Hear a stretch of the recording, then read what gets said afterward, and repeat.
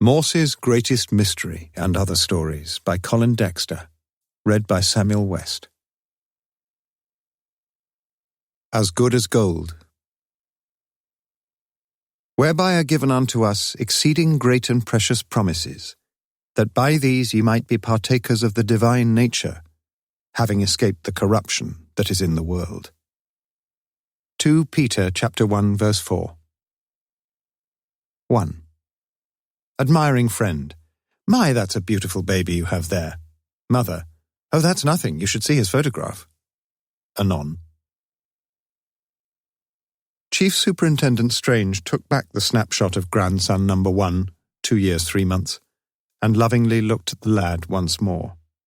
Super little chap. You can leave him with anybody. As good as gold. He poured a little more of the Macallan into each of the glasses. Birthdays were becoming increasingly important for Strange as the years passed by. Fewer and ever fewer of them left, alas. And he thought he was enjoying the little early evening celebration with a few of his fellow senior officers. Only 2 of them remaining now, though. Quite predictably remaining, one of the 2. Musing nostalgically, Strange elaborated on memories of childhood. Ha! One of the first things I ever remember as a kid, that. This woman was looking after me when my old mum had to go out somewhere, and when she came back she asked her whether I'd been a good boy while she'd been away, and she'd been looking after me, and she said she could leave me with her any time she liked because I'd been as good as gold. Those were the very words, as good as gold. There was a short silence before he resumed, briefly. I'm not boring you by any chance, Morse? The white head across the desk jerked quickly to the vertical and shook itself emphatically. 7, or was it 8, she's, with 1 or 2 hers thrown in for good measure. Yet in spite of the bewildering proliferation of those personal pronouns feminine, Morse had found himself able to follow the story adequately, feeling gently amused as he pictured the now grossly overweight superintendent as a podgy but obviously pious little cherub happily burbling to his babysitter. All a bit nauseating, but... Certainly not, sir, he said. You know the origin of the phrase, of course? Oh dear, just a minute. But Strange was already a furlong ahead of him. All to do with the gold standard, wasn't it? If you needed some gold to buy something, say, well, it was going to be too heavy to cart around all the time, and there probably wasn't enough in the bank anyway. So they gave you a note instead, a bit of paper promising to pay the bearer and all that sort of thing. And that bit of paper was as good as gold. If you took that bit of paper to the Bank of England or somewhere, you could bet your bottom dollar, well, not dollar perhaps, you know what I mean, though. You could get your gold bar if you really wanted it. You could have all the confidence in the world in that bit of paper. Thank you, Mr. Strange. Clearly, in terms of frequency, the bit of paper had usurped the personal pronouns feminine. But Morse was apparently unconcerned, and nodded his head encouragingly as the bottle, now at a virtually horizontal level, hovered over his empty glass. You're not driving yourself home, Morse, I hope? Certainly not, sir. Little more for you, Crawford? Strange turned to the only other person there in the room, seated at the desk beside Morse. No more for me, thank you, sir. I shall have to get back to the office. Still some work to do this time of day? Just a bit, sir. Ah, the Muldoon business. Yes, going all right? Detective Inspector Crawford looked rather less confident than Strange's putative bearer of the promissory banknote. We're making progress, sir. Good. Fine piece of work, that, Crawford.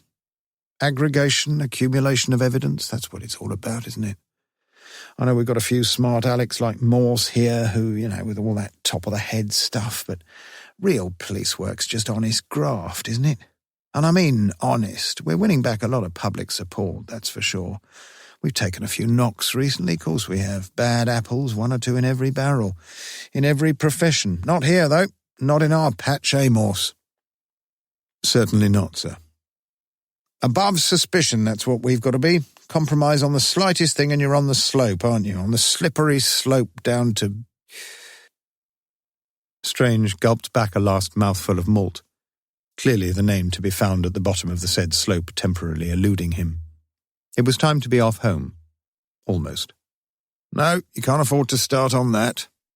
Certainly not, agreed Morse with conviction, happily unaware that he was becoming almost as repetitive as Strange.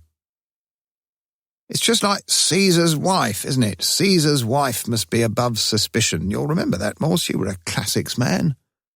Morse nodded. What was her name? Asked Strange. Oh dear, just a minute. Morse dredged his memory, unproductively. What was her name?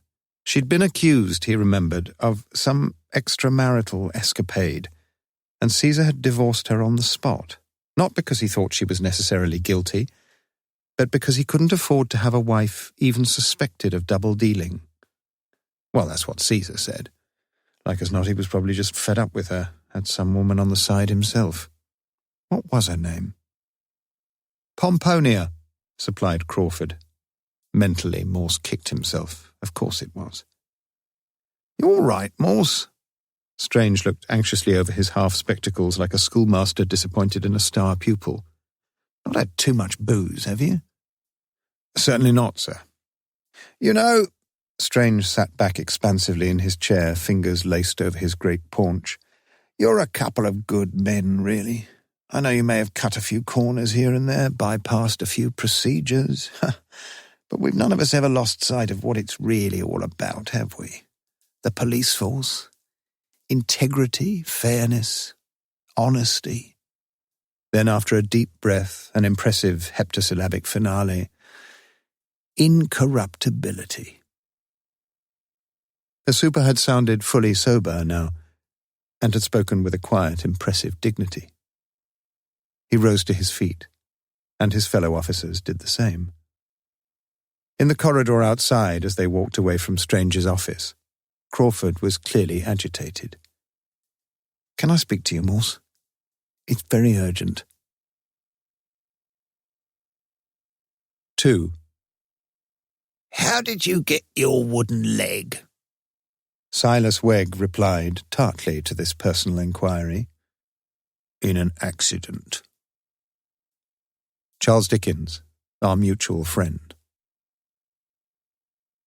Oxford Prison, closed permanently a few years earlier, had recently been reopened as a temporary measure, and with nothing in life quite so permanent as the temporary, the prison officers now temporarily posted there were fairly confidently expecting a permanent sojourn in Oxford. On the evening of Strange's birthday, a wretched man sat wretchedly on his bed in a cell on A Wing. From what he had gathered so far, he feared that his own temporary accommodation there would very soon be exchanged for a far more permanent tenancy in one of Her Majesty's top security prisons somewhere else in the UK. The man's name was Kieran Dominic Muldoon. The question at stake was not really one of innocence or guilt, since there was universal consensus in favour of the latter. Even at the age of 16, Muldoon had been flirting with terrorism, and now, 20 years later, she had long been his permanent mistress. That much was known. It was now only a question of evidence, of sufficient evidence to shore up a case for the prosecuting counsel. So far he'd been lucky, Muldoon knew that. Both in Belfast and in Birmingham, when he'd been detained, incriminatory links between people and places and plans had proved too difficult to substantiate, and the authorities had released him. Had been compelled to release him. This time, though, he'd surely been a bit unlucky. He'd been conscious of that when they'd arrested him 3 days earlier from his Cowley Road bedsit and taken him to St Aldate's police station in the city centre, when with conspicuous confidence they'd straightaway charged him, and when the magistrate's court immediately opposite had granted a remand into custody without the slightest demur. That, in turn, had been only a few hours after they'd discovered the explosive and the timers and the detonators out in the flat in Bannister Close on the Blackbird Leys estate. Jesus, what a mistake that had been to tell them he'd never been anywhere near the flat, didn't even know where the bloody block of flats was. Why had they smiled at him? Thinking back on things, he had felt uneasy that late afternoon a week ago when he'd gone along there. The only time he'd ever gone along there. He'd heard neither the clicks of any hidden camera nor the telltale whir of a camcorder, had seen no flashes, had spotted no suspicious unmarked van. No, it must have been someone in one of the council houses opposite, if they'd got some photographic evidence against him. Because the police had got something. So calm this time, especially that bugger Crawford. So bloody cocky. It couldn't be fingerprints, surely. As ever, the three of them had been almost neurotically finicky on that score, and the dozen or so cans of booze had been put into a black plastic bag and duly consigned, Muldoon had no reason to doubt, to one of the skips at the local waste reception area. But could they have been careless and left something? Because the police had got something. Still, he'd kept his cool pretty well when they'd grilled him on names, addresses, train journeys, stolen cars, money transfers, weapons, explosives. For apart from a few regular protestations of ignorance and innocence, he'd answer little, or nothing. It was at a somewhat lower level of anxiety that he worried about the ransacking of his bedsit. They must have found them all by now. The videos.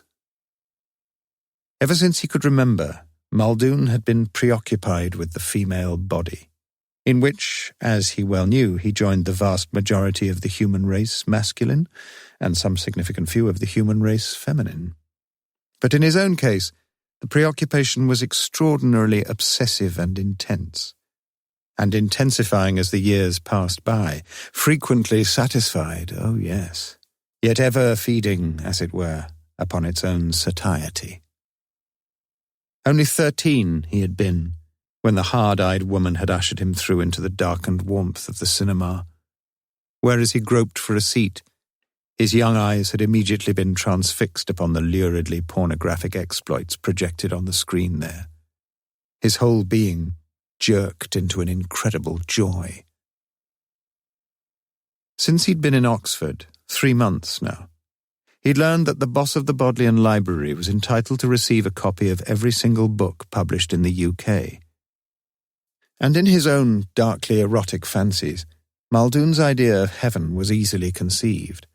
To be appointed curator of some ethereal emporium, receiving a copy of every hard porn video passed by some celestial film censor as suitable only for advanced voyeurs, with crates of Irish whiskey and trays of stout and cartons of cigarettes stacked double deep all round his penthouse walls. Jesus! How could he even begin to cope if they put him inside for 5, 10 years? Longer? Please God, no. He'd not started off wanting too desperately to change the world. Indeed, not too troubled in those early days even about changing the borders of a divided Ireland. Certainly never positively wanting to kill civilians, women and children. But he had done so. Twice now. Or his bombs had.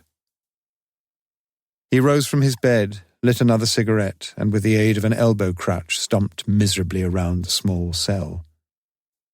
16 years ago the accident had been in Newry, when he crashed a stolen car at 96.5 mph, according to police evidence. Somehow a piece of glass had cut a neat slice from the top of his left ear, and the paramedics had had little option but to leave his right leg behind in the concertinaed Cortina. All right, they'd given him an artificial leg, patiently taught him how to use it, but he'd always preferred the elbow crutch, indoors anyway. And no choice in the matter now, since the leg was back there in the bedsit, in a cupboard, along with the videos. Yes, they must have found them all by now. And a few other things. According to the solicitor fellow, they were still going through his room with a tooth comb. Still going through the flat in Bannister Close, too. Jesus. If they found him guilty, even on the possession of firearms and explosives charge, would he talk? Would he grass if the police suggested some arrangement? Of course not. He had a right to silence. He had a duty to silence. Say nothing. Let them do the talking. He wouldn't. Unless things became unbearable, perhaps. Muldoon sat down on the side of his bed once more, conscious that just a tiny corner of his resolution was starting to crumble. 3. You may not drive straight on a twisting lane. Russian proverb. 20 minutes later, Sergeant Lewis was still waiting patiently in the corridor outside the office of Detective Inspector Crawford. He could hear the voices inside, Morse's, Crawford's, and a third, doubtless that of Detective Sergeant Wilkins, but the general drift of the conversation escaped him. Only when, at last, the door partially opened, did individual words become recognizable, and those Morse's. "No, fortissimo. No, forte. And if you take my advice, you'll have nothing to do with it yourself either. There are better ways of doing things than that, believe me. Mezzo piano. Cleverer ways, too." Looking unusually perturbed, his pale cheeks flushed, Morse closed the door behind him, and the words, "Christ almighty," pianissimo, escaped his lips before he was aware of Lewis's presence. "What the hell are you doing here?" "The super rang me, sir. You told him I was running you back home." "So what?" "Well, I wasn't, was I?" "What's that got to do with Strange?" "He was just checking up, that's all." "Suspicious bugger." "He didn't think you should be driving yourself." "You get off home, I'm fine." "You're not, sir. You know you're not." About to expostulate, suddenly Morse decided to capitulate. "What was all that about, then?" asked Lewis as they walked along the endless corridors towards the car park. 4. Barring that natural expression of villainy which we all have, the man looked honest enough.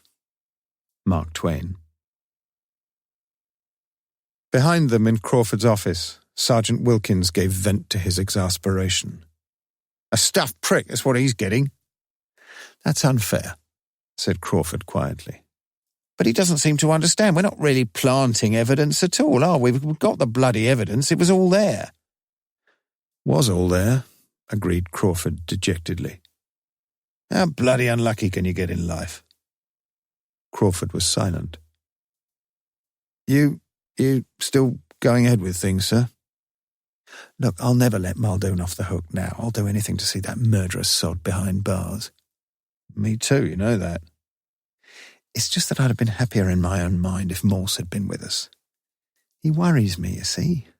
Cleverer ways, he said." "Well, it seems to me he's more worried about keeping his nose clean than seeing justice done." "He's got a pension to worry about, hasn't he?" "He's finishing with us soon." A sudden thought struck Sergeant Wilkins.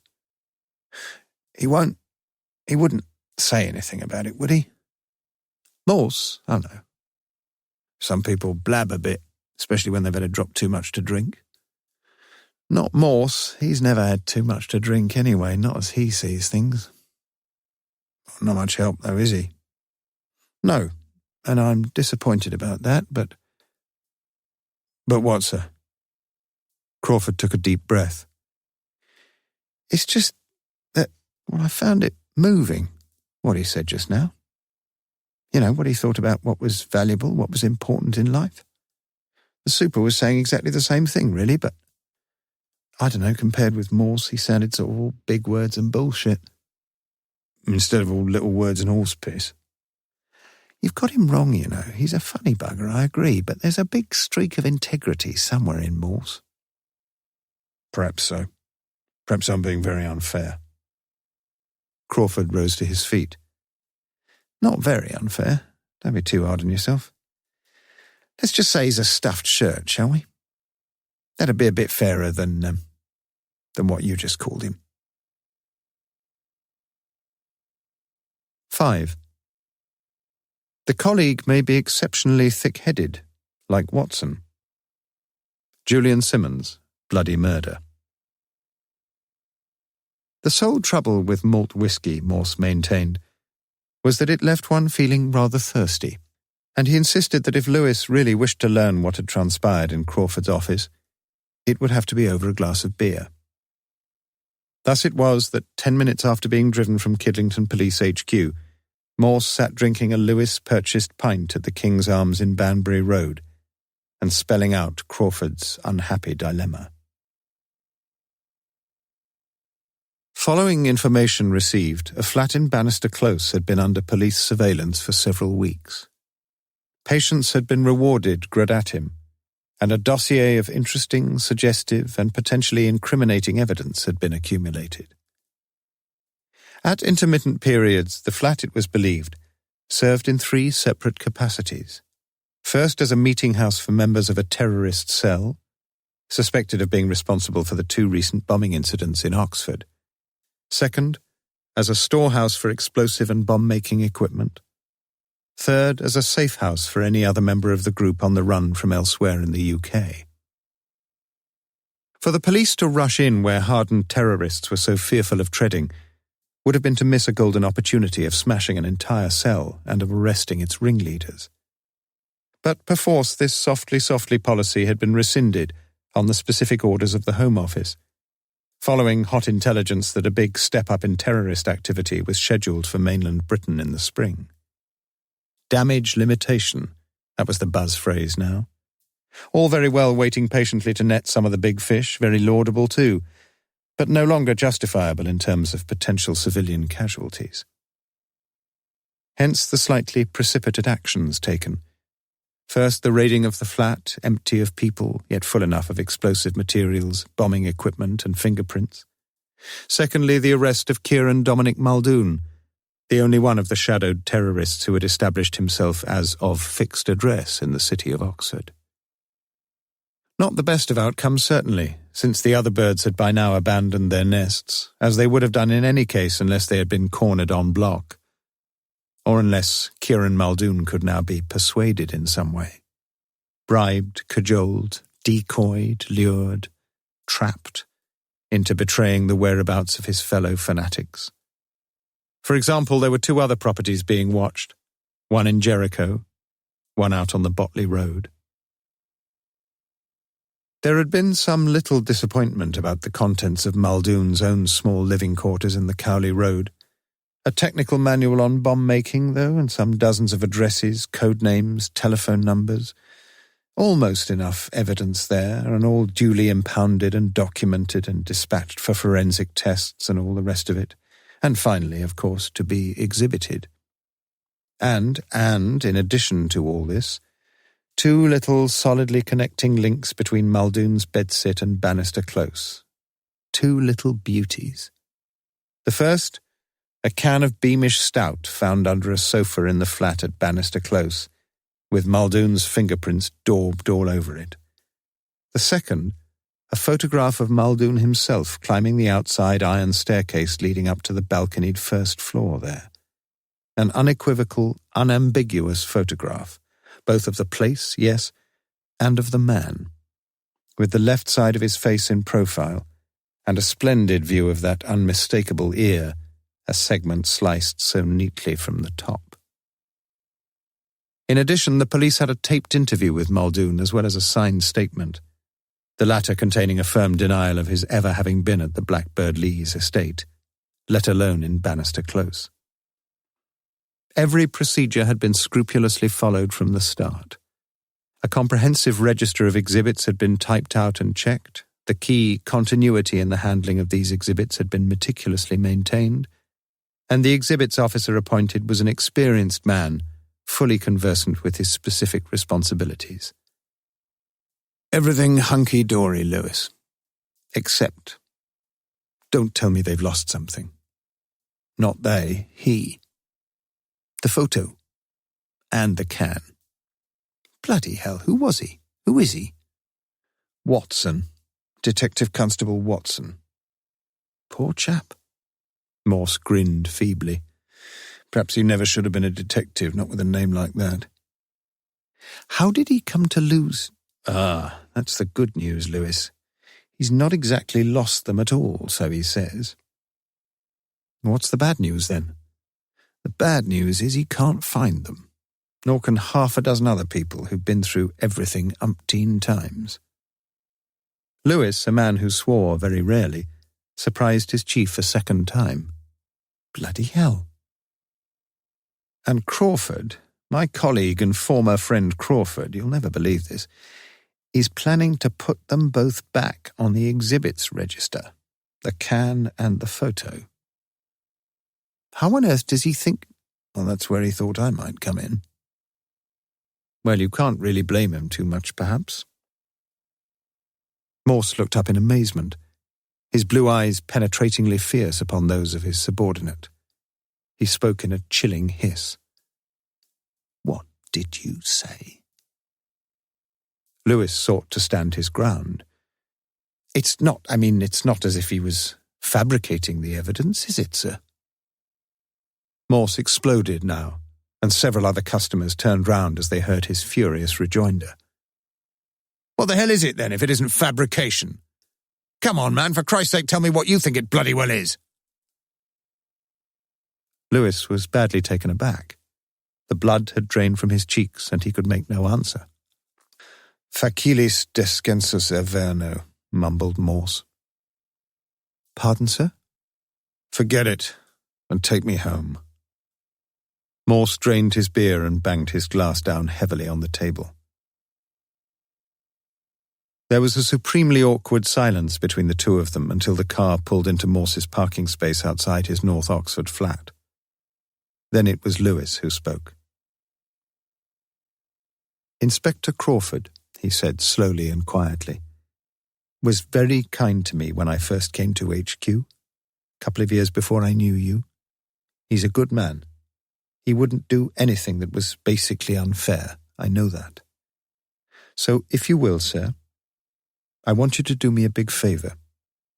I want you to go and see him, tell him that you told me about things, and tell him that if I can do anything... But Morse cut him viciously short. Look, my son, don't you start giving me bloody orders, all right? I wasn't really... Shut up! And if you don't forget all this bloody nonsense, now you stop being my sergeant, is that clear? And you won't be anyone else's bloody sergeant either, not while I'm in the force. You'll be queuing up for your dole money like plenty of other poor sods, is that understood? Morse got out of the car and slammed the door shut with an almighty bang. 6. U-turn. A turn made by a vehicle reversing into the direction of oncoming traffic, recommended only when there appear no signs of oncoming traffic. Small's Enlarged English Dictionary, 12th edition. Next morning, with extreme reluctance, with deep distaste, and with considerable embarrassment, Morse called into Crawford's office and did his sergeant's bidding. 7. Television is more interesting than people. If it were not, we should have people standing in the corners of our rooms. Alan Corran, The Times. He was being treated fairly well, better than he deserved or expected. Muldoon knew that. Even Crawford had been pretty reasonable. Distanced, unsmiling, yes, but not positively unpleasant. Told him about his right to receive a few visitors, he didn't want any of them, to wear his own clothes, to have food brought into him, if he could afford it, if he wanted it, to share in the recreational facilities provided, including TV and snooker. So tight the supervision, though. Oppressive, constricting supervision. How he longed to be out somewhere. Out in the streets, out in a car, out in a pub, out anywhere. Oh, Jesus. With naked lust, he looked at a photograph of a naked model taken in the sun, when the door of his cell was unlocked and Crawford, again, came in. It was all about those houses, again. Those other houses the police had been watching, the Jericho house, the safe house as Muldoon had always known it, and that much dodgier, semi-detached, semi-derelict little property out on the Botley Road. Why did Crawford keep going on about those bloody houses? Why? You stayed in either of them, Muldoon? No. Never? Never. Any of your friends ever stayed there? Stayed where? Well, let's talk about Jericho first, shall we? Where? Jericho. I thought Jericho was near Jerusalem. What about Botley Road? Which road? Just down past the station. You mean the bus station? No, the railway station. Never been down there? Don't think so. All right, so why not come out with us? Just have a look, that's all. No chance. Might jog the memory, you never know. No memory to jog, is there? You said you'd never been to Blackbird Leys. So? We've got a photo of you there. So you say. Why not come out and have a quick look at these other places? That's all we ask. No point, is there? Crawford half rose to his feet. Pity, We could have made life that little bit easier for you, one way or another. What's that supposed to mean? Look, Muldoon, we don't expect you to shop your mates. All I'm saying is this. If you agree to come out and make a couple of statements, even if they're a load of rubbish. Muldoon not only looked puzzled, he was puzzled. What is it you're after? How the hell's it going to help you if... But Crawford, risen to his feet, now brusquely cut short Muldoon's protestations. No, you're right. It's not going to help much at all, is it? It was just that... Yeah? Just what? Muldoon leant forward, interested in spite of himself, and Crawford slowly sat down again on the hard, upright chair. Look, lad, let me put my cards on the table. It's going to be bloody difficult for you to stay out of prison. This time. I know that, you know that. And shall I tell you something else? It's one hell of a job, even for me, to get you out of this place even for an hour or two. Even to buy you a ride on one of the tourist buses. Do you know how many signatures I'd need for that, apart from the governor's? Jesus. Muldoon looked down at the floor as Crawford continued. There's only two ways we can give you any little outing. One's if you get transferred somewhere, up to Bullingdon Prison, say. Not very likely that, though, for a few weeks yet. And the other's if you'd agreed to... But I'm wasting my breath. Pity, though. As I say, we could have made it worth your while. Well worth your while. Muldoon suddenly squared his mouth and bared a set of ugly, deeply nicotined teeth. Come on, spill it, Crawford. What's in it for me? Not much. We couldn't afford to give you a season ticket at the local knocking shop, but... But what? Next best thing, perhaps? Yeah? And what's that supposed to mean? Crawford sighed. I can't make any marvellous promises, you know that. But if you agreed to keep your mouth shut, like we would... Go on. Well, what do you want? Fags, booze, money, sex videos? Muldoon shook his head, albeit indecisively. OK, well, that settles it then. Crawford rose quickly to his feet now, this time with a purposiveness heralding an imminent departure. But Muldoon was on his feet too. When do you reckon? When could this have been? Where the videos say? Crawford shrugged indifferently. Tomorrow? Day after? Not quite sure, really. It's just that we got some pretty hot stuff in last week from Denmark. And one or two of the lads thought they ought just to give it, give it the once over. How long would they be watching that stuff? Dunno, really. Couple of hours, bit longer, till the booze runs out. Some of them tell me they get a little bit bored after a while. But I don't reckon they're going to get bored too quickly with this little lot. Muldoon sat silent for a while. Muldoon sat silent for a considerable while. Finally he breathed in deeply, held his breath, and exhaled noisily. Then he lit yet another cigarette. And another little corner of his resolution was collapsing, had collapsed. Tomorrow, you say? Phew. Outside the relocked room, Inspector Crawford also exhaled, though silently. And to Sergeant Wilkins, standing at the far end of the corridor, he gave a faint smile and raised his right fist to shoulder level, the thumb upstandingly proud, like some membrum virile blessed with a joyous erection. 8. The fastest recorded time for completing the Times crossword under test conditions is 3 minutes 45 seconds by Mr. Roy Dean of Bromley, Kent. The Guinness Book of Records. After returning from Inspector Crawford's room late that same afternoon, Sergeant Lewis found Morse seated at his desk, the Times in front of him, looking grim and smoking a cigarette. It seemed to Lewis, in view of the tight-lipped taciturnity hitherto observed between the pair of them throughout the day, that it was the latter activity which afforded the more promising icebreaker. "I thought you'd given up, sir." "I have, many times. In fact, I've given up smoking more often than anyone else in the history of the habit. By rights, I should have a paragraph all to myself in the Guinness Book of Records." The tone of Morse's words was light enough, perhaps, but the underlying mood was sombre. And Lewis, too, as he sat down, looked far from happy with himself. "You told me off good and proper last night, didn't you, sir? And I deserved it. You were right. To be truthful, I wish I'd taken a bit more notice of you." "Why this sudden change of heart?"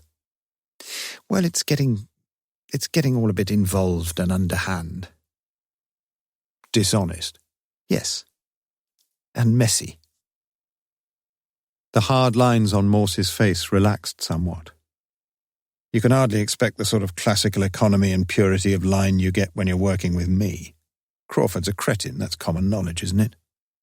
"No, he's not.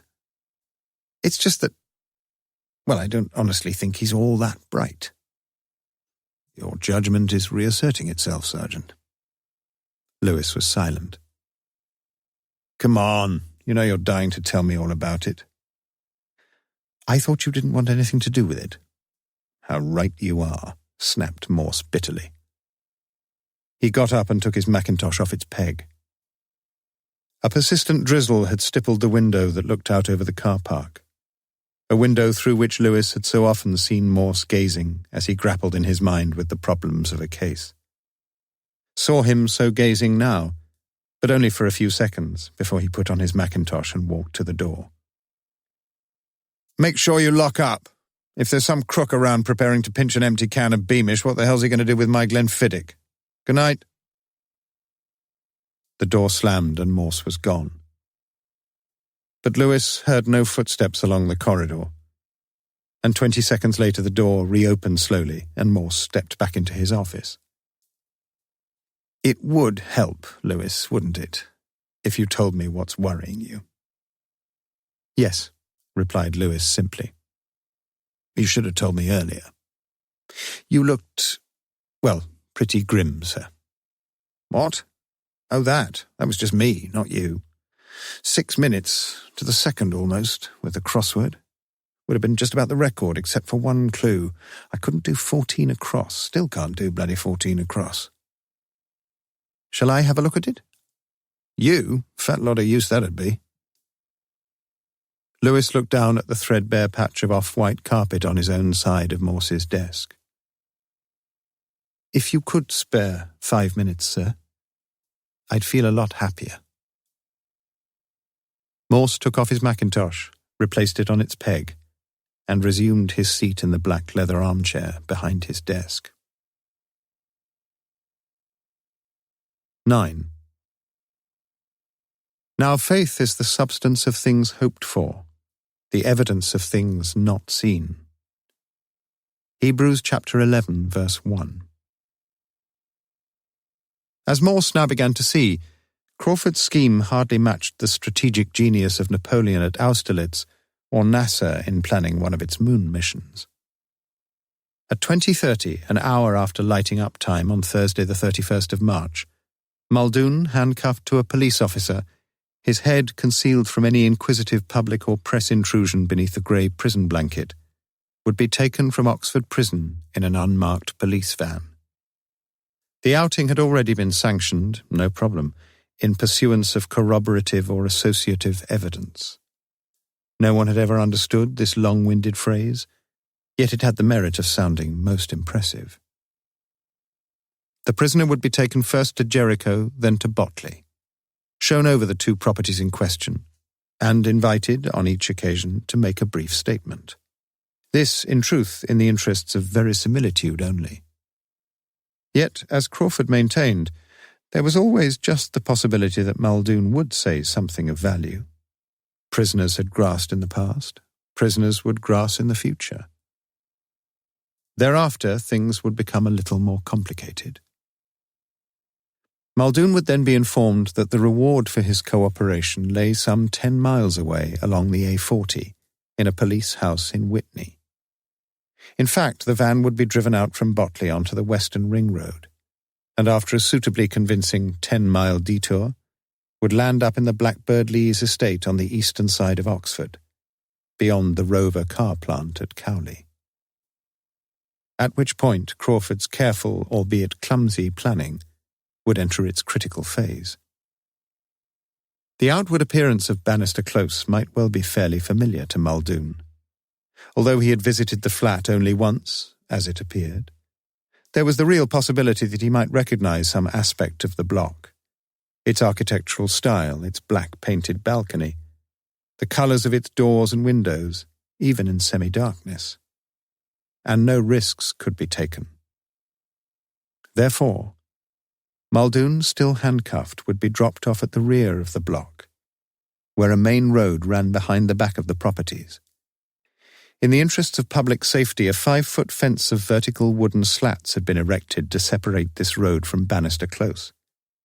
But as in so many parts of the estate, vandals had been at work here too, and several irregular gaps had been kicked through the fencing, and Crawford had done his homework. There was a most convenient opening, 2 or 3 feet wide, in the stretch almost immediately behind number 14. Easy. And since a fairly steep grassy slope led down from the fence to the concreted path running beside the rear entrance to the flats, it seemed wholly unlikely that a man with only one leg was going to be too deeply engrossed in his environment. The flat originally raided was on the first floor, with access only via an external stairway, one at each end of the block. But by a stroke of good fortune, the flat beneath it, on the ground floor, was empty. Had been empty for several months. The for sale notice stuck into the scratty patch of weedy waste which passed itself off in the property specification as a small front garden. And it was to be in the living room of this flat, Crawford had decreed, that the scene was to be set, off-screen and on-screen, as it were. One of Crawford's old colleagues, now a senior member of the obscene publications squad, a man with the not inappropriate name of Cox, would be providing an outsized TV screen, together with a veritable feast of video sex for the viewers. Only 5 viewers, though. Cox himself, Crawford, Wilkins, Lewis, and Muldoon. An inviting tray of Beamish stout would be available, and the 4 police officers would each nonchalantly help themselves from it, drinking straight from the cans, no glasses. And a man who had tasted no alcohol for a week, and an Irishman to boot, would surely speedily succumb. And if he didn't, well, no real worry. Quite a few props would be required to set the stage, and, wait for it, behold now Crawford's coup de grâce. A ridiculously oversized furniture van had been hired to convey a carpet, 4 chairs, a settee, a table, a large TV set. Wait. And this van would still be parked outside the property, when, after the final curtain, Muldoon would emerge through the front door. And there, bang in front of him, instead of a potentially recognizable prospect, would stand the great Pantechnicon, blocking anything and everything, particularly the council houses opposite. And now, oh Napoleon, mark a stroke of rare genius. Not only would the van serve to bring the props, not only would it conceal the view over that unlovely neighbourhood, it would also house the photographer, who would once more capture Muldoon on film outside the very place of which earlier he had so vehemently denied all knowledge. This time, though, from much closer quarters, from behind a grille removed in the side of the van, with a camera loaded with 1000 ASA film and positioned on a tripod to prevent any shake. And that would be that. A whole series of shots this time. And, Crawford had averred, if DC Watson or some other incompetent idiot lost those, then good luck to Muldoon and his co-criminals. The police wouldn't deserve to catch or the courts to convict them. But that wouldn't happen again. For Muldoon, it would be back to Oxford, back to prison. And very soon, if there were any justice in life, back to prison for life. For whatever the dishonesty of the scheme devised against him, Muldoon was a cruel and murderous bastard. There could be no mistake on that score. 10. If I repent of anything, it is very likely to be my good behavior. Henry David Thoreau. Such was Lewis's account of Crawford's account, itself in turn transmuted in Morse's mind to the heightened version presented to the reader in the preceding paragraphs. When it was finished, Morse looked almost as puzzled as apparently the prisoner himself had looked earlier. Has Muldoon got any idea that things have gone missing? Seems not, sir. He must be suspicious, though, about being offered something for nothing. It's surely very improbable, isn't it, that he's going to spill any beans? We do get informers, though, and they get paid. Unusual currency, sex videos. Well, that's his particular taste, according to Crawford. They found dozens of them in his room. It's not natural, is it? Well, not all that unnatural, wouldn't you say? Have you seen some of these videos? No, Lewis, unlike you, I've lived a very sheltered life. I have tried to get invited along to one of these porno parties, but everybody seems to think I'm above such things. You wouldn't enjoy them, sir. They make you feel, well, cheap somehow. Well, perhaps most of us are cheap. Lewis shook his head. And goodness knows what the missus would say if she knew. Need she know? You'd understand better if you were married, sir. Morse was silent for a short while before continuing. I'll tell you one thing, I wish I could understand Crawford better. Why doesn't he do things a bit more simply? What are you thinking of? Well, if he's lost a beer can, why doesn't he just give the fellow another beer can and then stick it in the exhibits locker? I'm not sure, but I think he feels it'll salve his conscience a bit if it comes from Blackbird Lee's, not from the prison.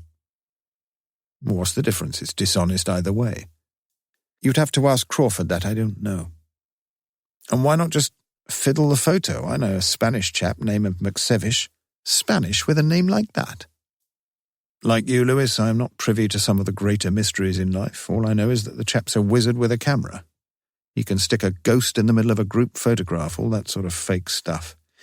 He can probably let you have a snap of the Home Secretary outside a strip club in his jockstrap. In the dark, Morse grinned. No problem. That would be even more dishonest, though. What? What are you talking about? I think I understand why Crawford's doing it this way. You do? Well, tell me. Come on. Come on, Lewis, try. Lewis took a deep breath. It was going to be difficult, but he would try. Look at it this way, sir. Let's say I was being unfaithful to the missus and going off somewhere with a lady friend. Let's say I'd told the missus I was going by train, but I wasn't really going by train at all because this lady friend was going to pick me up in her car somewhere, all right? Lewis, I look at you in a completely new light. It's just that I'd rather have a taxi actually take me to the station and get picked up there, rather than meet in St. Giles or somewhere. I know you wouldn't understand something like that, but I do, said Morse quietly. I know exactly what you mean. Lewis felt encouraged to add a gloss. It's as if Crawford's only prepared to be dishonest in an honest sort of way. Morse recited the couplet that had been going through his mind. Honour rooted in dishonour stood, and faith unfaithful kept him falsely true. "Who wrote that, sir?" "Forget." Morse rose from his desk, a final thought striking him. "You know, if your prisoner's going to be handcuffed all the while, it's bound to be a funny old photo, isn't it? Won't it give the game away?" "No, he's only got one leg, and he couldn't scarper if he wanted to. Even you could catch him if you tried anything on, sir." "Thank you very much." Lewis, too, rose from his chair, reluctantly, unhappily, and made his decision. "I'm going back to see Inspector Crawford. I'm not having anything to do with it. I'm letting him down, I know, after what I told him. But it's just not on. I can't do it. He'll have to find somebody else." Morse came round the desk and placed a hand on Lewis's shoulder. "You get off home and see the missus. Leave all this to me. I'll go along and see Crawford myself. Have no fears." "You're sure, sir?" "Absolutely. There'll be no trouble finding somebody to take your place." After Lewis had gone, Morse walked over to the window and spent several minutes gazing out across the car park. 11. All men are tempted. There is no man that lives that can't be broken down, provided it is the right temptation, put in the right spot. Henry Ward Beecher, Proverbs from a Plymouth Pulpit. When, after Muldoon, he had squeezed himself through the gap in the fencing, Morse stood beside his charge and unlocked the handcuffs, almost immediately to realize that the man with only one leg and an elbow crutch was considerably more nimble than he in negotiating the grassy slope at the rear of the Bannister Close flats. But Muldoon was patiently waiting for his escort on the concreted path. When Morse finally effected his descent, the palm of his left hand ever reaching out for support to the side wall of a row of sheds in which the residents of the block doubtless stored bicycles and old lawn mowers and, inevitably, virtually empty pots of house paint. The ground here was liberally littered with crisp and cigarette packets and all the usual detritus of a run-down neighbourhood, a circumstance most grievous to Chief Inspector Morse. But the first part of the operation had been accomplished successfully, and sufficient light was thrown from the lace-curtained, white-painted windows there for Morse to see exactly where they were. Behind the kitchen window of number 13, beside a carton of Persil washing powder, was a Vote Conservative poster, propped upside down against a broken pane. Morse had done his homework too. "Shh!" Morse raised a finger to his lips, then pointed across to the right, towards the far end of the flats. He spoke very quietly. "Let me know if you hear a whistle. That'll be Sergeant Wilkins giving us the all clear." Muldoon nodded. "Or if you hear anything else for that matter," mumbled Morse, moving over to Muldoon's right. For half a minute or so, the two men stood there side by side, unmoving, silent. No noise. Then, all of a sudden, to the left, at some point at the side of the sheds, there was the sound of a metal dustbin lid, as if blown off its base in a gust of wind and now rumbling in a decelerating circle. Muldoon whipped himself round immediately to face the direction whence the rattle had originated, crouching down instinctively and remaining frozen for several seconds, both he and Morse, the latter still facing the opposite way, experiencing a frisson of fear, though each for a different reason. "What's that?" whispered Muldoon. But Morse made no answer, and the night beneath the darkly overcast sky was wholly still once more. No more noise at all, in fact, and if there had been a low whistle from the far end of the block, it was heard by neither escort nor prisoner. Instead, Inspector Crawford now appeared at the double-fronted glass doors slightly further along, and first Muldoon, then Morse, stepped over the threshold into the living room of number 13, Bannister Close. 12. High definition is the state of being well filled with data. A photograph is, visually, high definition. Marshall McLuhan, Understanding Media. Although he had lost his religious faith many years since, Morse still retained a sort of residual religiosity, and 2 days after the bizarre incidents just described, he was seated in mid-morning in his North Oxford flat, listening with awesome reverence to the Fauré Requiem, when the doorbell rang. "Can I come in, Morse?" Ill at ease, on the doorstep, stood Inspector Crawford. "Look," he began, seated a minute later opposite Morse in the lounge. "I just want to thank you for your help, that's all. I know you didn't approve of what I did, but—" "What's gone wrong?" asked Morse, reluctantly switching off the CD player. Crawford shook his head sadly. "Every bloody thing, that's what. You remember that Beamish we had?" "Much appreciated." "It was a new thing of theirs. Cask pour, they call it." Morse knew all about such things. All the flavour from a can you'd normally expect from a barrel, that's the idea. "Yes, but that particular product only came onto the market on the 28th of March, last Monday. You couldn't get it before then. Big launch on the telly, in the papers." So the can with Muldoon's fingerprints on it?" "Yes. Couldn't possibly have come from the flat at the time we raided it." "Will anybody notice that?" "Watson noticed." "Not P.C. Watson." "P.C. Watson." Morse raised his eyebrows. "I see what you mean," he said slowly. "Not exactly an Einstein, is he?" "And if he noticed it—" "Yes." "All that palaver, Morse, and I go and act like a greenhorn." "Never mind. You've got your photographs." "No, they're no bloody good either." "Don't tell me your fellow forgot to put a film in the camera." "Oh no, he took some fine photos, marvellously clear, too bloody clear. You see, Muldoon almost never ventured out and about with his elbow crutch. I'd forgotten that. And the original photo we took showed him with an artificial leg. Of course it bloody did." "Oh dear. Did Watson spot that as well?" "He did." "You know, if that fellow could only stop losing things, he'd probably make inspector." "He can have my job any time he likes." "Can't you just cut the bottom off the photos?" suggested Morse. "Trouble is, I'd cut off the flat numbers as well if I did that.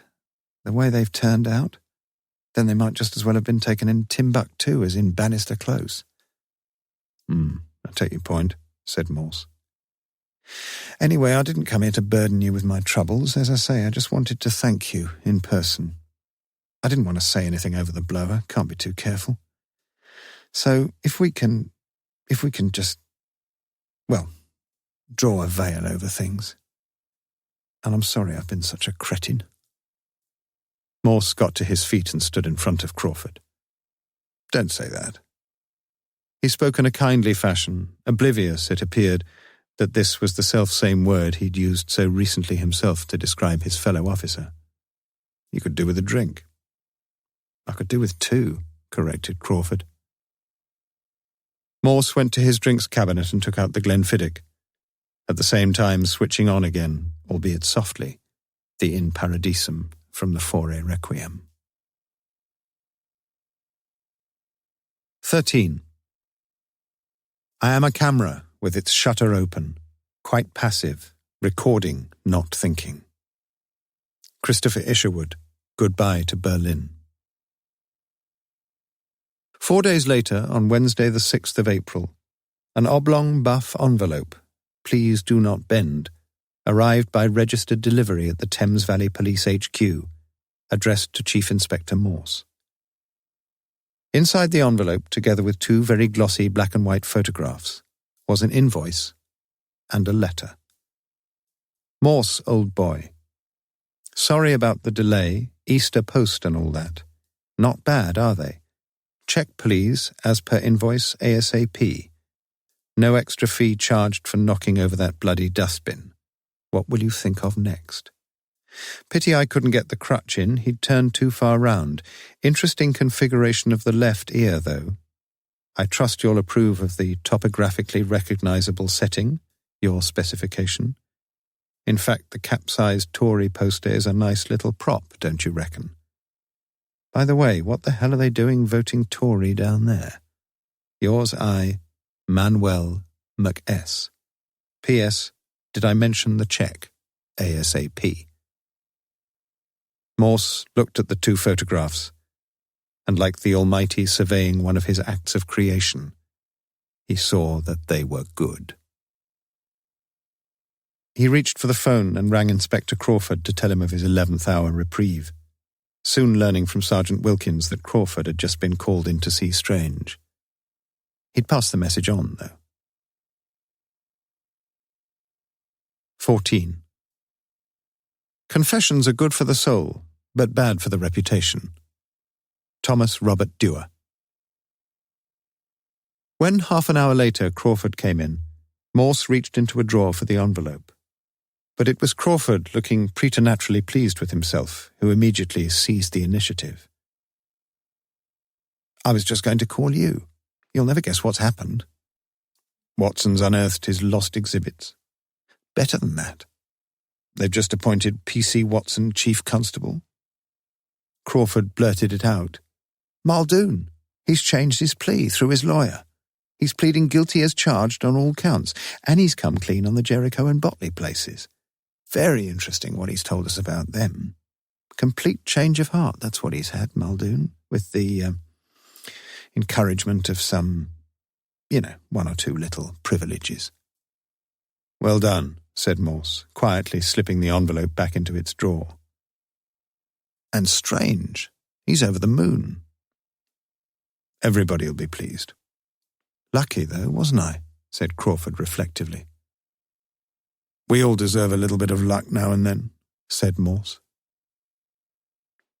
After Crawford had gone, Morse once more took the photographs from their envelope and looked at them briefly again, especially at that neatly sliced left ear, before slowly tearing them up and dropping the pieces into his waste paper basket. Then he wrote out a cheque and addressed an envelope to Manuel McSevich, Esquire, the Studio, High Street, Abingdon, Oxon. It seemed to Morse a quite disproportionate sum to pay, yet perhaps not totally exorbitant, considering the nature of the entertainment which that most unusual of evenings had provided. 15. If children grew up according to early indications, we should have nothing but geniuses. Johann Wolfgang von Goethe. Only very occasionally did Superintendent Strange patronize the canteen at HQ. But that lunchtime, as the solitary Morse sat at a corner table, his back to his colleagues, rather dejectedly sipping a bowl of lukewarm leek soup, he felt a hand on his shoulder. Can I join you? Morse nodded a supererogatory yes, as Strange unloaded from his tray a vast plateful of steak and kidney pie, 2 bread rolls, and a substantial wadge of treacle tart smothered with custard. You heard about Muldoon, Morse? Inspector Crawford told me the good news. Strange rubbed his hands gleefully. Excellent, isn't it? Excellent. Not the slightest suspicion of any undue police pressure either. You know that? So I understand, sir. Above suspicion, eh? Like Caesar's wife. Let's hope so. You couldn't remember her name, could you? No. Crawford could, though. Morse nodded. Crawford was clearly the flavour of the month. So be it.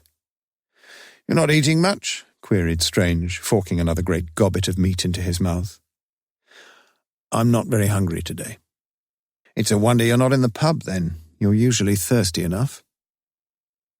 The reminder did little to lighten Morse's mood, and in sycophantic fashion he quickly sought to change the drift of the conversation. How's that little grandson of yours, sir? Fine, absolutely fine. Did I show you his latest photo? Morse nodded hurriedly. Still behaving himself?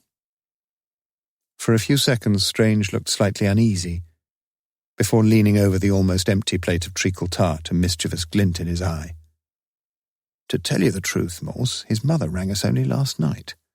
Seems she left him with a babysitter when she went to church for Easter morning service. And do you know what the little bugger did?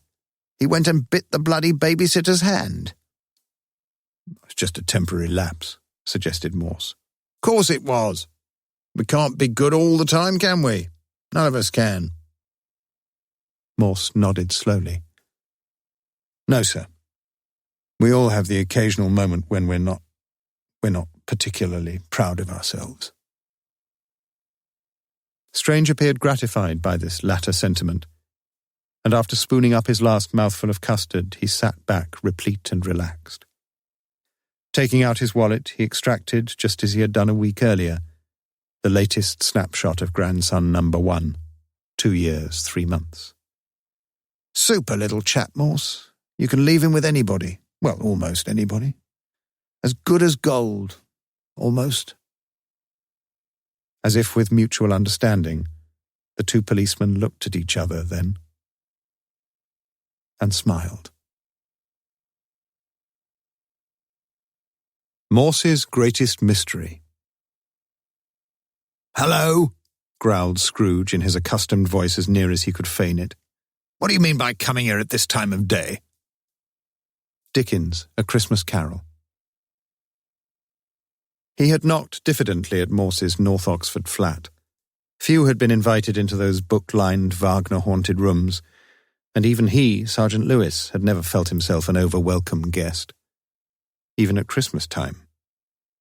Not that it sounded much like the season of goodwill as Morse waved Lewis inside and concluded his ill-tempered conversation with the bank manager. Look, if I keep a couple of $100 in my current account, that's my lookout. I'm not even asking for any interest on it. All I am asking is that you don't stick these bloody bank charges on when I go, once, twice a year into the red. It's not that I'm mean with money. Lewis's eyebrows ascended a centimetre. But if you charge me again, I want you to ring and tell me why. Morse banged down the receiver and sat silent. You don't sound as if you've caught much of the Christmas spirit, ventured Lewis. I don't like Christmas, never have. You staying in Oxford, sir? I'm going to decorate. What, decorate the Christmas cake? Decorate the kitchen. I don't like Christmas cake, never did. You sound more like Scrooge every minute, sir.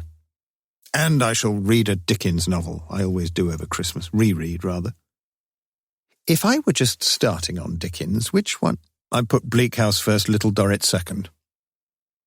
The phone rang, and Morse's secretary at HQ informed him that he'd won a £50 gift token in the police charity raffle, and this time Morse cradled the receiver with considerably better grace. Scrooge, did you say, Lewis? I'll have you know I bought 5 tickets, £1 apiece in that charity raffle. I bought 5 tickets myself, sir. Morse smiled complacently. Let's be more charitable, Lewis. It's supporting these causes that's important, not winning. I'll be in the car, sir, said Lewis quietly. In truth, he was beginning to feel irritated. Morse's irascibility he could stomach, but he couldn't stick hearing much more about Morse's selfless generosity. Morse's old Jaguar was in dock again. Too mean to buy a new one, his colleagues claimed. And it was Lewis's job that day to ferry the chief inspector around, doubtless, too, if things went to form, to treat him to the odd pint or two.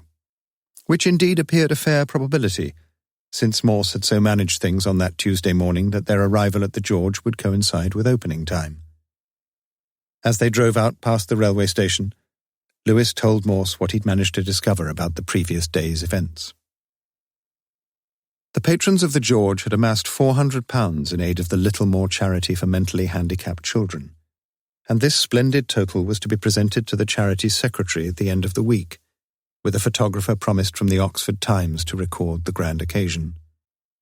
Mrs. Michaels, the landlady, had been dropped off at the bank in Carfax by her husband at about 10:30 a.m, and had there exchanged a motley assemblage of coins and notes for 40 brand-new tenors.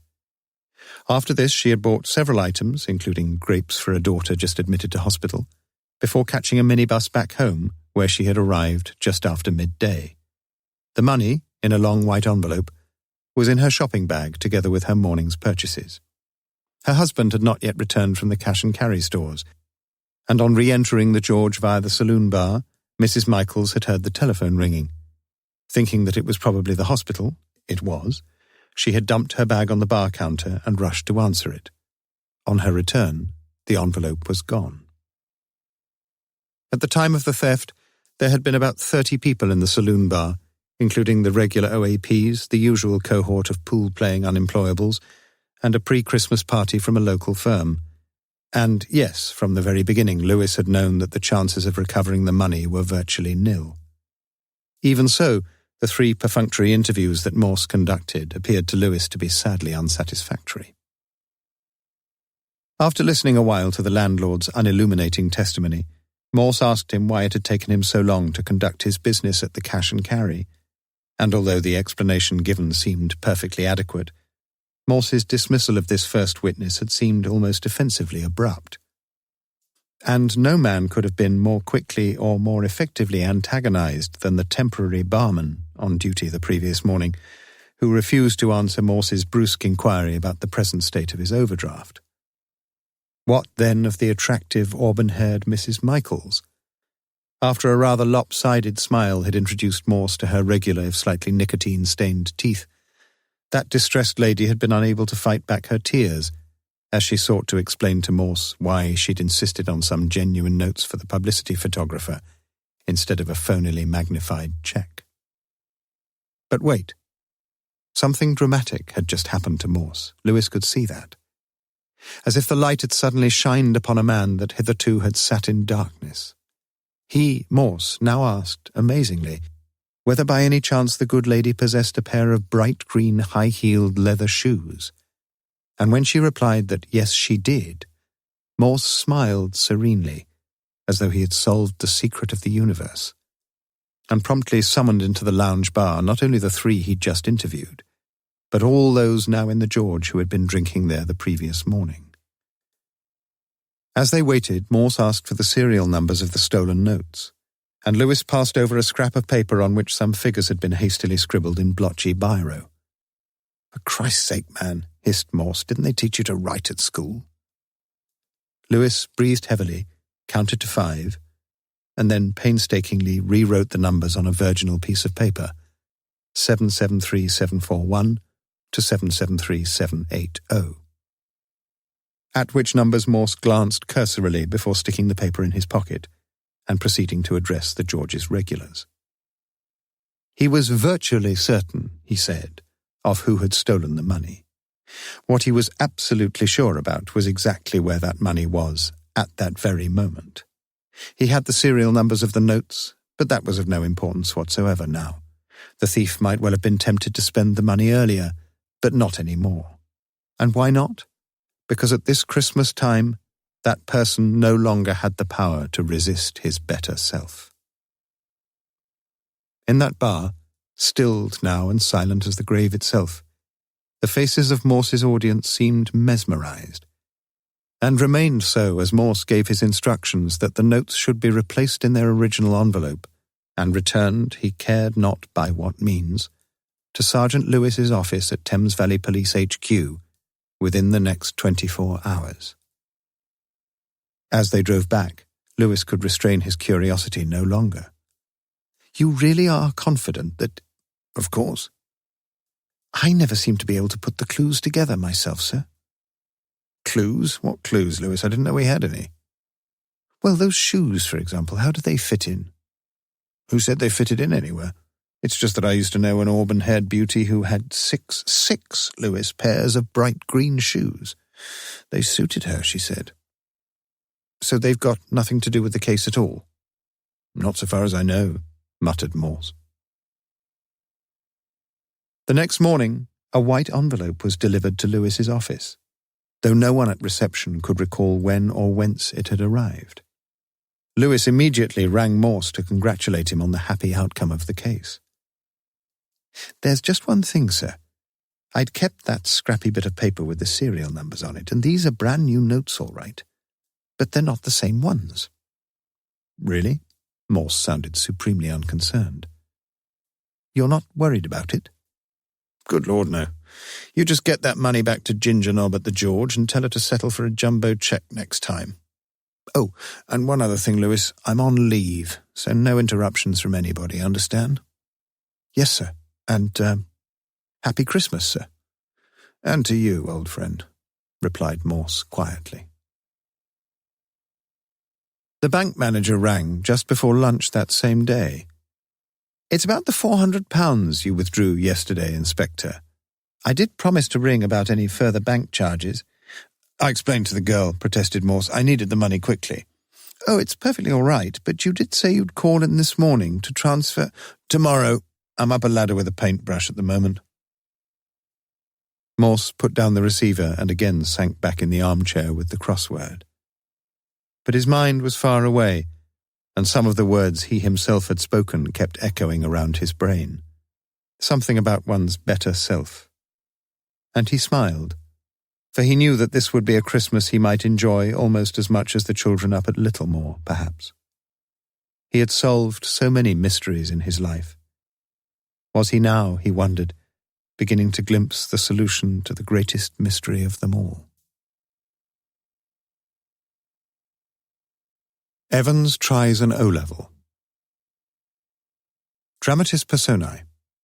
The Secretary of the Examinations Board, the Governor of H.M. Prison, Oxford, James Evans, a prisoner, Mr. Jackson, a prison officer, Mr. Stevens, a prison officer, the Reverend S. McCleary, an invigilator, Detective Superintendent Carter, Detective Chief Inspector Bell.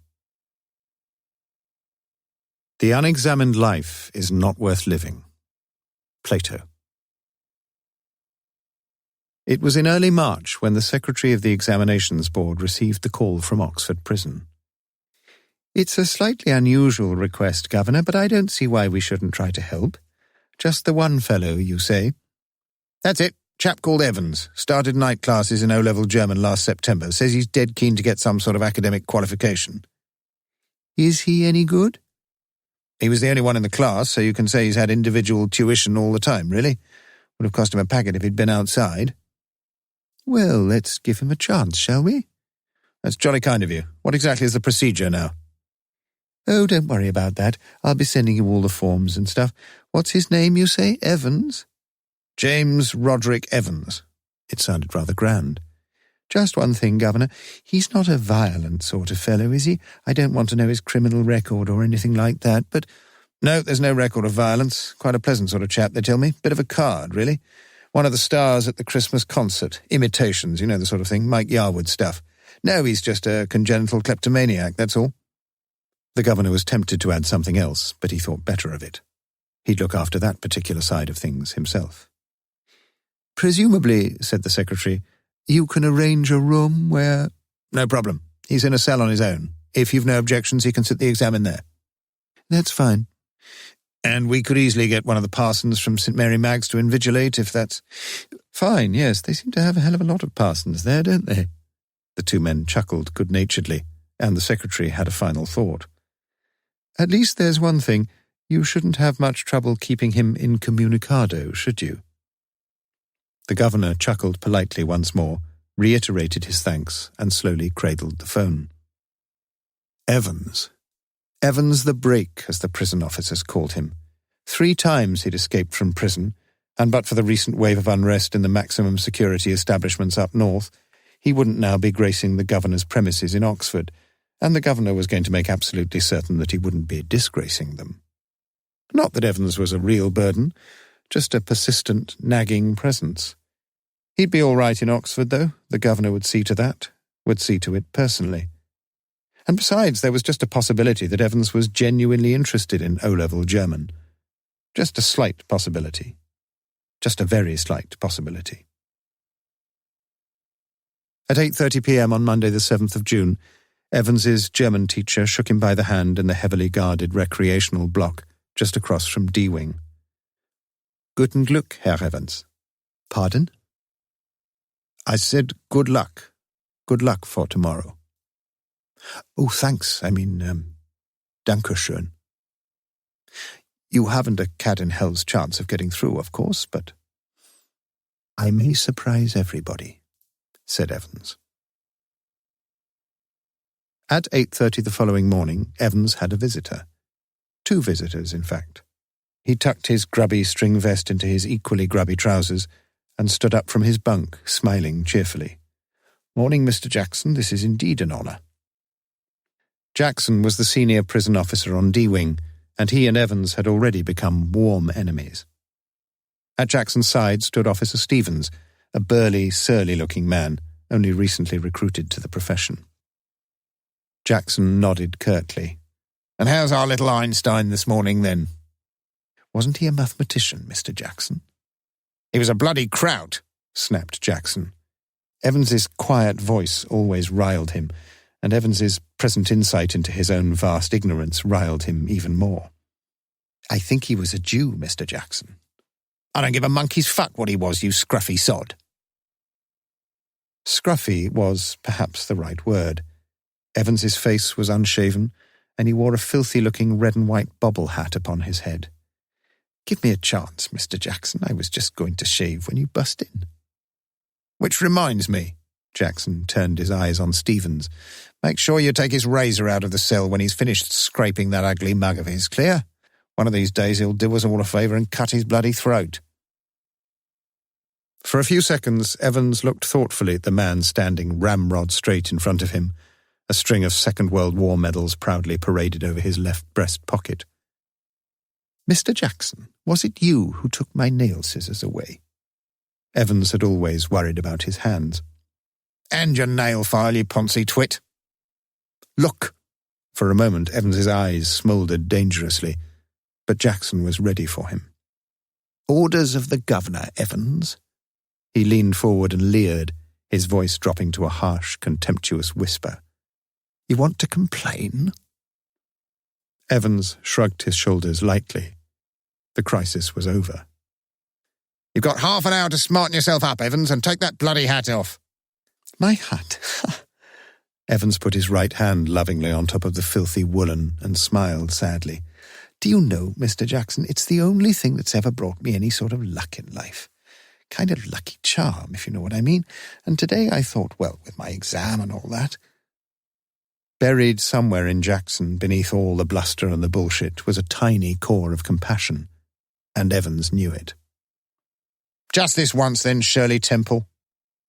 If there was one thing that Jackson genuinely loathed about Evans, it was his long, wavy hair. "And get bloody shaving!" At 8:45 the same morning, the Reverend Stuart McCleary left his bachelor flat in Broad Street and stepped out briskly towards Carfax. The weatherman reported temperatures considerably below the normal for early June, and a long black overcoat and a shallow-crowned clerical hat provided welcome protection from the steady drizzle which had set in half an hour earlier, and which now spattered the thick lenses of his spectacles.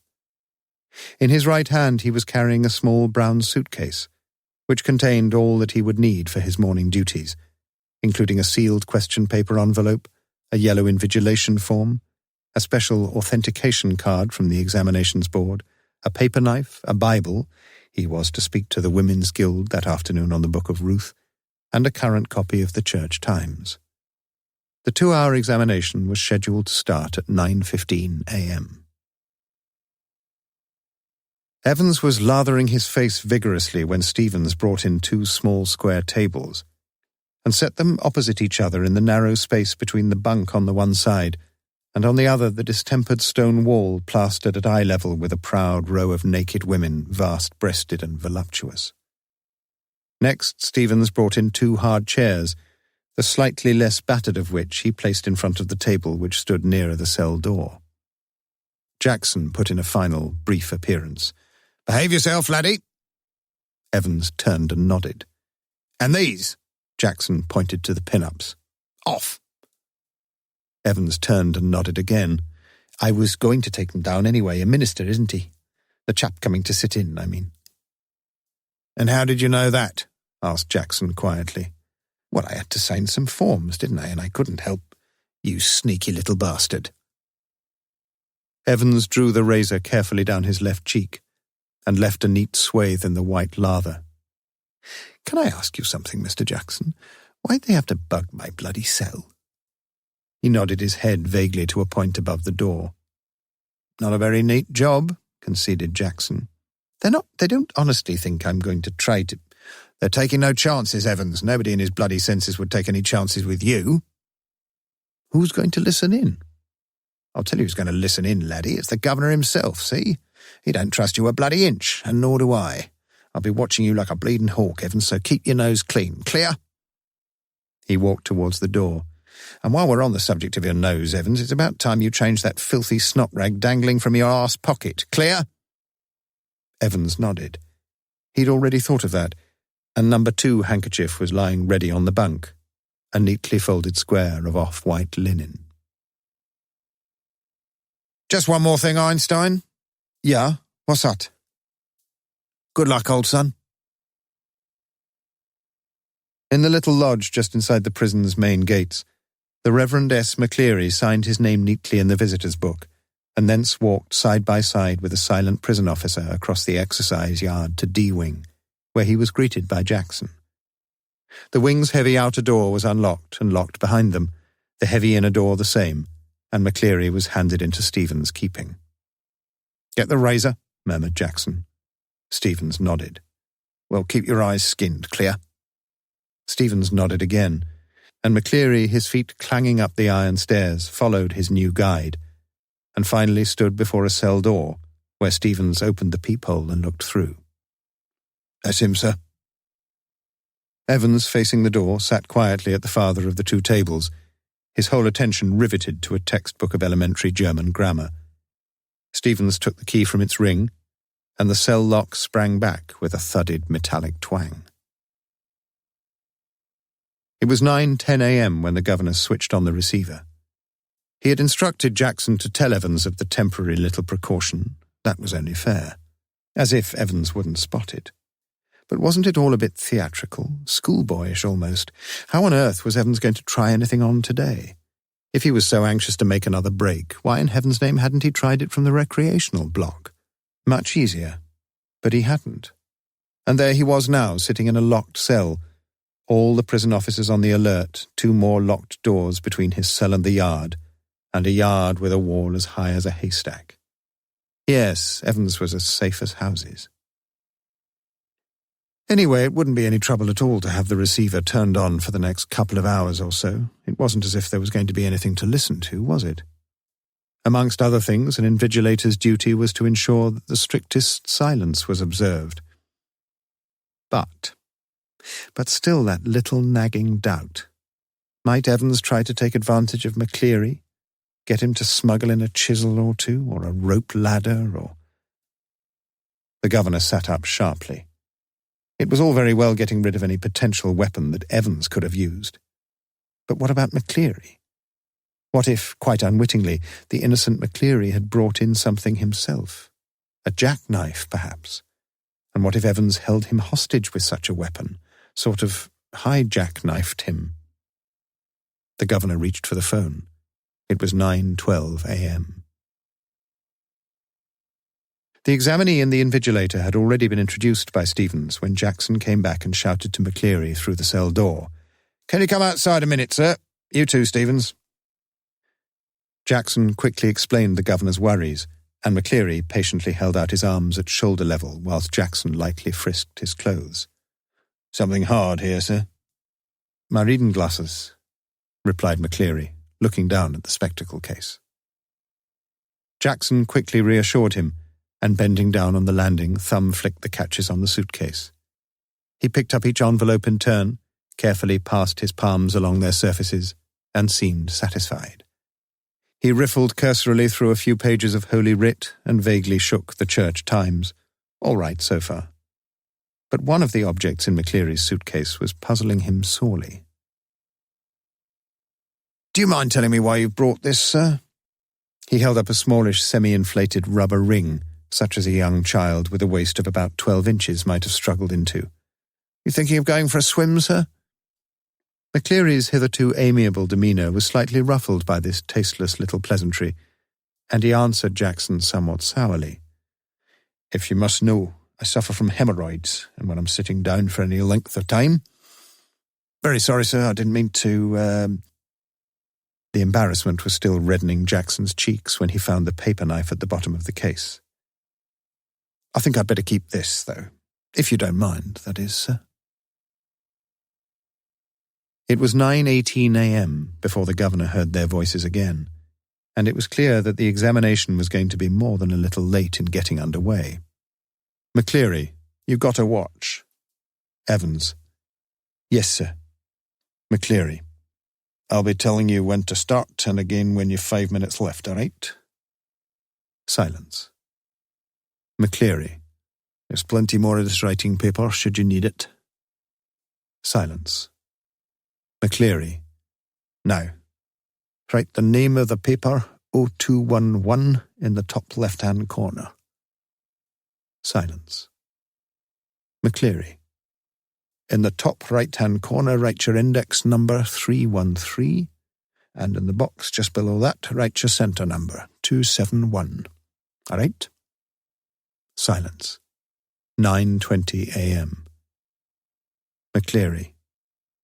I'm now going to... Evans. He's not going to stay here, is he? McCleary. I don't know about that. Stevens. Mr. Jackson's given me strict instructions to... Evans.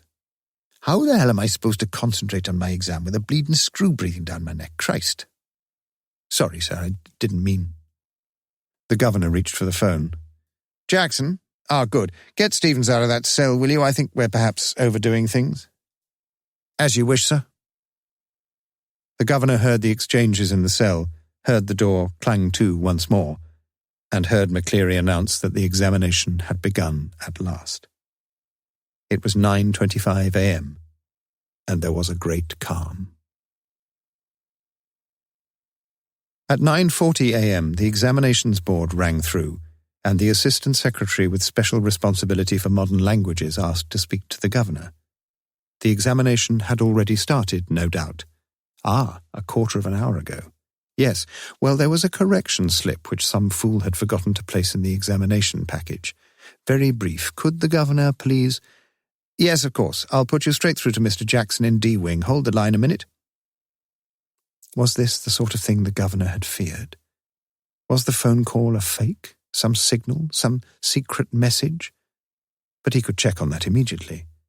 He dialed the number of the examinations board, but heard only the staccato bleeps of a line engaged. But then the line was engaged, wasn't it?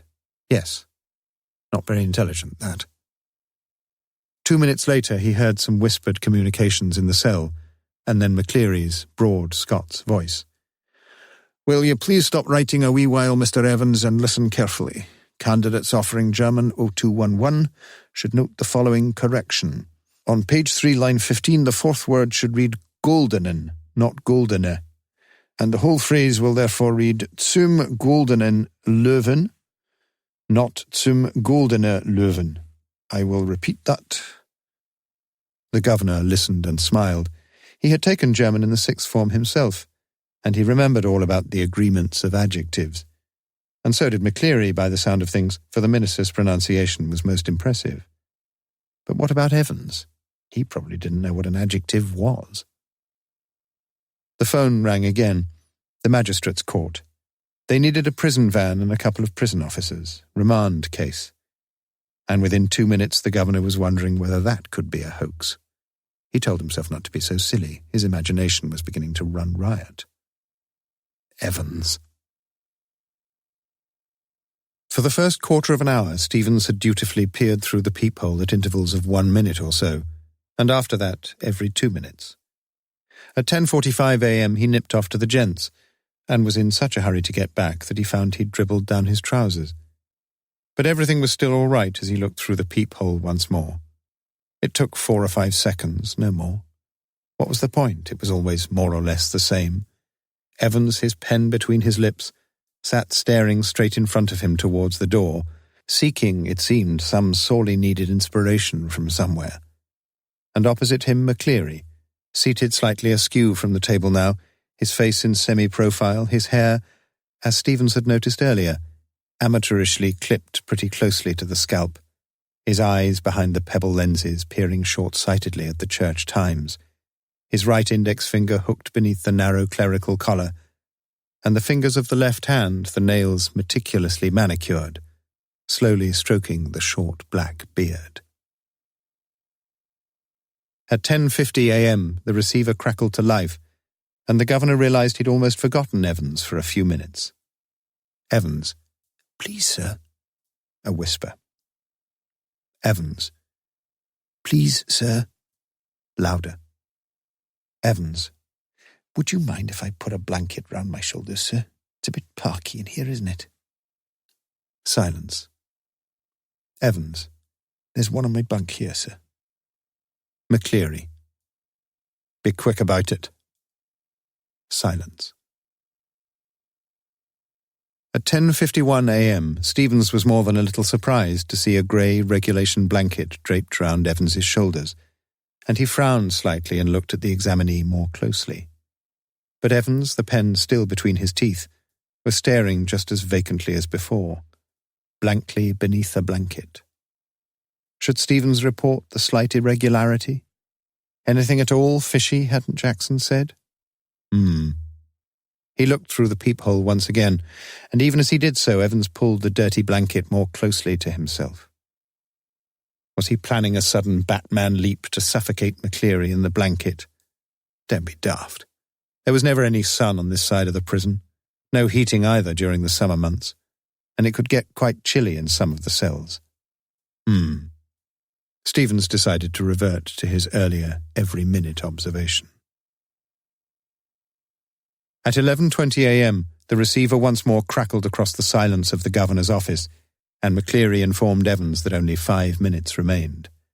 The examination was almost over now, but something still gnawed away quietly in the governor's mind. He reached for the phone once more. At 11:22 a.m., Jackson shouted along the corridor to Stevens. The governor wanted to speak with him. "Hurry, man!" Stevens picked up the phone apprehensively and listened to the rapidly spoken orders. Stevens himself was to accompany McCleary to the main prison gates, understood? Stevens personally was to make absolutely sure that the door was locked on Evans after McCleary had left the cell. Understood? Understood. At 11:25 a.m., the governor heard the final exchanges. McCleary, stop writing, please. Silence. McCleary. Put your sheets in order and see they're correctly numbered. Silence. Scraping of chairs and tables. Evans. Thank you very much, sir. McCleary. All right, was it? Evans. Not too bad. McCleary. Good. Mr. Stevens. Very loud. The governor heard the door clang to for the last time. The examination was over. How did he get on, do you think? Asked Stevens as he walked beside McCleary to the main gates. Oh, I cannot think he's distinguished hisself, I'm afraid. His Scots accent seemed broader than ever, and his long black overcoat reaching almost to his knees fostered the illusion that he had suddenly grown slimmer. Stevens felt pleased that the governor had asked him and not Jackson to see McCleary off the premises, and all in all the morning had gone pretty well. But something stopped him from making his way directly to the canteen for a belated cup of coffee. He wanted to take just one last look at Evans. It was like a program he'd seen on TV, about a woman who could never really convince herself that she'd locked the front door when she'd gone to bed. Often she'd got up 12, 15, sometimes 20 times to check the bolts. He re-entered D-Wing, made his way along to Evans's cell, and opened the peephole once more. Oh no, Christ, no! There, sprawled back in Evans's chair, was a man. For a semi-second, Stevens thought it must be Evans. A grey regulation blanket slipping from his shoulders, the front of his closely cropped, irregularly tufted hair awash with fierce red blood which had dripped already through the small black beard, and was even now spreading horribly over the white clerical collar and down into the black clerical front. Stevens shouted wildly for Jackson, and the words appeared to penetrate the curtain of blood that veiled McCleary's ears, for the minister's hand felt feebly for a handkerchief from his pocket and held it to his bleeding head, the blood seeping slowly through the white linen. He gave a long, low moan and tried to speak. But his voice trailed away, and by the time Jackson had arrived and dispatched Stevens to ring the police and the ambulance, The handkerchief was a sticky, squelchy wodge of cloth. McCleary slowly raised himself, his face twisted tightly with pain. "Dinna worry about the ambulance, man. I'm all right. I'm all right. Get the police. I know he..." He closed his eyes, and another drip of blood splashed like a huge red raindrop on the wooden floor. His hand felt along the table, found the German question paper, and grasped it tightly in his blood-stained hand. "Get the governor. I know where Evans..." Almost immediately, sirens were sounding. Prison officers barked orders, puzzled prisoners pushed their way along the corridors, doors were banged and bolted, and phones were ringing everywhere. And within a minute, McCleary, with Jackson and Stevens supporting him on either side, his face now streaked and caked with drying blood, was greeted in the prison yard by the governor, perplexed and grim. "We must get you to hospital immediately. I just don't..." "You've called the police?" Yes, they're on their way, but I'm all right. Look here." Awkwardly, he opened the German question paper and thrust it before the governor's face. "It's there. Do you see what I mean?" The governor looked down and realized what McCleary was trying to tell him. A photocopied sheet had been carefully and cleverly superimposed over the last, originally blank page of the question paper. "You see what they've done, Governor? You see..." His voice trailed off again as the governor, dredging the layers of long-neglected learning, willed himself to translate the German text before him. "Sie sollen dem schön verabredeten Plan genau folgen. Der wichtige Zeitpunkt ist 3 Minuten vor Ende des Examens. You must follow the plan already something. The vital point in time is 3 minutes before the end of the examination, but something. Don't hit him too hard. Remember, he's a minister, and don't overdo the Scots accent when..." A fast-approaching siren wailed to its crescendo. The great doors of the prison yard were pushed back, and a white police car squealed to a jerky halt beside them. Detective Superintendent Carter swung himself out of the passenger seat and saluted the governor. "What the hell's happening, sir?" And turning to McCleary, "Christ, who's hit him?" But McCleary cut across whatever explanation the governor might have given. "Ellsfield Way, officer. I know where Evans..." He was breathing heavily and leaned for support against the side of the car, where the imprint of his hand was left in tarnished crimson. In bewilderment, Carter looked to the governor for guidance. "What? Take him with you, if you think he'll be all right. He's the only one who seems to know what's happening." Carter opened the back door and helped McCleary inside, and within a few seconds the car leapt away in a spurt of gravel. Ellsfield Way, McCleary had said, and there it was staring up at the governor from the last few lines of the German text. From Ellsfield Way, drive to the Headington roundabout, where... Yes, of course. The examinations board was in Ellsfield Way, and someone from the board must have been involved in the escape plan from the very beginning. The question paper itself, the correction slip. The governor turned to Jackson and Stevens. "I don't need to tell you what's happened, do I?" His voice sounded almost calm in its scathing contempt. "And which one of you two morons was it who took Evans for a nice little walk to the main gates and waved him bye-bye?" "It was me, sir," stammered Stevens. "Just like you told me, sir. I could have sworn..." "What? Just like I told you, you say? What the hell?"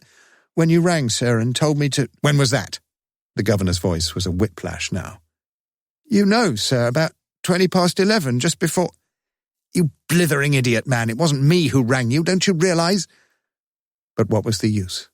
He had used the telephone at that time, but only to try, unsuccessfully once more, to get through to the examinations board. He shook his head in growing despair and turned on the senior prison officer. "As for you, Jackson, how long have you been pretending you've got a brain, eh? Well, I'll tell you something, Jackson. Your skull's empty, absolutely bloody empty." It was Jackson who had spent 2 hours in Evans's cell the previous evening, and it was Jackson who had confidently reported that there was nothing hidden away there, nothing at all. And yet Evans had somehow managed to conceal not only a false beard, a pair of spectacles, a dog collar and all the rest of his clerical paraphernalia, but also some sort of weapon with which he'd given McCleary such a terrible blow across the head. Ah! A prison van backed alongside, but the governor made no immediate move. He looked down again at the last line of the German. To the Headington roundabout, where you go straight over and make your way to Neugraben. Neugraben? Where on earth? New grave? Never heard of it. There was a war grave somewhere near Reading, but no, it was probably a code word. And then it hit him. Newbury. God, yes, Newbury was a pretty big sort of place, but... He rapped out his orders to the driver. "St Aldate's police station and step on it. Take Jackson and Stevens here, and when you get there ask for Bell. Chief Inspector Bell. Got that?" He leapt the stairs to his office 3 at a time, got Bell on the phone immediately, and put the facts before him. "We'll get him, sir," said Bell. "We'll get him with a bit of luck." The governor sat back and lit a cigarette. Ye gods, what a beautifully laid plan it had all been. What a clever sod Evans was, careless leaving that question paper behind, but then they all made their mistakes somewhere along the line. Well, almost all of them. That's why they were doing their porridge, and that's why very, very shortly Mr. Clever Evans would be back inside doing his once more. The phone on his desk erupted in a strident burst, and Superintendent Carter informed him that McCleary had spotted Evans driving off along Elsfield Way. They'd got the number of the car all right and had given chase immediately, but had lost him at the Headington roundabout. He must have doubled back into the city. "No," said the governor quietly. "No, he's on his way to Newbury." He explained his reasons for believing so and left it at that. It was a police job now, not his. He was just another good-for-a-giggle, gullible governor, that was all. "By the way, Carter, I hope you managed to get McCleary to hospital all right." "Yes, he's in the Radcliffe now. Really groggy he was when we got to the examination offices, and they rang for the ambulance from there." The governor rang the Radcliffe a few minutes later and asked for the accident department. "McCleary, you say?" "Yes, he's a parson." "I don't think there's anyone—" "Yes, there is. You'll find one of your ambulances picked him up from Elsfield Way about—" "Oh, that! Yes, we sent an ambulance all right, but when we got there the fellow had gone. No one seemed to know where he was, just vanished. Not a sign." But the governor was no longer listening, and the truth seemed to hit him with an almost physical impact, somewhere in the back of his neck. A quarter of an hour later, they found the Reverend S. McCleary securely bound and gagged in his study in Broad Street. He'd been there, he said, since 8:15 a.m., when 2 men had called, and... Inquiries in Newbury throughout the afternoon produced nothing at all. And by tea-time, everyone in the prison knew what had happened. It had not been Evans impersonating McCleary who had walked out. It had been Evans impersonating McCleary who had stayed in. The fish and chips were delicious, and after a gentle stroll round the centre of Chipping Norton, Evans decided to return to the hotel and have an early night. A smart new hat concealed the wreckage of his closely cropped hair, and he kept it on as he walked up to the reception desk of the Golden Lion. It would take a good while for his hair to regain its former glories, but what the hell did that matter? He was out again, wasn't he? A bit of bad luck, that, when Jackson had pinched his scissors, for it had meant a long and tricky operation with his only razor blade the previous night. But he'd had his good luck, too. Just think, if Jackson had made him take his bobble hat off, phew, that really had been a close call. Still, old Jackson wasn't such a bad fellow. One of the worst things, funny really, had been the beard. He'd always been allergic to sticking plaster, and even now his chin was irritatingly sore and red. The receptionist wasn't the same girl who'd booked him in, but the change was definitely for the better. A real honey, this one. As he collected his key, he gave her his sexiest smile, told her he wouldn't be bothering with breakfast, ordered the Daily Express, and asked for an early morning call at 6:45 a.m. Tomorrow was going to be another busy day. He whistled softly to himself as he walked up the broad stairs. He'd sort of liked the idea of being dressed up as a minister, dog collar and everything. Yes, it had been a jolly good idea for McCleary to wear 2 black fronts, 2 collars. But that top collar, phew, it had kept slipping off the back stud, and there'd been that one panicky moment when McCleary had only just got his hand up to his neck in time to stop the collars springing apart before Stevens. They'd got that little problem worked out all right, though. A pen stuck in the mouth whenever the evil eye had appeared at the peephole. Easy. But all that fiddling about under the blanket with the black front and the stud at the back of the collar, that had been far more difficult than they'd ever bargained for. Everything else had gone beautifully smoothly, though. In the car, he'd found everything they'd promised him: soap and water, clothes, the map. Yes, the map, of course. The Ordnance Survey map of Oxfordshire. He'd got some good friends. Some very clever friends. Christ, He unlocked his bedroom door and closed it quietly behind him, and then stood frozen to the spot, like a man who has just caught a glimpse of the Gorgon. Sitting on the narrow bed was the very last man in the world that Evans had expected or wanted to see. "It's not worth trying anything," said the governor quietly, as Evans' eyes darted desperately around the room. "I've got men all round the place." Well, there are only 2, really, but Evans needn't know that. He let the words sink in. "Women, too. Didn't you think the blonde girl in reception was rather sweet?" Evans was visibly shaken.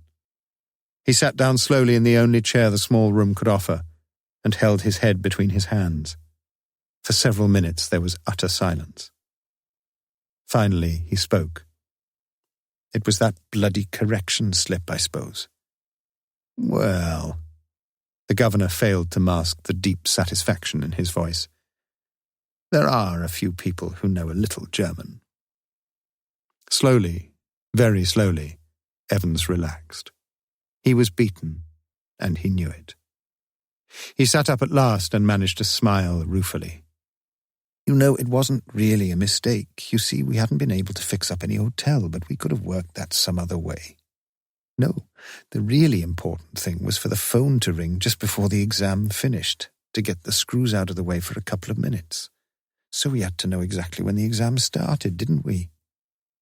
And like a fool, I presented you with that little piece of information on a plate." "Well, somebody did. So you see, sir, that correction slip killed 2 little birds with a single stone, didn't it?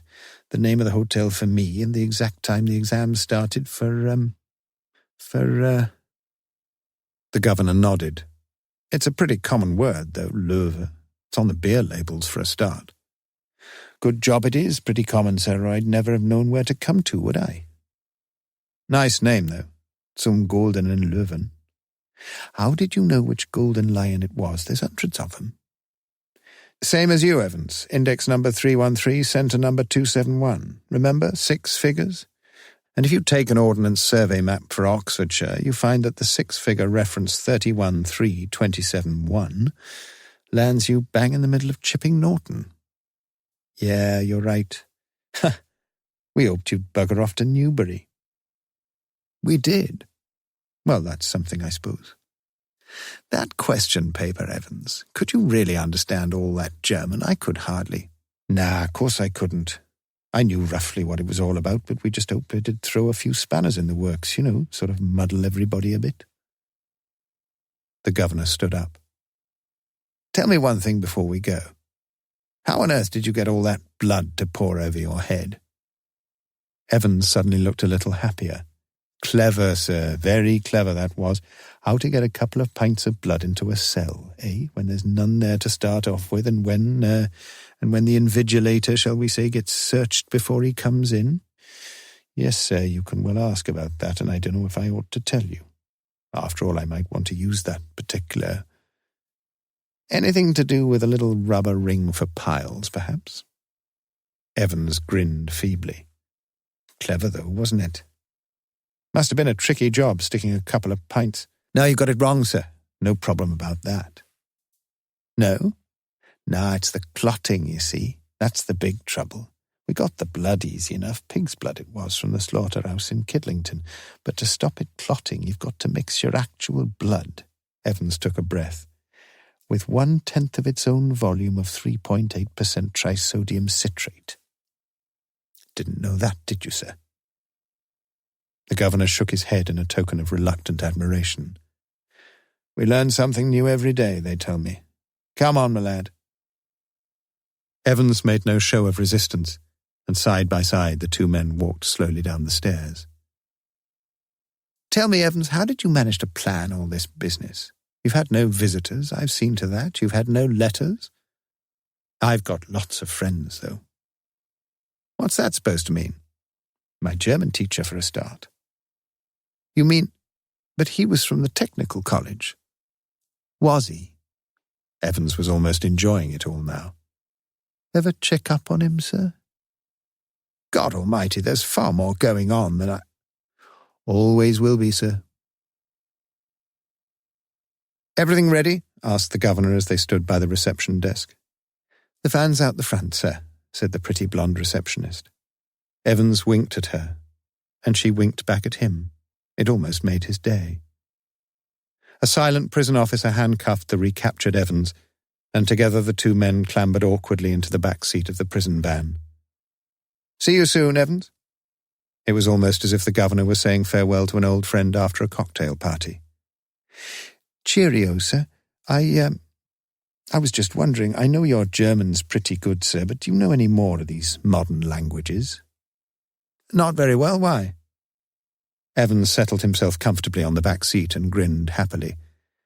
"Nothing really, I just happened to notice that you've got some O-level Italian classes coming up next September, that's all." "Perhaps you won't be with us next September, Evans." James Roderick Evans appeared to ponder the governor's words deeply. "No, perhaps I won't," he said. As the prison van turned right from Chipping Norton onto the Oxford Road, the hitherto silent prison officer unlocked the handcuffs and leaned forward towards the driver. "For Christ's sake, get a move on. It won't take 'em long to find out." "Where do you suggest we make for?" asked the driver in a broad Scots accent. "What about Newbury?" suggested Evans. Dead as a dodo. "Why," said the dodo, "the best way to explain it is to do it. And as you might like to try the thing yourself some winter day, I will tell you how the dodo managed it." Lewis Carroll, Alice in Wonderland. It was more from necessity than from kindliness, just after 5 p.m. on a rain-soaked evening in early February 1990, that Chief Inspector Morse of the Thames Valley Police leaned over and opened the Jaguar's near side door. One of his neighbours from the North Oxford bachelor flats was standing at the bus stop, was getting very wet, and was staring at him. "Most kind," said Philip Wise, inserting his kyphotic self into the passenger seat. Morse grunted a vague acknowledgement as the car made a few further slow yards up the Banbury Road in the red tail-lighted queue, his wipers clearing short-lived swaths across the screen. Only 3/4 of a mile to go, but at this time of day 20 minutes would be par for the progressively paralytic crawl to the flats. Never an easy conversationalist himself, indeed known occasionally to lapse into total aphasia when driving a car, Morse was glad that Wise was doing all the talking. "Something quite extraordinary is happening to me," said the man in the dripping mackintosh. In retrospect, Morse was aware that he'd listened, at least initially, with no more than polite passivity. But listen he had done. Philip Wise had gone up to Exeter College, Oxford in October 1938, and in due course his linguistic abilities, particularly in German, had ensured for him, when war broke out a year later, a cushy little job in an intelligence unit housed on the outskirts of Bicester. For 2 years he had lived there in a disagreeable and draughty Nissen hut, and when the chance came of his taking digs back in Oxford, he jumped at it. Thus it was that in October 1941 he had moved into Crozier Road, a sunless thoroughfare just off the west of St. Giles, and it was there that he'd first met Miss Dodo Whittaker. "Only the one T, Inspector." who had a tiny top-floor bedsitter immediately above his own room in the grimy 4-story property that stood at number 14. Why on earth she'd been saddled with a name like Dodo he'd never discovered, nor inquired. But she was certainly a considerably livelier specimen than the defunct Didus ineptus of Mauritius. Although physically hardly warranting any second glance, especially in the wartime utility boiler suit she almost invariably wore, she had the inestimable merit of being interesting. And sometimes, over half a glass of mild beer in the ill-lit bar at the rear of the Bird and Baby, her wonted nervousness would disappear, and in her rather deep, husky voice she would talk with knowledge, volubility, and wit about the class structure, about the progress of the war, and about music. Yes, above all, about music. The pair of them had joined the record library, thereafter spending a few candle-lit evenings together in Dodo's room, listening to everything from Vivaldi to Wagner. On one occasion, Wise had almost been on the verge of telling her of the platonic plus pleasure he was beginning to experience in her company. Almost. Dodo had a brother called Ambrose, who now and then managed to get a weekend leave pass and come to stay with Dodo, usually, though quite unofficially, sleeping on the floor of her single room. Almost immediately, Philip Wise and Ambrose Whittaker became firm friends, spending, somewhat to Dodo's annoyance, rather too many hours together drinking whiskey, a commodity plentiful enough if overpriced in the Bird and Baby, but a rare one in the wilds of Bodmin, where Ambrose, with 2 stripes on each arm, spent his days initiating recruits into the mysteries of antiquated artillery pieces. He was a winsome, albeit somewhat raffish sort of fellow, whose attraction to alcohol apparently eclipsed even his love of music. Dodo spoke of Ambrose, amongst other things, as a virtuoso on the piano. Those weekends had flashed by, with Wise far too soon finding himself walking across Gloucester Green to see his friend off at the Great Western Station late on Sunday afternoons. Brother and sister, what an engaging couple they were. Rich, too, at least their parents were. Dodo in particular made no secret of her parents' extremely comfortable lifestyle, which Wise himself had once and only once experienced at first hand, when Dodo had suggested, on his having to spend a week in Bristol in February 1942, that he stayed with them, had even loaned him a key to the family mansion in case they were out when he arrived. Wise had already known that Dodo's parents lived in Bristol, since he'd noticed the postmark on the letter, doubtless from Mummy, that lay each week on the undusted mahogany table in the small entrance hall of number 14. Her name in the address, incidentally, always prefixed by the letter A. Alice, Angela, Anne, Audrey. Wise had never been told, and again had never inquired. But that little fact was something else he'd known earlier too, since he was with her when, with a practised flourish of those slim and sinewy fingers, she'd signed her membership card at the record library. As for the parents, they turned out to be a straight-laced, tight-faced pair, who remained frigidly reserved towards their guest throughout his short stay, and who appeared less than effusively appreciative of Dodo, and almost embarrassingly dismissive of Ambrose. Oddly, Wise had not found a single fond memento of their talented offspring in the Whittakers' gauntly luxurious villa, and not a single family photograph to grace the daily dusted mantelpieces. It was 3 weeks after his return from this ill-starred visit that Dodo left Oxford, her wartime work, something hush-hush, it was understood, necessitating a move to Cheltenham, only about 40 miles away, and she'd keep in touch, she'd said. But she hadn't. 48 years ago this was, Inspector. 48. I was 23 myself, and she must have been about the same. Year or two older, perhaps, I'm not sure. You see, I never even asked her how old she was. Pretty spineless specimen, wasn't I? In the darkness, Morse nodded his silent assent, and the Jaguar finally turned into the residents-only parking area. Wise contrived to keep talking as the 2 men dashed through the rain to the entrance hall. I'd be glad to give you a cup of tea or something. You see, I haven't really told you anything yet. As they sat opposite each other in the living area, Wise passed across a white 6-page booklet containing details of a service of thanksgiving for the life of Ambrose Whitaker, M.A. Cantab, F.R.A.M. 1917 to 1989.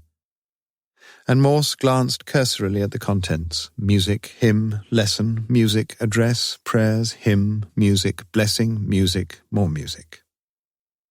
Observing only that if he ever had a voice in his own funeral arrangements he would join Whitaker in choosing the In Paradisum from the Fauré Requiem, Morse handed the leaflet back. "The thing is this," continued Wise. "I saw an obituary in the Times in December, and I was sure it was the same man I'd known in the war. Quite apart from the pretty unusual Christian name, as well as the very unusual spelling of the surname, everything else fitted too. Born in Bristol, prodigy on the piano, everything. And I just couldn't help thinking back and wondering whether she was still alive. Dodo, that is. Anyway, a fortnight ago I read about this memorial service in Holborn, and I decided to go up and pay my last respects to an old friend, and perhaps find some plump-bosomed old spinster." "Yes." "Did you find her?" asked Morse quietly. Wise shook his head. "There were an awful lot of important people from the musical world. I hadn't realized what a name Ambrose had made for himself.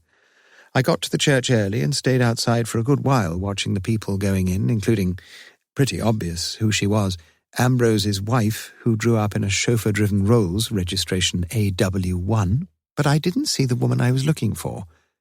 And she wasn't in the church either. I'd have spotted her straight away if she had been. She was smallish, stockily built, just like her mother, and there was something else.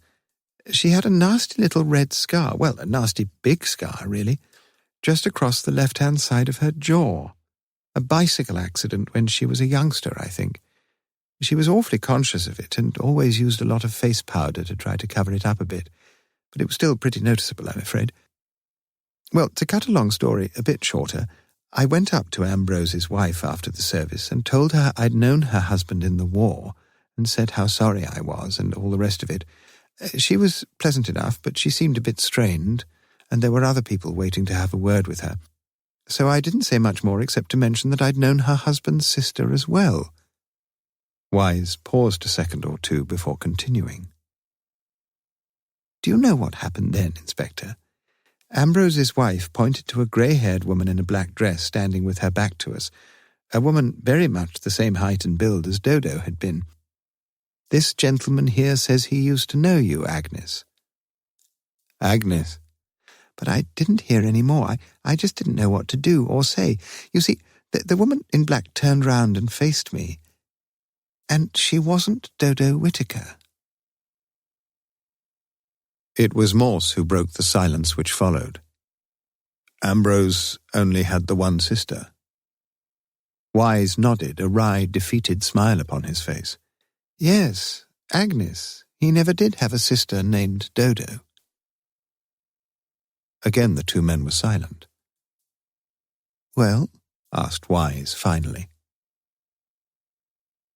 It had always appeared to Morse an undeniable fact that coincidence plays a far greater role in human affairs than is generally acknowledged. And here was yet another instance of it. It must be. Wise's tale was interesting enough, assuredly so, but it wasn't much of a problem, surely. Ostentatiously he drained his whiskey, gratefully witnessed the replenishment, and then pronounced judgment. There were 2 Ambrose Whitakers, both musical men and both from Bristol, and the one you knew wasn't the one who died. "You think not?" The half-smile on Wise's face made Morse rather uncomfortably aware that a slightly more intelligent analysis had been expected of him.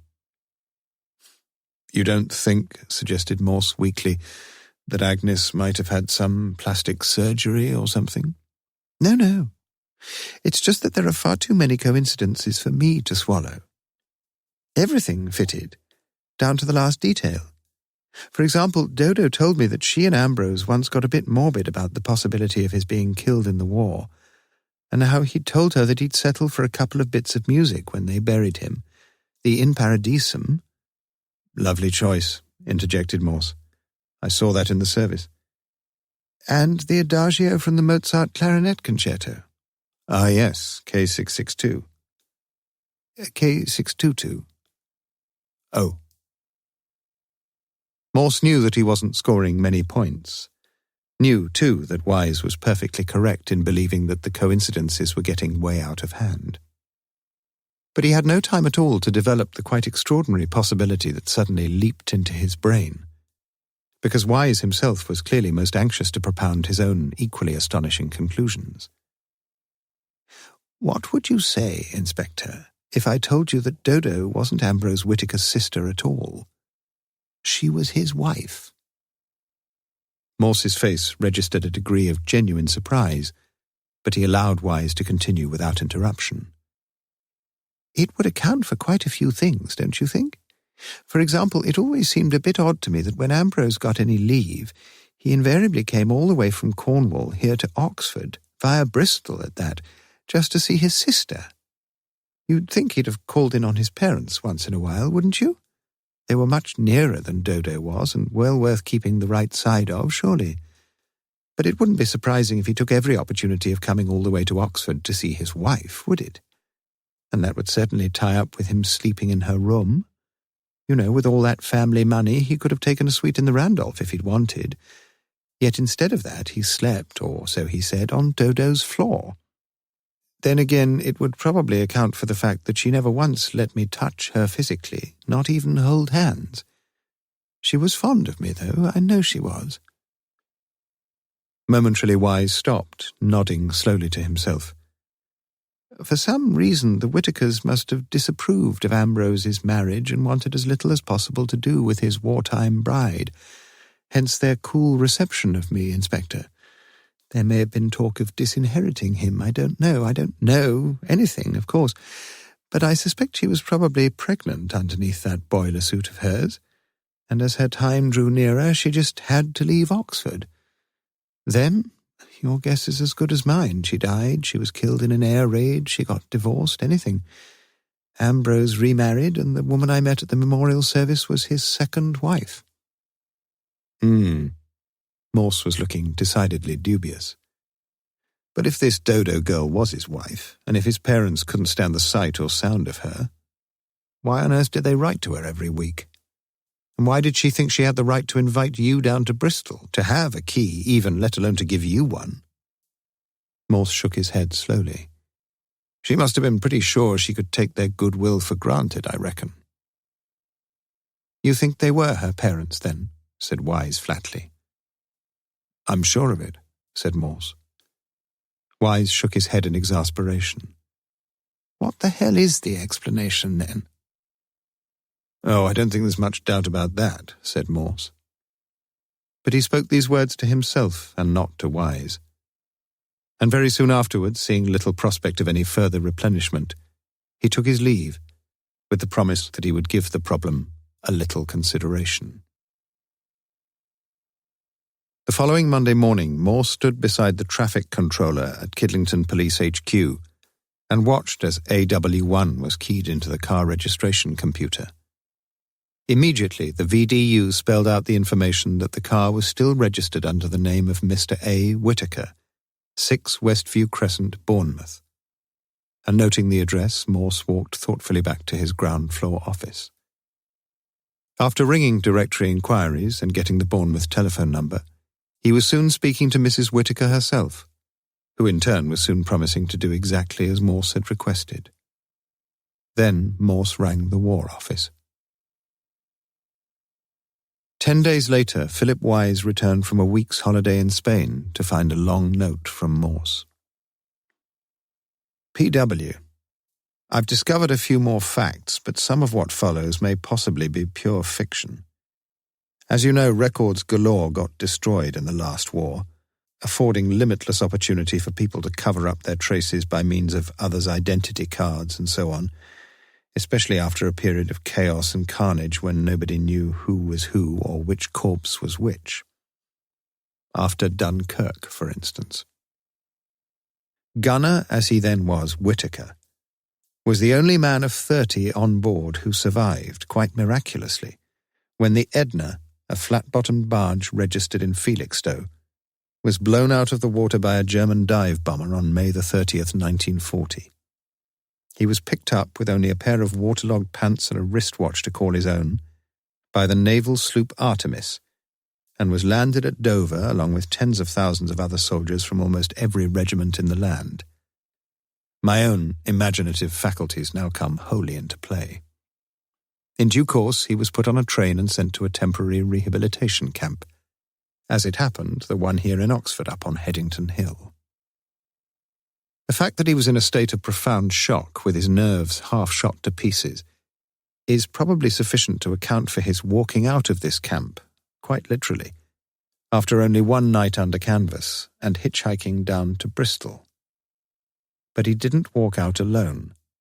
He took a friend with him, a man from the same regiment, and they both quite deliberately got out of the camp before either could be redocumented and reposted. This second man had only a mother and sister as close family, who were both killed in one of the very first air raids on Plymouth, and for some, doubtless considerable sum of money, donated by the protective Whittaker parents. This man agreed to leave on permanent record the official War Office version of his fate after Dunkirk, missing, presumed killed, and for the rest of the war to assume the name and role of Ambrose Whittaker. In short, my guess is that the man who came up from Bodmin to see Dodo was not Ambrose Whittaker at all. Your own guess about things fitted some of the facts well enough, but those facts also fit into a totally different pattern. Just consider some of them again. First, there was the weekly letter from Bristol, from parents who seemingly didn't even want to acknowledge their daughter and who hid all the family photos when you stayed with them. Odd. Then take this daughter of theirs, Dodo. No great shakes physically, and only just up to attracting an impressionable young man after he'd had a few pints, please don't think me unfair, in a dim pub lounge or a candle-lit bedroom. Yet she decided to hide whatever charms she'd got under a baggy boiler suit. Decidedly odd. What else did you tell me about her? She was nervy, she had a deepish voice, she wore too much face powder, she knew a great deal about the war. You've guessed the truth by now, I'm sure. Her Christian name began with A, and you saw her sign her name that way at the record library, with the sinewy fingers of an executant musician. But that wasn't odd, was it? Her name did begin with A, and Ambrose Whittaker, as we know, was himself a fine pianist. And so it wasn't only the scar on her jaw she was anxious to conceal with those layers of face powder. It was the stubble of a beard that grew there every day. Because Dodo Whittaker was a man. And not just any tuppenny-halfpenny old man either. He was Ambrose Whittaker. 2 points remained to be cleared up. First, why was it necessary for Ambrose Whittaker to pose as a woman?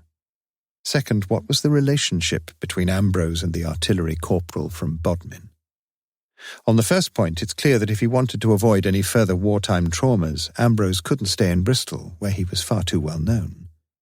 Even if he moved to a place where he wasn't known, it wouldn't have been completely safe to move as a man, because suspicious questions were always going to be asked in wartime about a young fellow who looked as if he might well be dodging the column. So he took out a double insurance on his deception, for him a desperately needed deception, not only by moving to Oxford, but also by dressing and living as a woman. On the second point, we don't perhaps need to probe too deeply into the reasons why the sensitive and effeminate Ambrose was happy to take every opportunity of spending his nights with, forgive me, the rather crude whiskey-swilling opportunist you got to know in the war. Such speculation is always a little distasteful, and I will say no more about it. I rang Ambrose's widow, asking for a wartime photograph of her husband, and I gave her your address, telling her you are an archivist working for the Imperial War Museum. You should hear from her soon, and when you do, you'll be as near as anyone is ever likely to be to knowing the truth about this curious affair. E.M. It was 2 days later that a still pyjamaed Wise took delivery of a stiff white envelope, in which he found a brief note, together with a photograph of a young man in army uniform. A photograph in which no attempt had been made to turn the left-hand side of the sitter's face away from the honesty of the camera lens, or to retouch the line of a cruel scar that stretched across the face's lower jaw. And as Philip Wise looked down at the photograph, he saw staring back at him the familiar, faithless eyes of Dodo Whittaker. At the Lulu Bar Motel. I am sorry I have not learned to play at cards. It is very useful in life. Samuel Johnson, as reported by Boswell in Tour to the Hebrides. I shall never be able to forget what Louis said, chiefly, no doubt, because he said it so often, a cynical smile slowly softening that calculating old mouth of his. People are so gullible. That's what he kept on saying, or Louis. And I've used those self-same words 1,000 times myself. Used them again last night to this fat-walleted coach-load of mine as they debussed at the Lulu Bar Motel, before tucking their starched napkins over their legs and starting into one of Louis's 5-star four-coursers, with all the wines and a final slim liqueur. Yes, people are so gullible. Not quite all of them, make no mistake, and please don't misunderstand me. This particular manifestation of our human frailty is of only marginal concern to me personally, since occasionally I cut a thinnish slice of that great cake for myself, as I did just before I unloaded those matching sets of leather cases and hulked them round the motel corridors. But let's get the chronology correct. All that hulking around comes right after we've pulled into the motel, where, as always, I turn to all the good people, the black briefcase tied under my right arm, and tell them we're here, folks, here for the first night stop on a wonderful tour, which every single one of you is going to enjoy real great. From tomorrow, and I'm real sorry about this, folks, you won't have me personally looking after you anymore, but that's how the operation operates. I'm just the first leg man myself, and someone else will have the real privilege of driving you out to the second leg post-breakfast. Tonight itself, though, I'll be hanging around the cocktail bar, got that? And if you've any problems about anything, you just come along and talk to me and we'll sort things out real easy. One thing, folks. Just one small friendly word of counsel to you all. There's one or two guys around these parts who are about as quick and as slick and as smooth as a well-soaped ferret. Now, the last thing I'd ever try to do is stop you enjoying your vacations, and maybe one or two of you could fancy your chances with a deck of cards against the deadliest dealer from here to Detroit. But, well, as I say, just a friendly word of counsel, folks, which is this. Some people are so gullible. And I just wouldn't like it if any of you, well, as I say, I just wouldn't like it.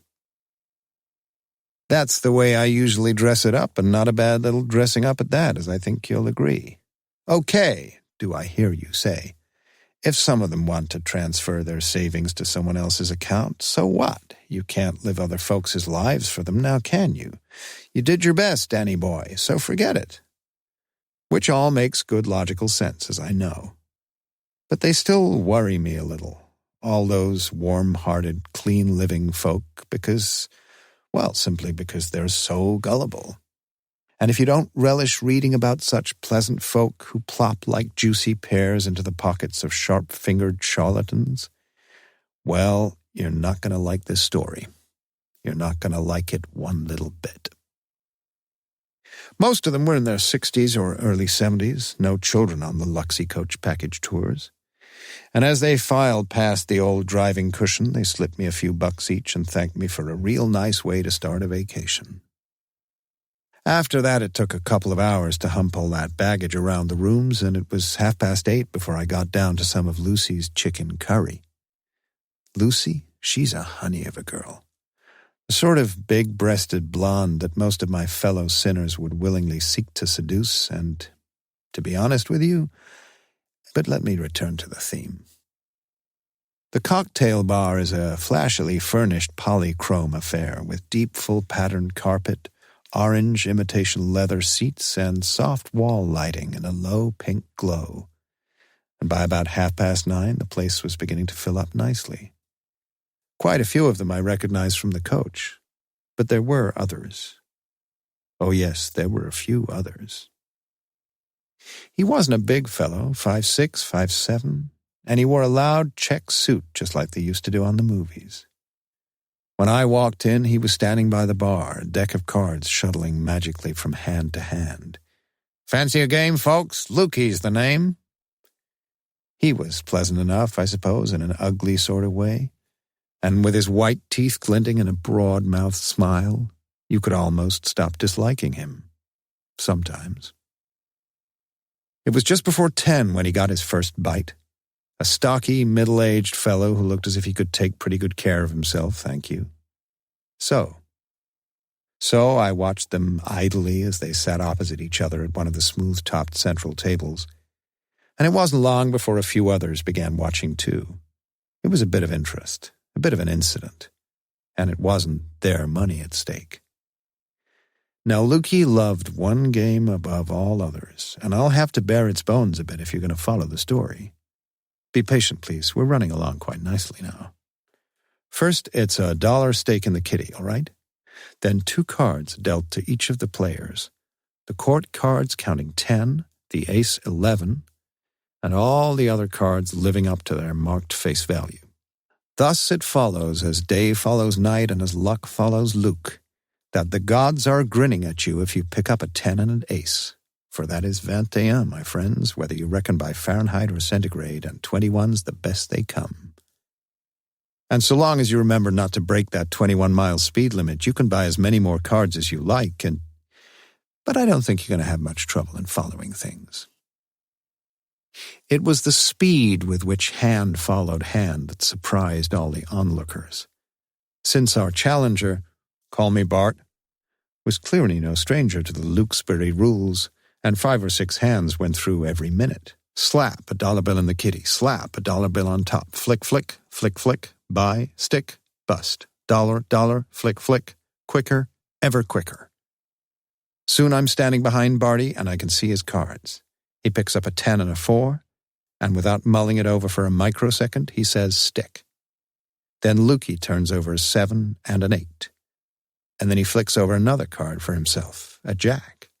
Over the top. And Barty pockets yet another kitty, and it's back to that $1 flick-flicking again. And when Bart wins again, Luke asks him nicely if he'd like to deal. But Bart declines the kind offer. "No," he says, "I'm on a nice little winning streak here, pal, so just you keep on dealing them pretty little beauties same as before. That's all I ask." So Lukey goes on doing just that, and by all that's supersonic, what a sharp our Lukey is. I reckon you'd need more than a slow-motion replay to appreciate that prestissimo prestidigitation of his. You could watch those fingers with the eagle eye of old Cortez, and yet whether he was flicking the cards from the top or the middle or the bottom, I swear no one could ever tell. In spite of all this, though, Barty Boy is still advancing his winnings. Now he picks up a 7 and a 4, and he decides to buy another card for $10. So Lukey covers the $10 from his own fat roll, deals Barty a 9, and things are looking mighty good. Then Luke turns over his own pair. Why he bothers I can't really say, for he knows them all along. A 6 and a 9 they are, and things look pretty bad. He turns over another card from the deck, an 8, and once more he's out of his dugout and over the top. "My luck'll change soon," says Luke. "Not with me it won't," says Bart, picking up the $22 from the kitty. "You quitting, you mean?" "I'm quitting," says Bart. "You played before, I reckon." "Yep." "You always quit when you're winning?" "Yep." Luke says nothing for a few seconds. He just picks up the deck and looks at it sourly, as if something somewhere in the universe has gone mildly askew. Then he calls on the power of the poets, and he quotes the only lines he's ever learned. "Barty," he says, "if you can make one heap of all your winnings and risk it on one turn of pitch and toss, remember that, What about it? You've taken $70-odd off of me, and I'm just suggesting that if you put them in the middle, and if I cover them, what do you say? One hand, that's all. The audience was about 30 strong now, and as many were urging Barty on as were urging him off. And they were all pretty committed, too, one way or the other. One of them in particular. I'd seen him earlier at the bar, and a quaint little fellow he was, too. By the look of him, he was in his mid or late 70s, no more than 4'10", 4'11", in his built-up shoes. His face was deeply tanned and just as deeply lined, and he wore a blazer gaudily striped in red and royal blue. Underneath the blazer pocket, tastelessly yet lovingly picked out in purple cotton, was the legend, Virgil K. Perkins, Jr., which made you wonder whether Virgil K. Perkins, Sr. was still somewhere in circulation, although a further glance at his senile son seemed to settle that particular question in the negative. Well, it's this old-timer who tries pretty hard to get Barty to pocket his dollars and call it a night. And for a little while it seemed that Barty was going to listen. But no. He's tempted, and he falls. "Okey doke," says Barty. "One more hand it is." It was Luke now who seemed to look mildly uneasy as he covered the $70-odd and squared up the deck. From other parts of the room, the crowd was rolling up in force again, 40, 50 of them now, watching in silence as Luke dealt the cards. Barty let his pair of cards lie on the table a few seconds, and his hand seemed half full of the shakes as he picked them up. A 10 and a 6, 16. And for the first time that evening he hesitated, as he fell to figuring out the odds. Then he said stick, but it took him twice to say it because the first stick got sort of stuck in his larynx. So it was Lukey's turn now. And he slowly turned over a 6, and then a 9, 15. And Luke frowned a long time at his 15, and his right hand toyed with the next card on the top of the deck, quarter turning it, half turning it, almost turning it, and then putting it back. 15, he said. 16, says Barty, and his voice was vibrant as he grabbed the pile of notes in the middle. Then he was gone. The onlookers were beginning to drift away as Luke sat still in his seat, the cards still shuttling endlessly from one large pawn to the other. It was the old boy who spoke to him first. "You deserve a drink, sir," he says. "Virgil K. Perkins, Jr. is the name, and this is my little wife, Minnie." "We're from Omaha," says Minnie dutifully. And so Virgil gets Luke a rye whiskey, and they start talking. "You a card player yourself, Mr. Perkins?" "Me? No, sir," says Virgil. "Me and the little wife here." Minnie was 4 or 5 inches the taller. "We're just starting on a vacation together, sir. We're from Omaha, just like she says." But the provenance of these proud citizens seemed of no great importance to Luke. "A few quick hands, Mr. Perkins?" "No," says Virgil with a quiet smile.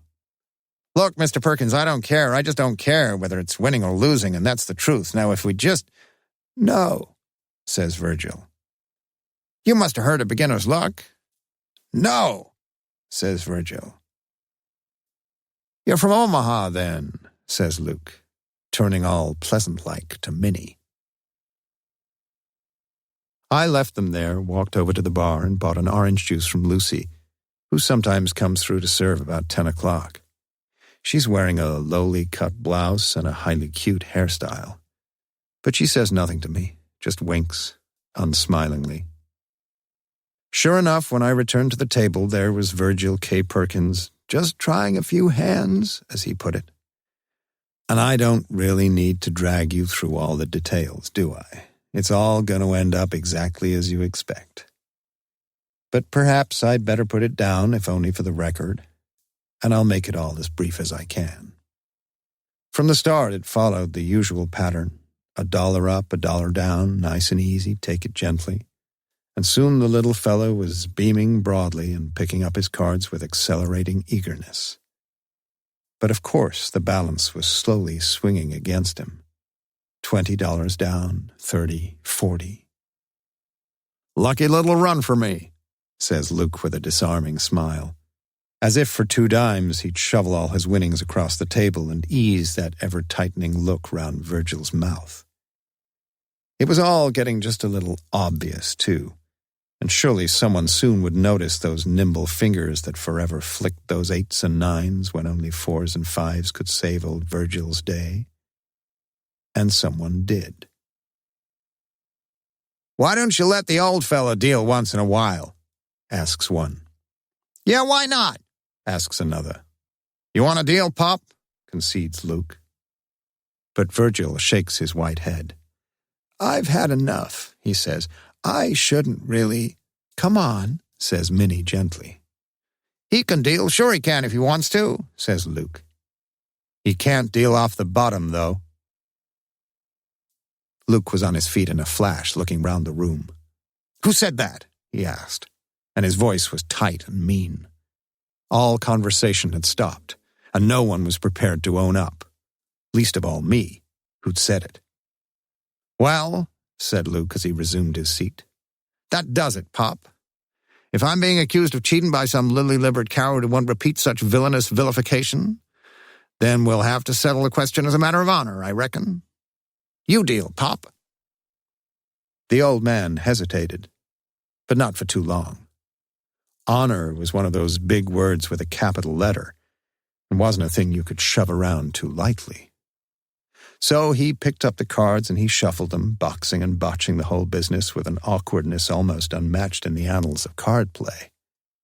But somehow he managed to square the deck, and he dealt. "I'll buy one," says Luke, slipping a $10 bill into the middle. Virgil slowly covers the stake and then pushes over a card. "Stick," says Luke.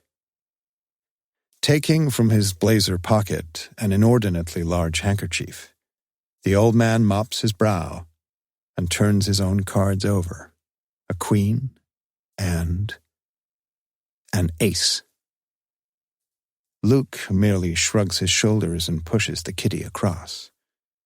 "That's the way to do it, Pop. Just you keep dealing yourself a few hands like that and—" "No!" cries Minnie, who'd been bleating her forebodings intermittently from the very beginning. But Virgil lays a gentle hand on her shoulder. "Don't be cross with me, old girl. And don't worry, I'm just a-going to deal myself one more little hand and another, and another, and another." And the gods were not smiling on the little man from Omaha. Not the slightest sign of the meanest grin. Was it merely a matter of saving face? Of preserving honor? No, sir. It seemed just plain desperation as the old boy chased his losses round and round that smooth-topped table, with Minnie sitting there beside him, her eyes tightly closed as if she was pinning the remnants of her hopes in the power of silent prayer. I hitched the briefcase tighter under my right arm as I caught sight of Lucy behind the crowd, her eyes holding mine, again unsmilingly. By 10:30, Virgil K. Perkins, Jr. had lost $1,000, and he sat there crumpled up inside his chair. It wasn't as if he was short of friends, for the large audience had been behind him all along, just willing the old fellow to win. And it wasn't as if anyone could blame our nimble-fingered Lukey anymore, for it was Virgil himself who had long since been dealing out his own disasters. Not any longer, though. He pushed the deck slowly across the table and stood up. "I'm sorry, old girl," he says to Minnie, and his voice is all choked up. "It was your money as much as mine." But Luke was leaning across, and he put his mighty palm on the old boy's skinny wrist. And he speaks quietly. "Look, Pop, you just lost yourself $1,000, right? So I want you to listen to me carefully because I'm going to tell you how we can put all that to rights again. Now we'll just have one more hand." "No!" The little old lady's voice was loud and shrill this time. "He won't. He won't lay down another dollar, do you hear me? He's just a poor old fool, can't you see that? He's just a gullible, poor old—" But the rest of her words were strangled in her throat, and Virgil sat down again and put his arm round her shoulder as she began to weep silently. "Don't you want to get all your money back?" Luke's voice is quiet again, but everyone can hear his words. "Don't listen to him," shouts one. "Call it a day, sir," shouts another. Says Luke, turning to all of them. "Old Pop here, he got one hell of a sight more spunk in him than the rest of you put together. And what's more, not a single man jack of you knows the proposition I'm proposing." "Well?" Luke looks around real bold. "Well? Do you?" It was all silence again now, as Luke looks across to Virgil and formulates his offer. "Look, Pop, I've been mighty lucky tonight, as I think you might agree. So I'm going to give you the sort of chance you'll never have again. And this is what we'll do. We'll have just one last hand, and we'll take 2 points off my score. Got that? I pick up 18, we call it 16. And just the same whatever score it is. What do you say, Pop?" But old Virgil, he shakes his head. "You're a good sport, Luke, but—" "Let's make it 3 off, then," says Luke earnestly. "I pick up 20, we call it 17. Okay, look, Pop." He leans across and grips the wrist again. "Nobody's ever going to make you any better offer than that. Nobody. You know something? It's virtually certain you're going to get all that lovely money right back in that wallet of yours now, isn't it?" It was tempting. Ye gods, it was tempting. And it was soon clear that the audience was thinking it was pretty tempting too, with a good many of them revising their former estimate of things. "What do you say?" asks Luke. "No," says Virgil. "It's not just me. It's Minnie here. I've made enough of a fool of myself for one night, haven't I, old girl?" Then Minnie looked at him, straight on like. A surprising change had come over her tear-stained face, and her blue eyes blazed with a sudden surge of almost joyous challenge. "You take him on, Virgil," she says, with a quiet, proud authority. But Virgil still sat there dejected and indecisive. His hands ran across that shock of wavy white hair, and for a minute or two he pondered to himself. Then he decided. He took most of the remaining notes from his wallet and counted them with lingering affection before stacking them neatly in the center of the table. "Do you want to count 'em, Luke?" he says. And it was as if the tide had suddenly turned, as if the old man sensed the smell of victory in his nostrils. For a few seconds now it seemed to be Luke who was nervy and hesitant, the brashness momentarily draining from him. But the offer had been taken up, and the 50 or 60 onlookers were in no mood to let him forget it. He slowly counted out his own bills and placed them on the top of Virgil's. $2,000 on one hand. Luke's already picked up the deck, and now he's shuffling the spots with his usual casual expertise. "Why are you dealing?" Luke looks up and stares me hard in the eye. "Was that you just smoked, mister?" I nod. "Yep, it was me. And I want to know why it is you think you got some goddamn right to deal them cards. Because you don't deal 'em straight, brother. You flick 'em off the top and you flick 'em off the bottom. And for all I know, you flick 'em. I'll see you outside, mister, as soon as—" "You'll do no such thing," I replies quietly. "I just ain't going to be outside no more tonight again. Least of all for you, brother." He looked mighty dangerous then, but I just didn't care.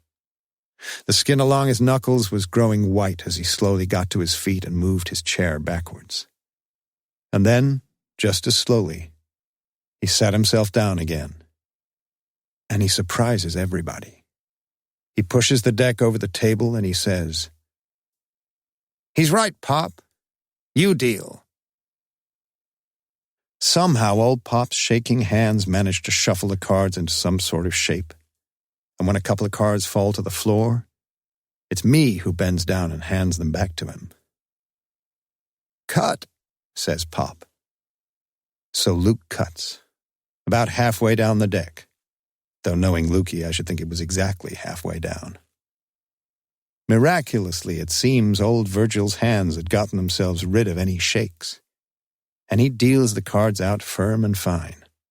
One for Luke, one for himself. Another for Luke, and another for himself. For a few moments, each man left them lying there on the top of the table. Then Luke picks up his own, first the one, and then the other. "Stick," he says, and his voice is a bit hoarse. Every eye in the room was now on Virgil as he turned over his first card, a 7, then the second card, a 10, 17. And all you've got to do, my friends, is to add on 3, and that's a handsome little 20. And the whole room was mumbling and murmuring in approval. Every eye now switches to Luke, and in the sudden tense silence, the cards are slowly turned. First a king, and then, ye gods, an ace. And as Lukey smiles down at that beautiful 21er, the audience groaned like they always do when its favorite showjumper knocks the top off the last fence. And where, my friends, do we go from there? Well, I'll tell you. It was Lucy who started it all immediately Luke had left. She pushed her way through the onlookers and plunged her hand deep down between those glorious breasts of hers to clutch her evening's tips. "Mr. Perkins, isn't it? I know it isn't all that much, but if it'll help, please take it." About $7 or $8 it was, no more. But believe me, it bore its fruit 200-fold.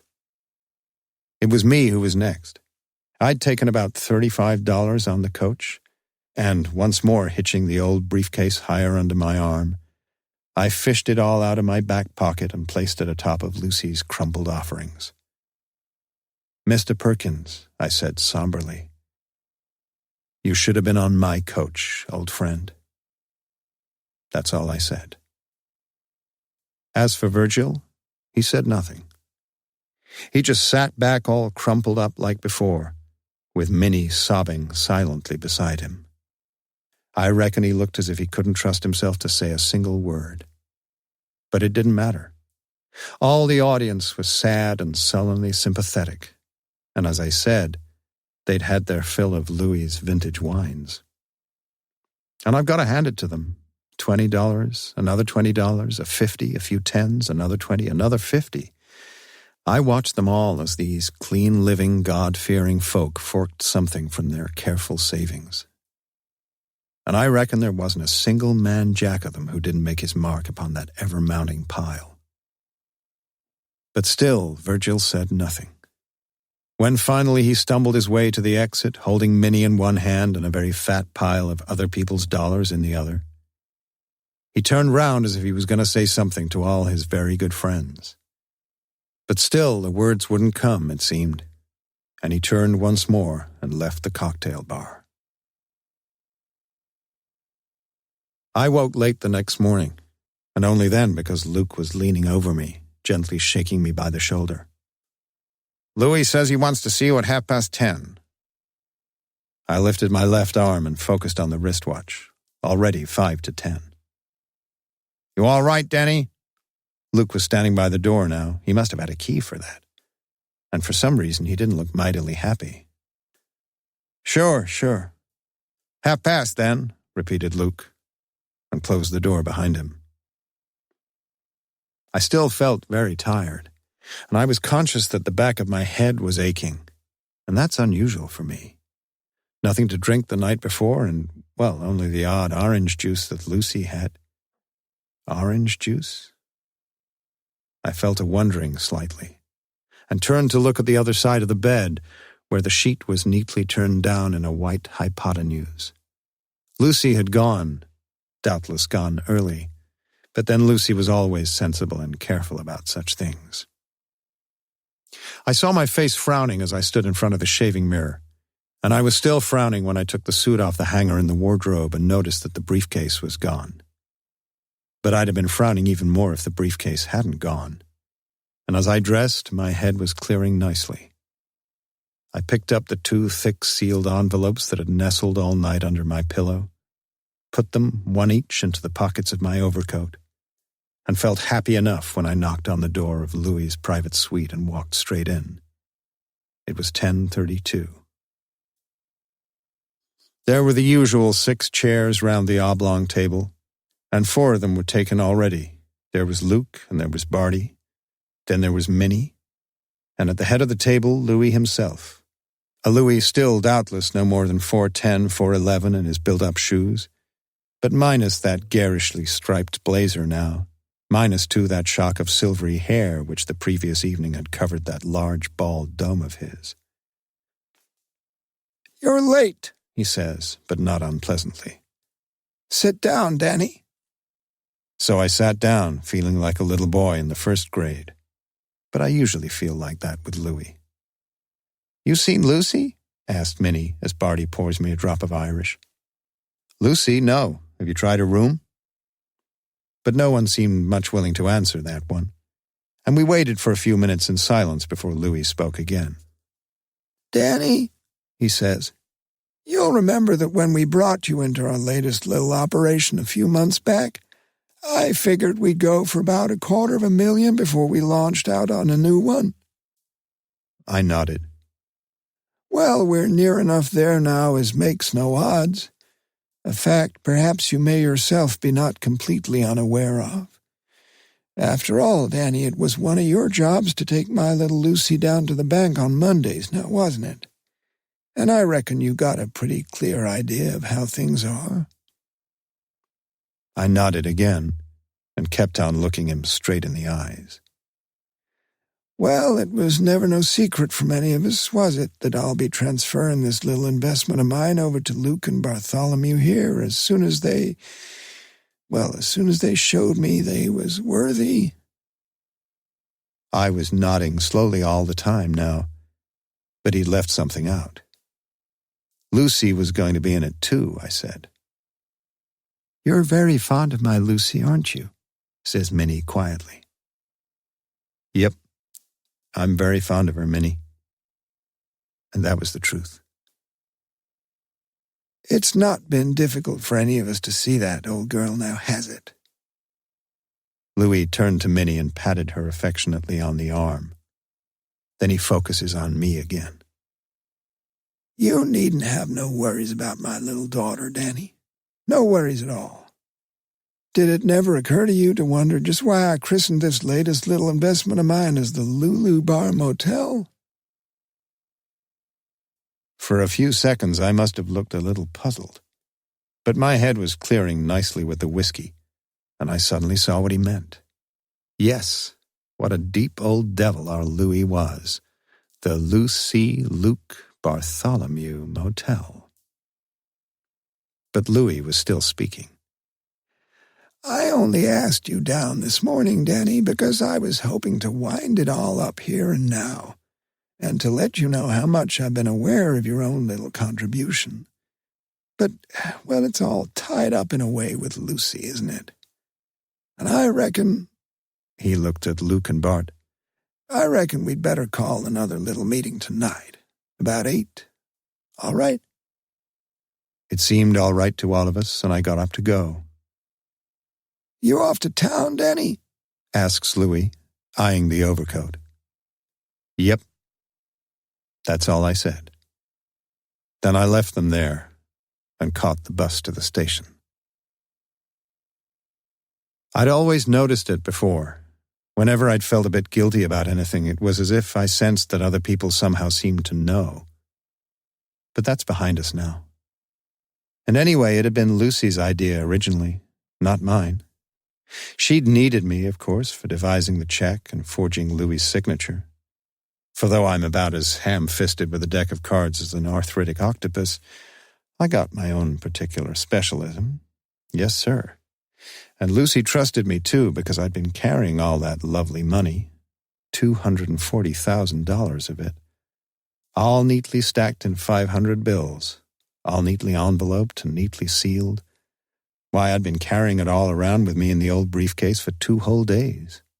And Lucy, my love, we shall soon be meeting at the ticket barrier on number 1 platform, and then be drifting off together quietly in the twilight. At 11:45, I was there, standing in my overcoat and waiting happily. Lucy had never been early in her life. I lit another cigarette, then another. By 12:45, I was beginning to worry a little. By 1:45, I was beginning to worry a lot. And by 2:45, I was beginning to guess at the truth.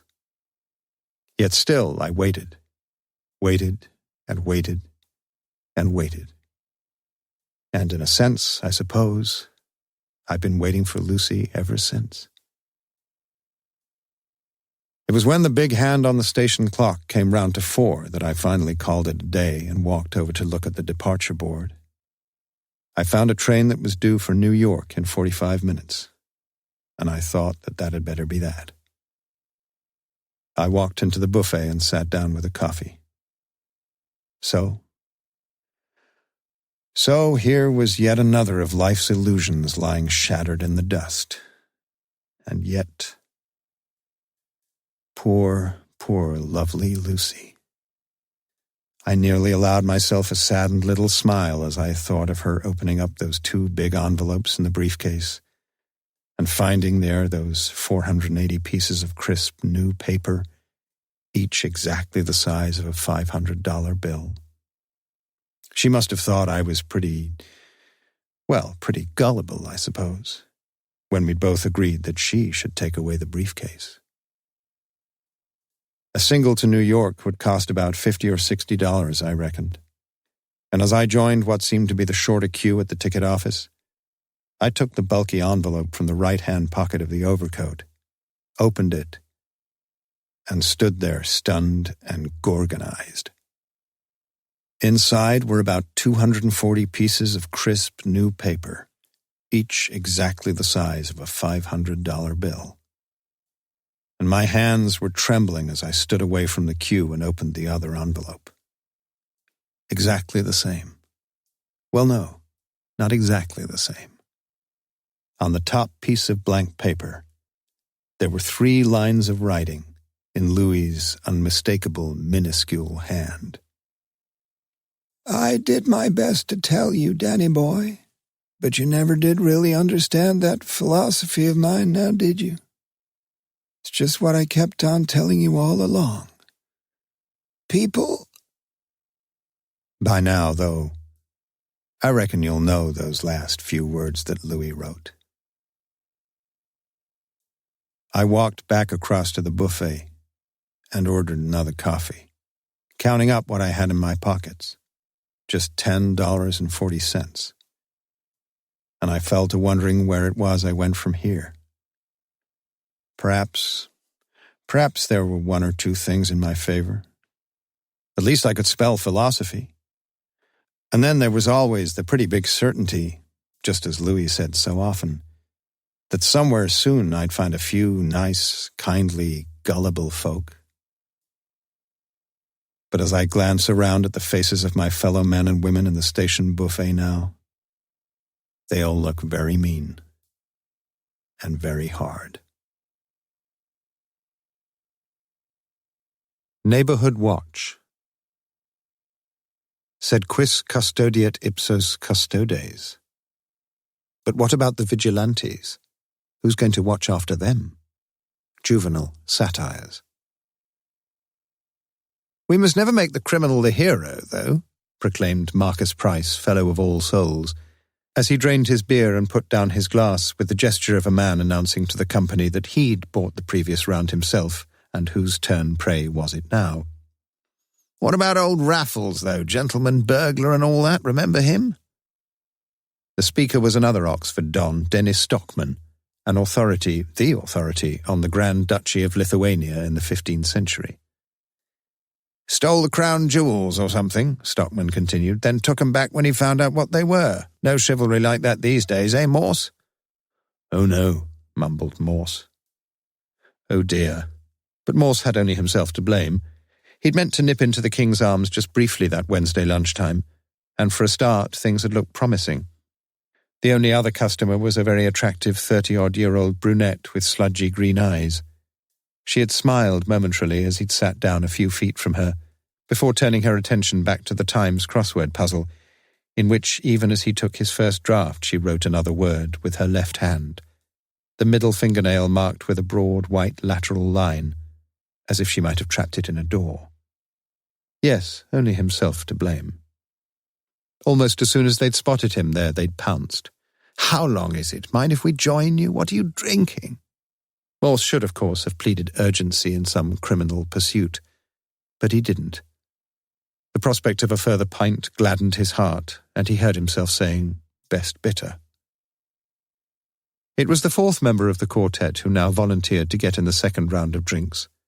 A small, bald-headed man with a beer belly and an NHS hearing aid in his right ear. Morse had met him once or twice before, and recalled that he'd been a refugee from pre-war Germany who now lived, very near Morse, wasn't it, in a large North Oxford property reputedly stuffed with eminently collectible furniture and ornaments. Yes, Dr. Eric Ullman, that was his name. A bachelor, like Morse. Good health, gentlemen. Ullman's diction was precise, pedantic almost, as he raised his glass and toasted his two university acquaintances and the chief inspector. And please forgive me, perhaps, if I tell you something, well, something that may surprise you a little. If any of the three pairs of eyebrows raised themselves, it was by little more than a millimetre. You are wrong, I think, began Ullman, about there being no honour among thieves these days. Please let me explain. Last Friday I went to see Così fan tutte at the Apollo Theatre here in Oxford. The Welsh National were doing it this week too, as you'll know. I got home at about 11:15, and most foolishly I didn't bother to put my car away in the garage. Next morning, when I looked out of the window, the drive was completely empty. The car was gone. Metro, wasn't it? Asked Price. Ullman nodded. I've had it for 9 years. Stockman coughed slightly. Was it worth pinching, Eric? It was worth a lot to me, said Ullman simply. Price grinned. 300 quid in part exchange? No more.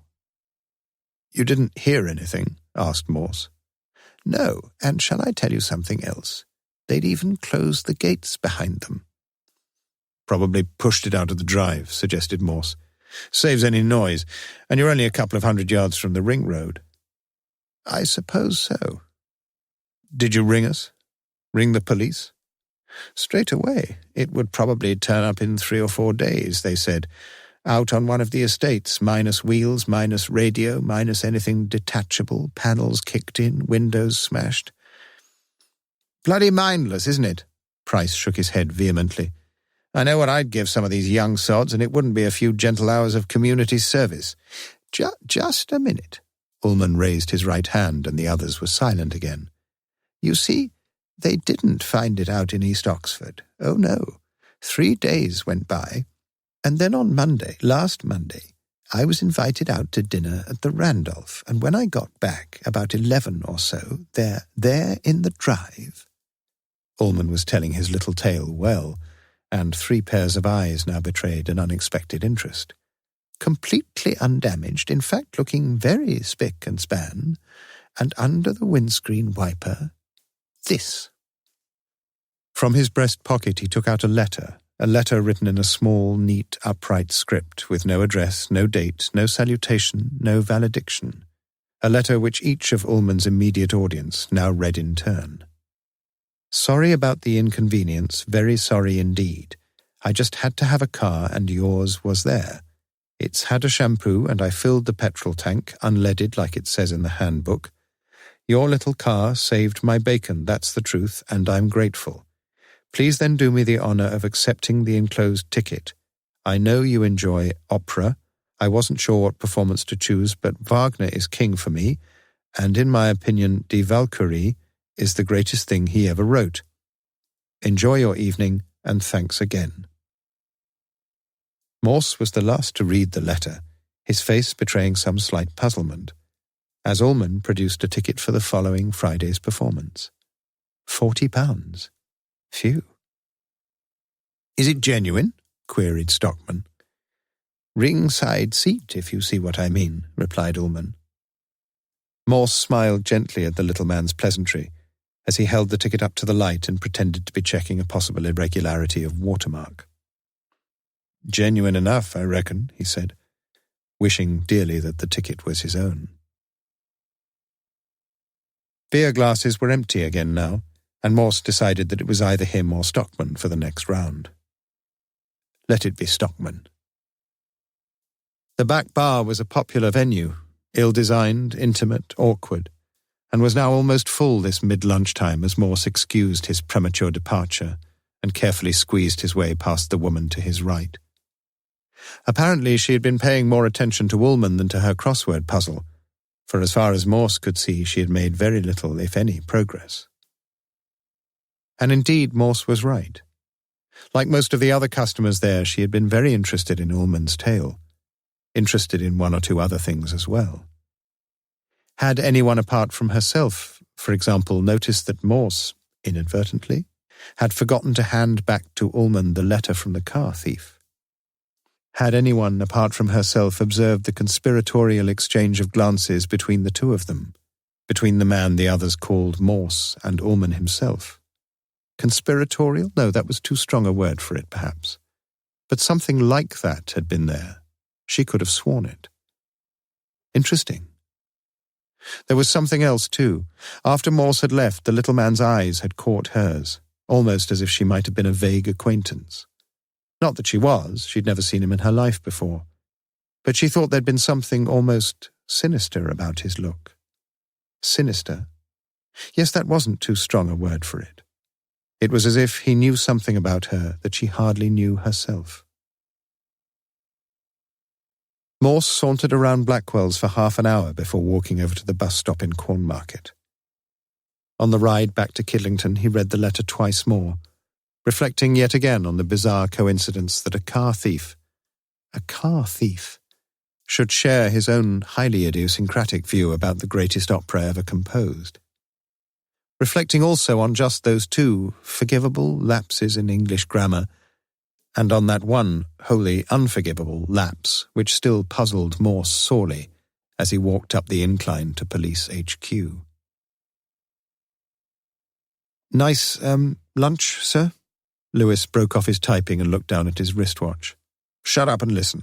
Chap has his car pinched, okay? A few days later it's returned, in better nick than when it was pinched, with a note saying, very sorry, but I had to have a car, and to make up for all the trouble, here's an expensive ticket for the opera. You with me? Lewis nodded. So this chap goes along to the opera, and when he gets back home, he finds he's been burgled, said Lewis flatly.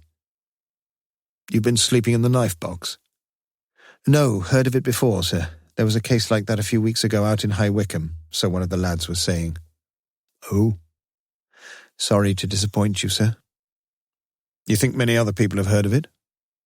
Doubt it. Not the sort of thing you want broadcasting, is it? I mean, you'd probably get lots of copycat crimes, for a start, anyway. Clever, though. Bloody clever. Why did you mention it, sir? Morse grinned. What are you doing on Friday evening?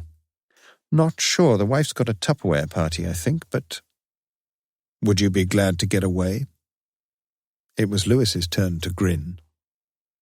What time do you want me?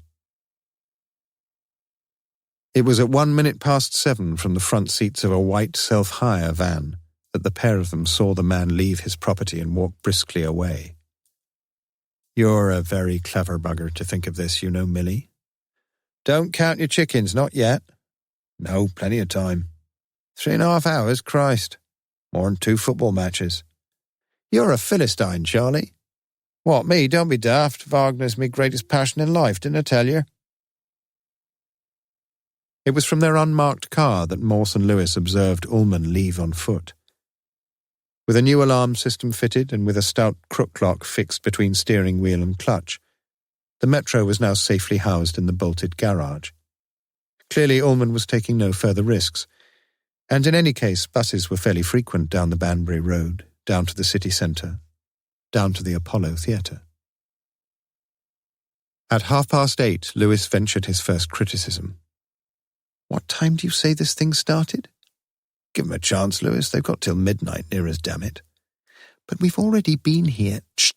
hissed Morse, as a strong-bodied woman walked up the gravel drive to Ullman's front door, looked around with some interest, before pushing what appeared to be a free newspaper into the letterbox, then retracing her steps and closing the gate to the drive behind her. "Exciting little incident, wouldn't you say, sir?" asked Lewis wearily. But Morse refused to rise to the bait. At 9:10, a man opened the drive gate, closed it behind him, and walked up to the front door, where he looked over his shoulder for a good many seconds as if almost expecting to see someone, before extracting the newspaper from the letterbox, finding a key, and entering the house. Dr. Eric Ullman. Morse was still shaking his head a quarter of an hour later, when Lewis came back from the bar at the Dewdrop in Summertown with a pint of best bitter and half a glass of Beamish. "He might just have got fed up with it, sir. Not everybody's cup of tea, Wagner." "It's his cup of tea, though. That's the whole point."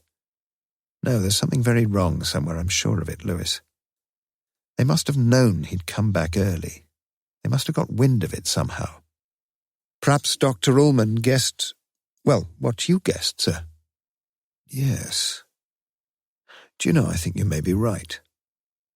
Morse took out the letter yet again. "You see, whoever wrote this says he's a great Wagner fan, agreed? Like you. Like me, yes, but I don't believe him. Look." Morse jabbed a forefinger at 2 words in the letter. "Die Walküre." Lewis looked appropriately vague. "All German to me, sir." Morse tried to smile. "Oh, no, Lewis. That, if I may say so, is precisely the point. It isn't German. If you spend your life with anything, if you read about it, if you think about it, if you play it time and time again, like you, like me, yes, I'm still not. He can't even spell the bloody word. Oh, we all make the occasional spelling mistake. What, 3 spelling mistakes in one word? 3? Come off it.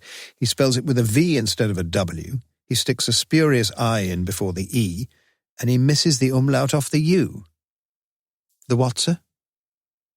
Morse peeled the back off a beer mat and wrote out the correct spelling of the opera, Die Walküre. "Ullman's a German, though, isn't he?" asked Lewis slowly. "German origin, yes." "So why didn't he notice, well, what you noticed?" "I'm beginning to think he did, Lewis. I'm beginning to think he did." "But you still felt pretty certain that Dr. Ullman was going to be burgled tonight?" "If I'd felt all that certain, I'd have had a few heavies round the corner in a police van." "Well, at least he's still got all that valuable furniture of his. That's one good thing." "That's one way of looking at it." "You got anything valuable in the furniture line yourself, sir?" "Me? Oh, just the one piece, that's all. The family heirloom. Nest of tables, Chippendale, 1756. What about you?" "Just the big mahogany wardrobe, utility 1942. We've been trying to give it away this last year, but nobody seems to appreciate the quality." Lewis drove the 2 of them back up to North Oxford, where on Morse's instruction they stopped for a brief while outside Ullman's residence once again. And even as they watched, the small, portly figure of Eric Ullman passed across the uncurtained window of the lighted front room. "If he's been burgled tonight, I'm a Dutchman," volunteered Lewis. But Lewis was no Dutchman. Morse knew that. "You get off home, Lewis. I'll walk from here." "You sure, sir? Must be all of 300 yards. Less of the sarcasm, Sergeant. Night, sir. Morse had put out his 2 co-op semi-skimmed milk tokens and was pouring himself a touch of the malt when he suddenly knew that something was terribly wrong. Why hadn't he spotted the short note on the kitchen table immediately? Sorry about the inconvenience. Very sorry indeed. It was the only thing you'd got worth pinching, though, and I'm hoping I'll get a good price. That was all. Morse bounded up the stairs, where on the landing he surveyed the empty square of unhoovered carpet upon which, until so very recently, had stood the one objet d'art that had been passed down from one generation of the Morse clan to the next. The family heirloom, the nest of tables. Chippendale, 1756. It was Sergeant Dixon on night duty. "Thank goodness you've rung, sir. We've been trying to get you, but your phone's not been answering." "I've been out, man. You don't mind, do you?" "Of course not. It's just that you've had burglars, I'm afraid." "That's exactly what I'm ringing to tell you." "No need to worry, though, sir. They didn't pinch anything. We've caught 'em, the pair of 'em." "You've done what?" "You see, this fellow rang us and said there was somebody in your flat, but when our boys got there, they'd scarpered. This fellow'd got the number, though, white self-hire van, and we stopped it out on the A40 near Wheatley. Just a few old tables in the back. Don't think they could have taken anything of yours, sir. They must have got wind of us somehow, I reckon." "Who was this fellow?" "A Dr. Ullman, sir. Lives quite near you, so he said." Morse was shaking his head yet again as he put down the phone. Everything, almost everything, was becoming clear at long last. The same thought must have struck the two of them, both himself and Ullman, in the King's Arms that lunchtime. The same strange thought that, far from being a gesture of courtesy and gratitude, the letter and the opera ticket were merely the appropriate stages in a subtle strategy of deception. Yes, and Morse's thinking had gone one step further, and Ullman's thinking had gone 2 steps further. Morse locked his front door very carefully behind him and walked out into the night. "A wee drop of the malt, Chief Inspector." "Excellent. I was hardly expecting you tonight." "Did you ever think of joining the police force, Doctor?" "I'm not tall enough." "You were always a move or so ahead of me." But to be honest with you, I did have one little advantage over you. I've got a pair of wrens nesting in the front garden, you see, and I was watching them through the field glasses recently when I noticed a woman at the bus stop just outside, and I could see that she was watching something too, watching the house, the drive, the garage. Then 2 days later I saw her again, and I looked at her very closely through the field glasses, and I could see she was copying something down in a red notebook, writing with her left hand. And I noticed that she had a white scar on the nail of her middle finger, as if she'd trapped it in a door. And then I saw her again, didn't I?" Ullman smiled, and as he did so his features momentarily took on an almost sinister appearance. "And you felt pretty certain that it was me who was going to get burgled tonight," said Morse slowly. "It seemed logical, yes. After all, if you were watching my property, you couldn't be watching your own as well, now could you?" "You took a huge risk, though."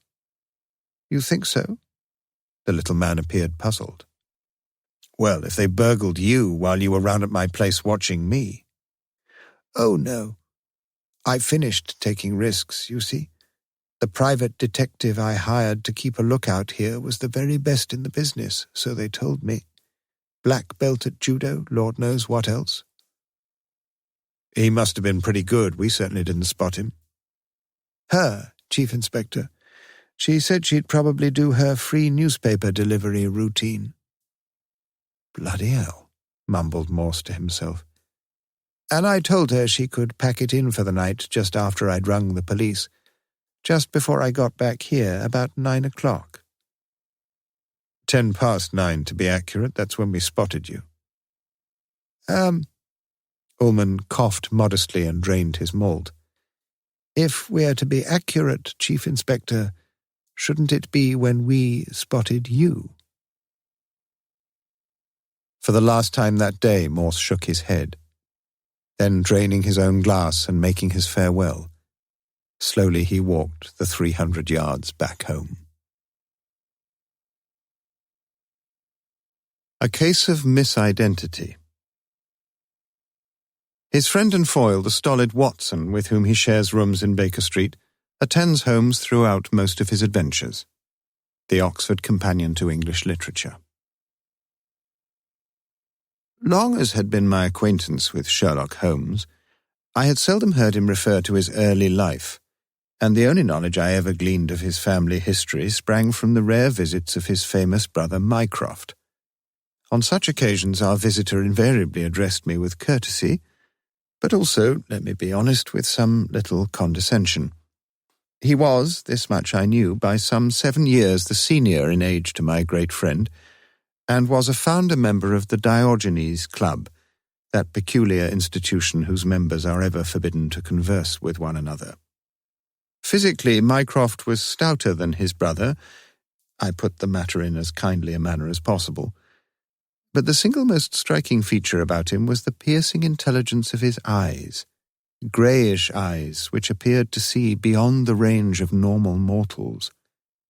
Holmes himself had commented upon this last point. "My dear Watson, you have recorded, and I am flattered by it, something of my own powers of observation and deduction. Know, however, that Mycroft has a degree of observation somewhat the equal of my own, and as for deduction, he has a brain that is unrivalled, virtually unrivalled, in the Northern Hemisphere. You may be relieved, however, to learn that he is a trifle lazy, and quite decidedly somnolent, and that his executant ability on the violin is immeasurably inferior to my own." Was there, I occasionally wondered, just the hint of competitive envy between those two unprecedented intellects? I had just called at 221B Baker Street on a fog-laden November afternoon in 1880, after taking part in some research at St. Thomas's Hospital into suppurative tonsillitis. I had earlier acquainted Holmes with the particulars. Mycroft was staying with Holmes for a few days, and as I entered that well-known sitting-room, I caught the tail end of the brothers' conversation. "Possibly, Sherlock, possibly. But it is the detail, is it not? Give me all the evidence, and it is just possible that I could match your own analyses from my corner armchair. But to be required to rush hither and thither, to find and examine witnesses, to lie along the carpet with a lens held firmly to my failing sight, no, it is not my métier." During this time, Holmes himself had been standing before the window, gazing down into the neutral-tinted London street. And looking over his shoulder, I could see that on the pavement opposite there stood an attractive young woman draped in a heavy fur coat. She had clearly just arrived, and every few seconds was looking up to Holmes's window in hesitant fashion, her fingers fidgeting with the buttons of her gloves. On a sudden she crossed the street, and Mrs. Hudson was soon ushering in our latest client. After handing her coat to Holmes, the young lady sat nervously on the edge of the nearest armchair and announced herself as Miss Charlotte Van Allen. Mycroft nodded briefly at the newcomer before reverting to a monograph on polyphonic plain chant, whilst Holmes himself made observation of the lady in that abstracted yet intense manner which was wholly peculiar to him. "Do you not find," began Holmes, "that with your short sight it is a little difficult to engage in so much typewriting?" Surprise, apprehension, appreciation showed by turns upon her face, succeeded in all by a winsome smile as she appeared to acknowledge Holmes's quite extraordinary powers. "Perhaps you will also tell me," continued he, "why it is that you came from home in such a great hurry." For a few seconds Miss Van Allen sat shaking her head with incredulity. Then, as Holmes sat staring towards the ceiling, she began her remarkable narrative. "Yes, I did bang out of the house, because it made me very angry to see the way my father, Mr. Wyndham, took the whole business, refusing even to countenance the idea of going to the police, and quite certainly ruling out any recourse to yourself, Mr. Holmes. He just kept repeating, and I do see his point, that no real harm has been done, although he can have no idea of the misery I've had to endure." "Your father?" queried Holmes quietly. "Perhaps you refer to your stepfather, since the names are different?" Yes," she confessed. "My stepfather. I don't know why I keep referring to him as father, especially since he is but 5 years older than myself." "Your mother, she is still living?" "Oh, yes, though I will not pretend I was overpleased when she remarried so soon after my father's death, and then to a man almost 17 years younger than herself. Father, my real father, that is, had a plumbing business in the Tottenham Court Road, and Mother carried on the company after he died until she married Mr. Wyndham. I think he considered such things a little beneath his new wife, especially with his being in a rather superior position as a traveller in French wines. Whatever the case, though, he made Mother sell out." "Did you yourself derive any income from the sale of your father's business?" "No, but I do have £100 annual income in my own right, as well as the extra I make from my typing. If I may say so, Mr. Holmes, you might be surprised how many of the local businesses, including cook and merchant, ask me to work for them a few hours each week. You see," she looked at us with a shy, endearing diffidence, "I'm quite good at that in life, if nothing else." "You must, then, have some profitable government stock," began Holmes. She smiled again. "New Zealand, at 4.5%. Please forgive me, Miss Van Allen, but could not a single lady get by very nicely these days on, let us say, £50 per annum?" "Oh, certainly. And I myself live comfortably on but 10 shillings per week, which is only half that amount. You see, I never touch a single penny of my inheritance. Since I live at home, I cannot bear the thought of being a burden to my parents, and we have reached an arrangement whereby Mr. Wyndham himself is empowered to draw my interest each quarter for as long as I remain in that household." Holmes nodded. "Why have you come to see me?" he asked bluntly. A flush stole over Miss Van Allen's face, and she plucked nervously at a small handkerchief drawn from her bag as she stated her errand with earnest simplicity. "I would give everything I have to know what has become of Mr. Horatio Darvill. There. Now you have it." "Please, could you perhaps begin at the beginning?" encouraged Holmes gently. "Whilst my father was alive, sir, we always received tickets for the gasfitters' ball, and after he died the tickets were sent to my mother, but neither Mother nor I ever thought of going because it was made plain to us that Mr. Wyndham did not approve. He believed that the class of folk invited to such gatherings was inferior, and furthermore he asserted that neither of us, without considerable extra expenditure, had anything fit to wear.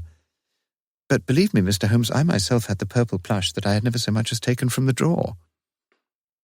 It was after a decent interval that Holmes observed quietly, "But you did go to the ball?" "Yes, in the finish we both went, Mother and I, when my stepfather had been called away to France." "And it was there that you met Mr. Horatio Darvill?" "Yes, and, do you know, he called the very next morning, and several times after that, whilst my stepfather was in France. We walked out together." "Mr. Wyndham must have been annoyed once he learned what had occurred." Miss Van Allen hung her pretty head. "Most annoyed, I'm afraid, for it became immediately clear that he did not approve of Mr. Darvill."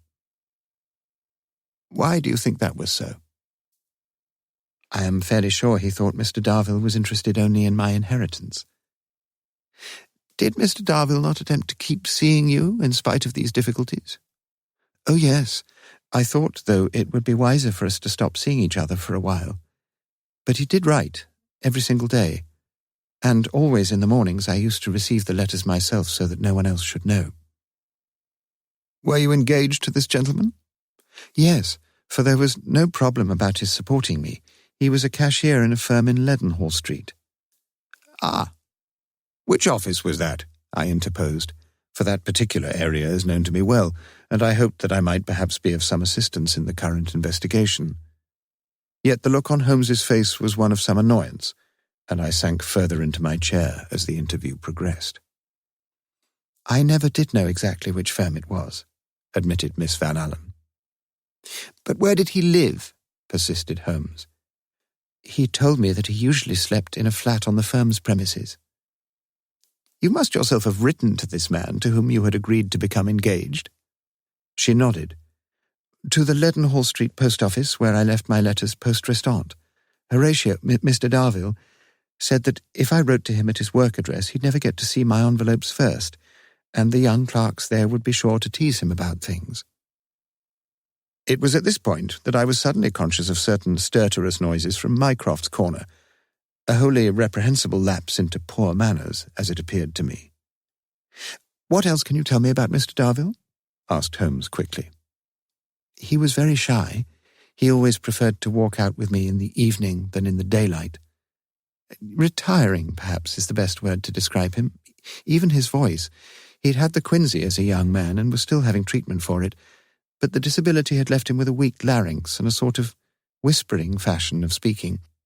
His eyesight, too, was rather feeble, just as mine is, and he always wore tinted spectacles to protect his eyes against the glare of any bright light."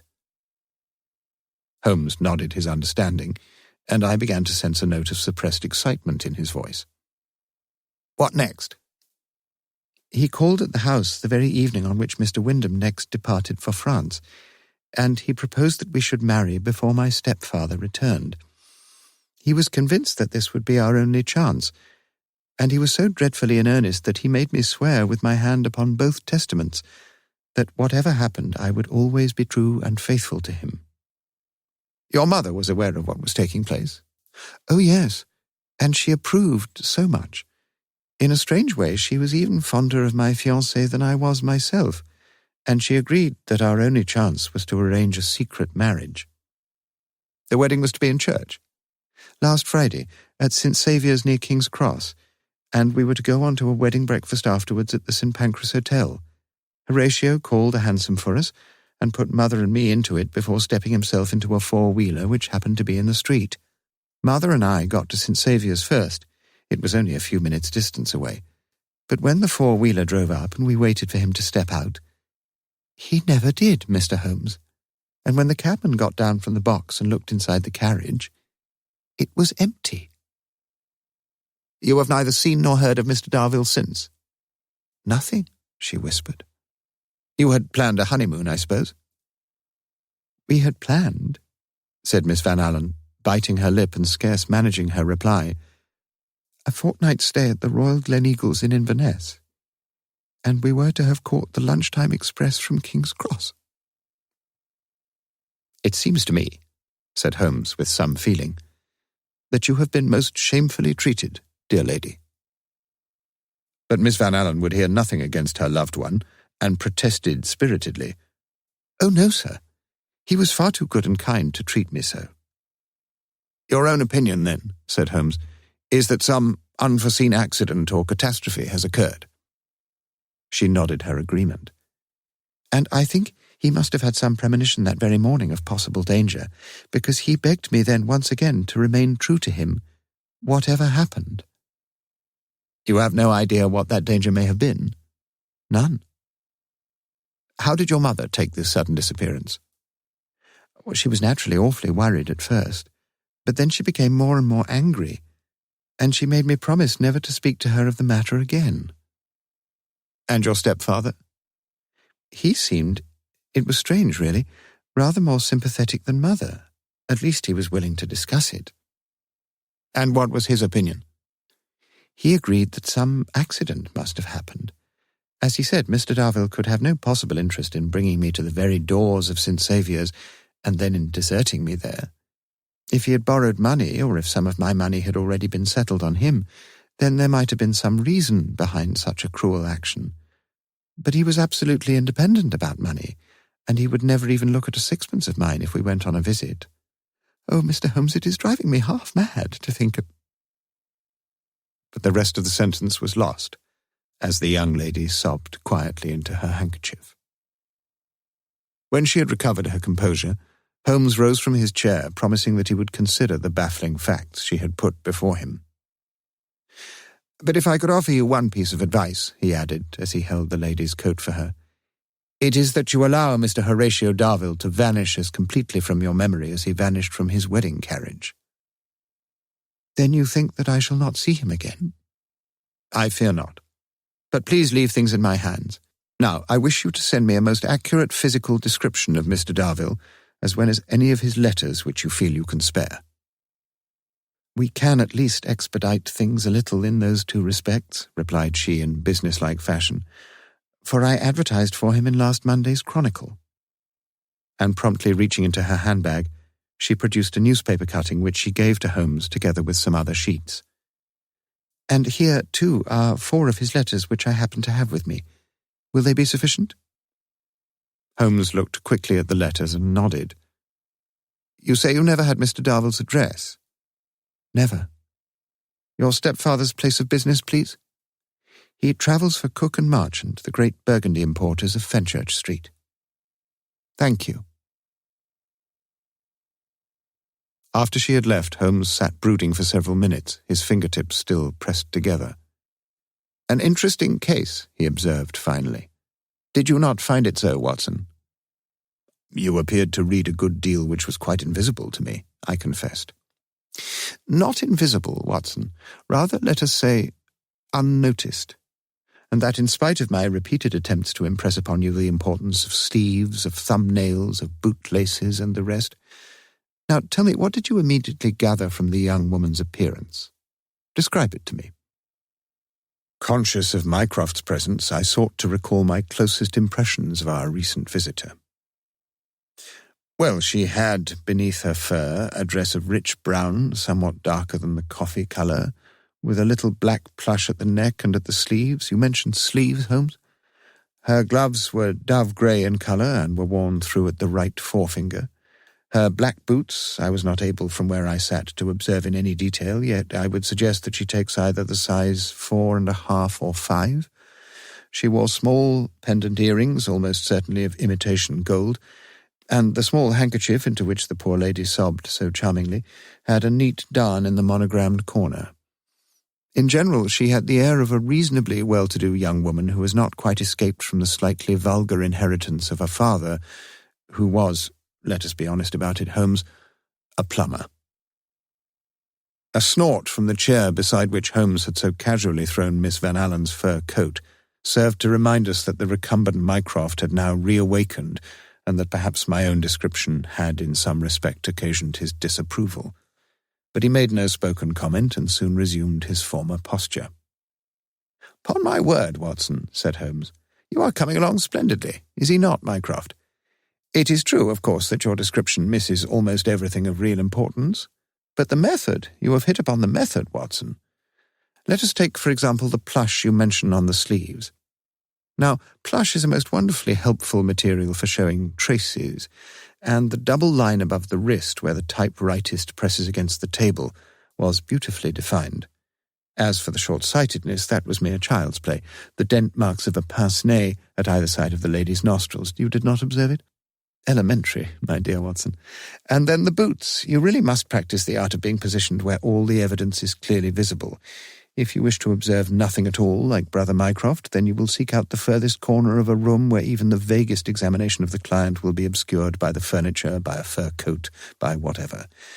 But reverting to the lady's boots, I observed that although they were very like each other in colour and style, they were in fact odd boots, the one on the right foot having a slightly decorated toe-cap, and the one on the left being of a comparatively plain design. Furthermore, the right one was fastened only at the 3 lower buttons out of the 5, the left one only at the 1st, 3rd, and 5th. Now, the deduction we may reasonably draw from such evidence is that the young lady left home in an unconscionable hurry. You agree? Amazing, Holmes. As for the glove worn at the forefinger, you would be better advised, suddenly interposed the deeper voice of Mycroft, to concentrate upon the missing person. May it have been a flash of annoyance that showed itself in Holmes's eyes? If so, it was gone immediately. You are quite right, Mycroft. Come now, Watson, read to us the paragraph from the Chronicle. I held the printed slip to the light and began. Missing on the 14th November 1880.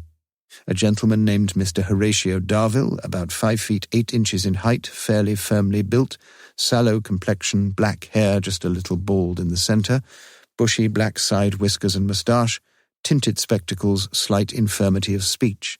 When last seen, was dressed in— "But I think," interrupted Holmes, "he may by now have changed his wedding vestments, Watson." "Oh, certainly, Holmes." There being nothing, it seemed, of further value in the newspaper description, Holmes turned his attention to the letters, passing them to me after studying them himself with minute concentration. "Well?" he asked. Apart from the fact that the letters had been typed, I could find in them nothing of interest, and I laid them down on the coffee table in front of the somnolent Mycroft. "Well?" persisted Holmes. "I assume you refer to the fact that the letters are typewritten."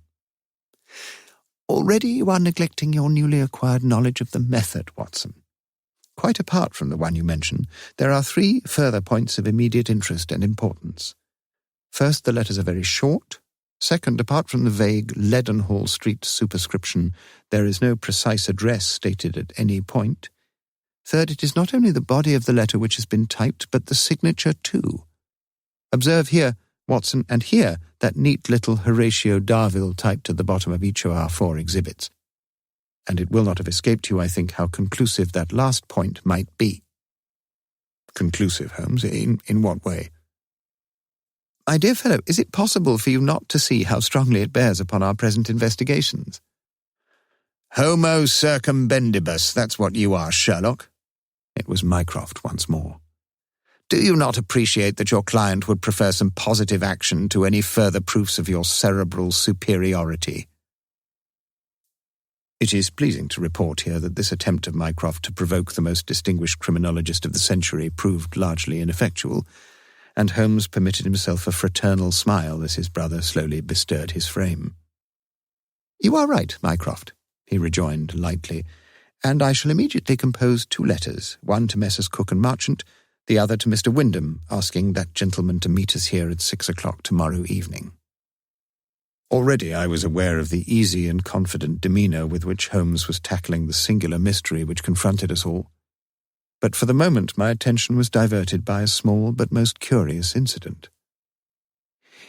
"It is just as well, Sherlock," said Mycroft, who appeared now to be almost fully awakened, "that you do not propose to write 3 letters. Seldom, let me admit it, have I seen my friend so perplexed. "A 3rd letter?" "Indeed.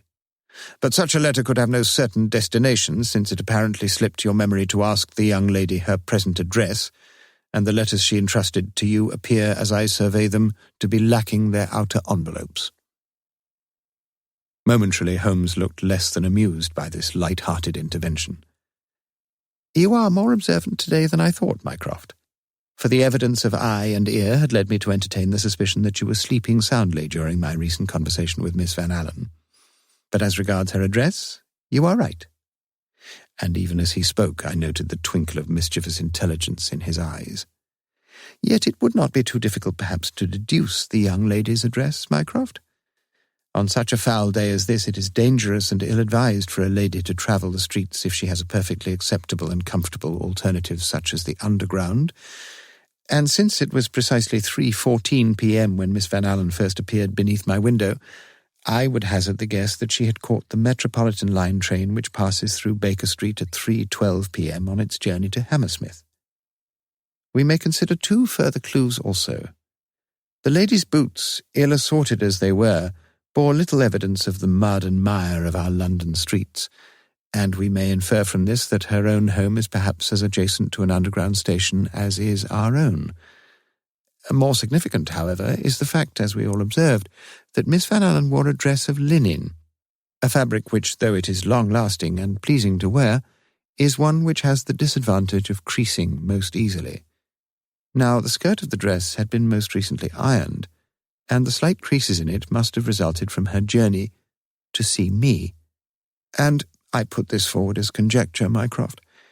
Probably no more than 3 or 4 stops on the Underground had been involved. If we remember, too, the few minutes her wedding carriage took from her home to St. Saviour's, I think perhaps... Holmes drew a street map towards him and surveyed his chosen area with his magnification glass. "I shall plump," he said directly, "for Cowcross Street myself, that shabbily genteel little thoroughfare which links Farringdon Road with St. John's Street." "Very impressive," said Mycroft, anticipating my own admiration. "And would you place her on the north or the south side of that thoroughfare, Sherlock?" But before Holmes could reply to this small pleasantry, Mrs. Hudson entered with a slip of paper which she handed to Holmes. "The young lady says she forgot to give you her address, sir, and she's written it down for you." Holmes glanced quickly at the address, and a glint of pride gleamed in his eyes. "The answer to your question, Mycroft, is the south side, for it is an even-numbered house, and if I remember correctly, the numbering of houses in that part of London invariably begins at the east end of the street, with the odd numbers on the right-hand side, walking westwards."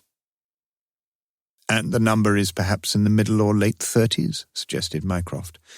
36, perhaps, or more likely 38. Holmes himself handed over the paper to us, and we read, "Miss Charlotte Van Allen, 38, Cowcross Street." I was daily accustomed to exhibitions of the most extraordinary deductive logic employed by Sherlock Holmes, but I had begun at this point to suspect in his brother Mycroft the existence of some quite paranormal mental processes. It was only some half an hour later, when Holmes himself had strolled out for tobacco, that Mycroft, observing my continued astonishment, spoke quietly in my ear. "If you keep your lips sealed, Dr. Watson, I will tell you a small secret, albeit a very simple one. The good lady's coat was thrown rather carelessly, as you noticed, over the back of a chair, and on the inside of the lining was sewn a tape with her name and address clearly printed on it. Alas, however, my eyes are now not so keen as they were in my youth, and 6s and 8s, as you know, are readily susceptible of confusion. I have never been accused, I trust, of undue levity, but I could not help laughing heartily at this coup on Mycroft's part, and I assured him that his brother should never hear the truth of it from me. "Sherlock," said Mycroft, raising his mighty eyebrows. "He saw through my little joke immediately." It was not until past 6 o'clock the following evening that I returned to Baker Street after, it is not an irrelevant matter, a day of deep interest at St. Thomas's Hospital. "Well, have you solved the mystery yet?" I asked as I entered the sitting-room. Holmes I found curled up in his armchair, smoking his oily clay pipe and discussing medieval madrigals with Mycroft. "Yes, Watson, I believe—" But hardly were the words from his mouth when we heard a heavy footfall in the passage and a sharp rap on the door. "This will be the girl's stepfather," said Holmes. "He has written to say he would be here at 6:15. Come in." The man who entered was a sturdy, middle-sized fellow, about 30 years of age, clean-shaven, sallow-skinned, with a pair of most penetrating eyes. He placed his shiny top hat on the sideboard, and with an insinuating bow sidled down into the nearest chair. "I am assuming," said Holmes, "that you are Mr. James Wyndham, and," holding up a typewritten sheet, "that this is the letter you wrote to me." "I am that person, sir, and the letter is mine. It was against my expressed wish, as you may know, that Miss Van Allen contacted you in this matter, but she is an excitable young lady, and my wife and I will be happy to forgive her for such an impulsive action. Yet I must ask you to have nothing more to do with what is, unfortunately, a not uncommon misfortune. It is clear what took place, and I think it highly unlikely, sir, that even you will find so much as a single trace of Mr. Darville." "On the contrary," replied Holmes quietly, "I have reason to believe that I have already discovered the whereabouts of that gentleman." Mr. Wyndham gave a violent start and dropped his gloves. "I am delighted to hear it," he said in a strained voice. "It is a most curious fact," continued Holmes, "that a typewriter has just as much individuality as does handwriting. Even when completely new, no two machines are exactly alike, and as they get older, some characters wear on this side and some on that. Now, in this letter of yours, Mr. Wyndham, you will note that in every instance there is some slight slurring in the I of the E, and a most easily detectable defect in the tail of the T. "All our office correspondence," interrupted our visitor, "is typed on the same machine, and I can fully understand why it has become a little worn." "But I have 4 other letters here," resumed Holmes in a slow and menacing tone, "which purport to come from Mr. Horatio Darvill. And in each of these also the E's are slurred and the T's untailed." Mr. Wyndham was out of his chair instantly and had snatched up his hat. "I can waste no more of my valuable time with such trivialities, Mr. Holmes. If you can catch the man who so shamefully treated Miss Van Allen, then catch him. I wish you well, and ask you to let me know the outcome. But I have no interest whatsoever in your fantastical notions." Already, however, Holmes had stepped across the room and turned the key in the door. "Certainly I will tell you how I caught Mr. Darvill, if you will but resume your chair." "What?" shouted Wyndham, his face white, his small eyes darting about him like those of a rat in a trap. Yet finally he sat down and glared aggressively around as Holmes continued his analysis. "It was as selfish and as heartless a trick as ever I encountered. The man married a woman much older than himself, largely for her money.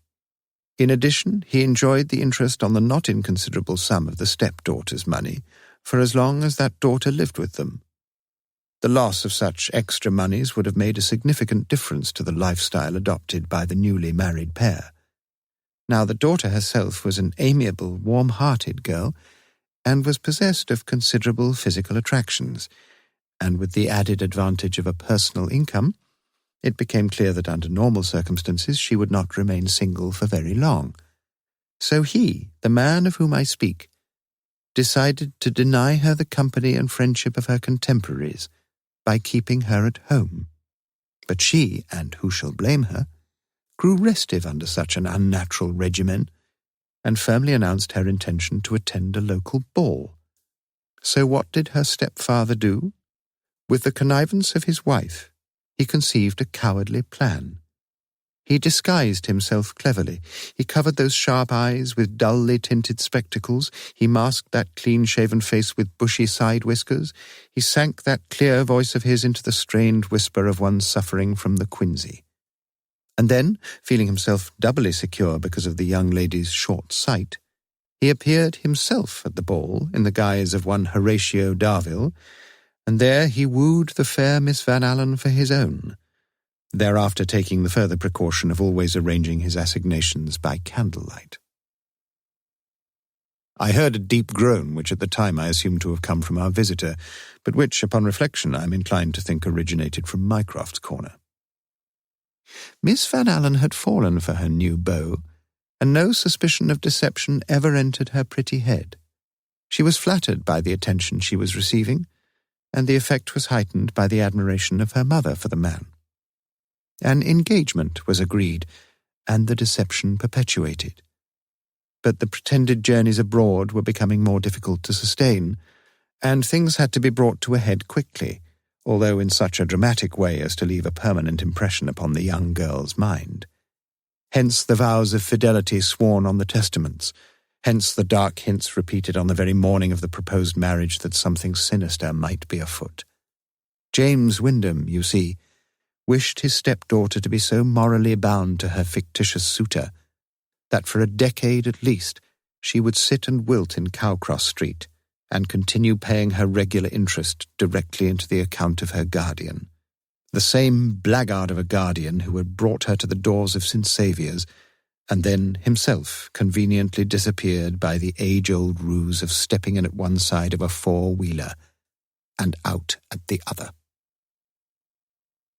Rising to his feet, Wyndham fought hard to control his outrage. "I wish you to know that it is you, sir, who is violating the law of this land, and not me.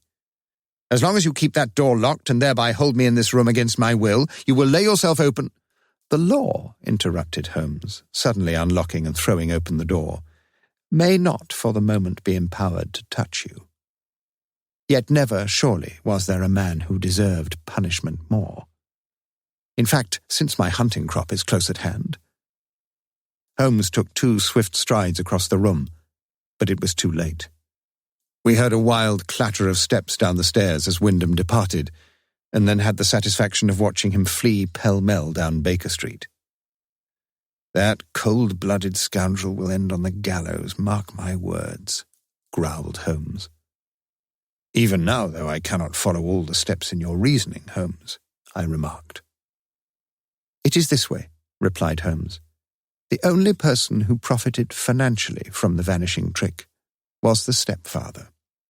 Then, the fact that the two men, Wyndham and Darvill, were never actually seen together was most suggestive, as were the tinted spectacles, the husky voice, the bushy whiskers, all of these latter Watson hinting strongly at disguise.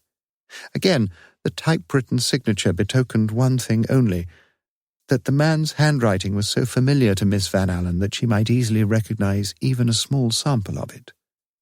Isolated facts? Yes, but all of them leading to the same inevitable conclusion, as even my slumbering sibling might agree. But there was no sound from the Mycroft corner. "You were able to verify your conclusion?" I asked. Holmes nodded briskly. "We know the firm for which Wyndham worked, and we had a full description of Darvill. I therefore eliminated from that description everything which could be the result of deliberate disguise." "Which means that you have not verified your conclusion." Mycroft's sudden interjection caused us both to turn sharply towards him. "There will always," rejoined Holmes, "be a need and a place for informed conjecture." "Inspired conjecture, Holmes," I interposed. "Phooey!" snorted Mycroft. "You are talking of nothing but wild guesswork, Sherlock. And it is my opinion that in this case your guesswork is grotesquely askew." I can only report that never have I seen Holmes so taken aback, and he sat in silence as Mycroft raised his bulk from the chair and now stood beside the fireplace. "Your deductive logic needs no plaudits from me, Sherlock, and like Dr. Watson, I admire your desperate hypothesis. But unless there is some firm evidence which you have thus far concealed from us—" Holmes did not break his silence. "Well," stated Mycroft, "I will indulge in a little guesswork of my own, and tell you that the gentleman who just stormed out of this room is as innocent as Watson here." "He certainly did not act like an innocent man," I protested, looking in vain to Holmes for some support, as Mycroft continued. "The reasons you adduce for your suspicions are perfectly sound in most respects, and yet I must speak with honesty, Sherlock. I found myself sorely disappointed with your reading, or rather complete misreading, of the case.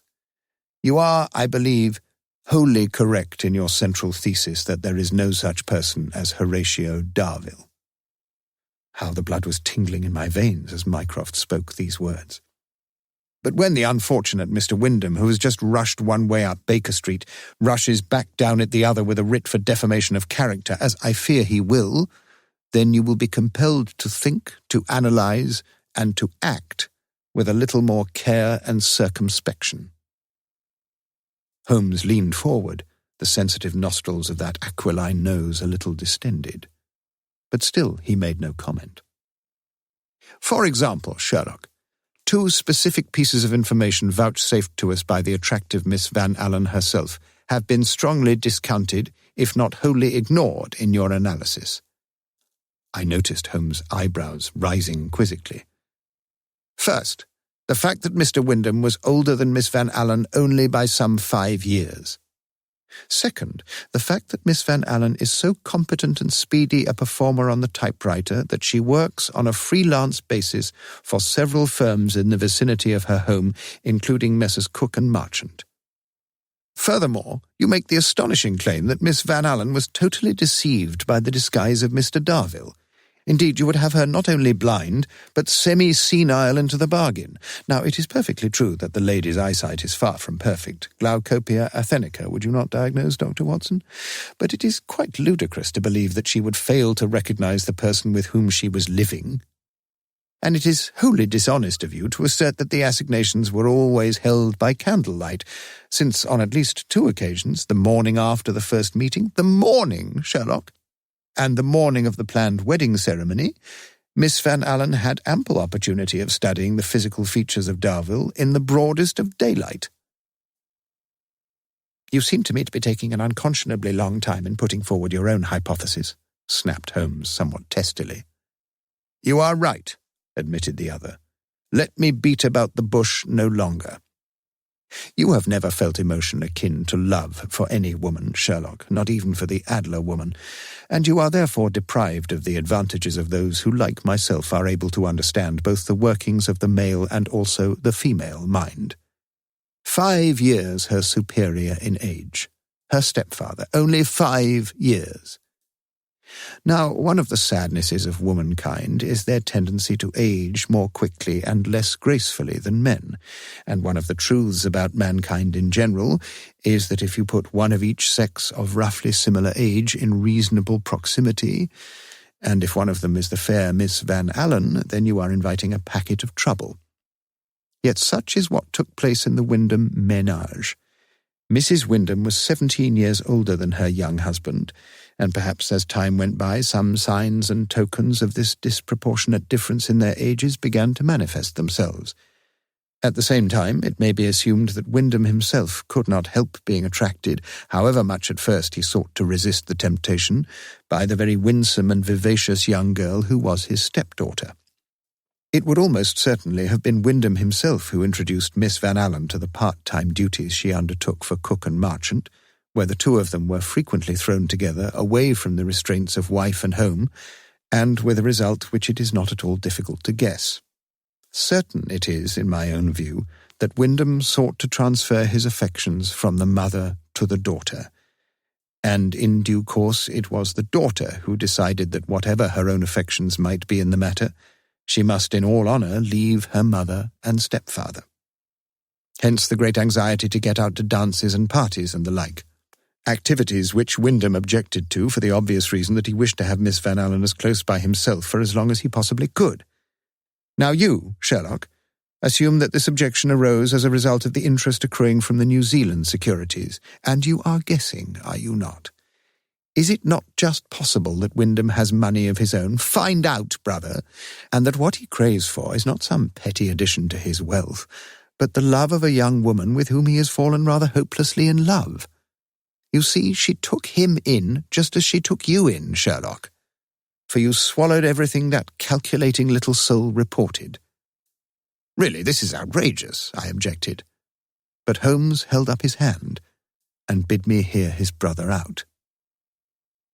What is clear is that at some point when Wyndham was in France, and why did you not verify those dates spent abroad? I'm sure Cook and Marchant would have provided them just as quickly as it furnished the wretched man's description. But as I was saying, with Wyndham in France, mother and daughter found themselves in a little tête-à-tête one evening, during the course of which a whole basketful of dirty linen was laid bare, with the daughter bitterly disillusioned about the behaviour of her stepfather, and the mother hurt and angry about her husband's infidelity. So, together, the pair of them devised a plan. Now, we both agree on one thing at least, Sherlock. There appears to be no evidence whatsoever for the independent existence of Horatio Darvill, except for what we have heard from Miss Van Allen's lips. Rightly, you draw our attention to the fact that the two men were never seen together. But alas, having appreciated the importance of that clue, you completely misconceived its significance. You decided that there is no Darvill because he is Wyndham. I have to tell you that there is no Darvill because he is the pure fabrication of the minds of Mrs. Wyndham and her daughter. Holmes was staring with some consternation at a pattern in the carpet, as Mycroft rounded off his extravagant and completely baseless conjectures. Letters were written, and incidentally I myself would have been far more cautious about those E's and T's, twin faults as it happens of my very own machine. But as I say, letters were written, but by Miss Van Allen herself. A wedding was arranged, a story concocted of a non-existent carriage into which there climbed a non-existent groom, and that was the end of the charade. Now, it was you, Sherlock, who rightly asked the key question, cui bono? And you concluded that the real beneficiary was Wyndham. But exactly the contrary is the case. It was the mother and daughter who intended to be the beneficiaries, for they hoped to rid themselves of the rather wearisome Mr. Wyndham but not before he had been compelled by moral and social pressures to make some handsome money settlement upon the pair of them, especially perhaps upon the young girl, who, as Dr. Watson here points out, could well have done with some decent earrings and a new handkerchief. And the social pressure I mentioned, Sherlock, was designed, carefully and cleverly designed, to come from you. A cock-and-bull story is told to you by some wide-eyed young thing, a story so bestrewn with clues at almost every point that even Lestrade, given a week or two, would probably have come up with a diagnosis identical with your own. And why do you think she came to you and not to Lestrade, say? Because Mr. Sherlock Holmes is the greatest investigator the world has ever known, and his judgments are second only to the Almighty's in their infallibility. For if you, Sherlock, believed Wyndham to be guilty, then Wyndham was guilty in the eyes of the whole world. The whole world except for one, that is. Except for two, I added quietly. Mycroft Holmes turned his full attention towards me for the first time, as though I had virtually been excluded from his previous audience. But I allowed him no opportunity of seeking the meaning of my words, as I addressed him forthwith. I asked Holmes a question when he presented his own analysis, sir. I will ask you the same. Have you in any way verified your hypothesis? And if so, how? The answer, Dr. Watson, to the first part of your question is in large measure yes. Mr. Wyndham, in fact, has quite enough money to be in no way embarrassed by the withdrawal of Miss Van Allen's comparatively minor contribution. As for the second part, Mycroft hesitated a while. I am not sure what my brother has told you of the various offices I hold under the British Crown. It was Holmes who intervened, and impatiently so. Yes, Mycroft. Let us all concede immediately that the, shall we say, unofficial sources to which you are privy have completely invalidated my own reconstruction of the case. So be it. Yet I would wish, if you allow, to make one or two observations upon your own rather fanciful interpretation of events. It is, of course, with full justice that you accuse me of having no first-hand knowledge of what are called the matters of the heart. Furthermore, you rightly draw attention to the difficulties Mr. Wyndham would have experienced in deceiving his stepdaughter. Yet how you underrate the power of disguise, and how, incidentally, you overrate the intelligence of Lestrade. Even Dr. Watson, I would suggest, has a brain considerably superior. For not a second longer could I restrain myself. Gentlemen, I cried, you are both of you, most tragically wrong. The two brothers stared at me as though I had taken leave of my senses. I think you should seek to explain yourself, Watson, said Holmes sharply.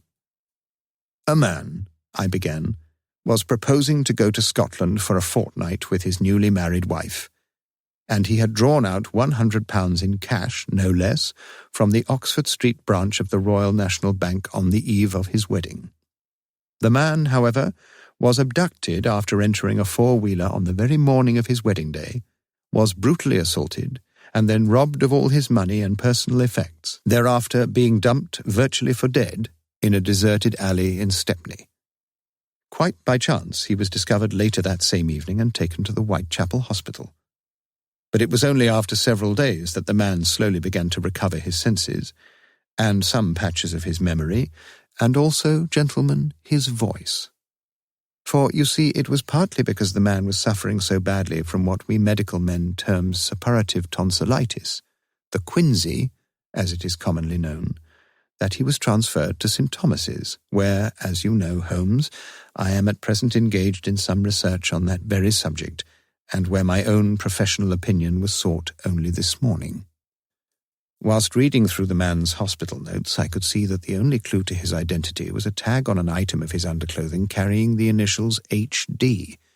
You can imagine my excitement. Humphrey Davy, perhaps, muttered Mycroft flippantly.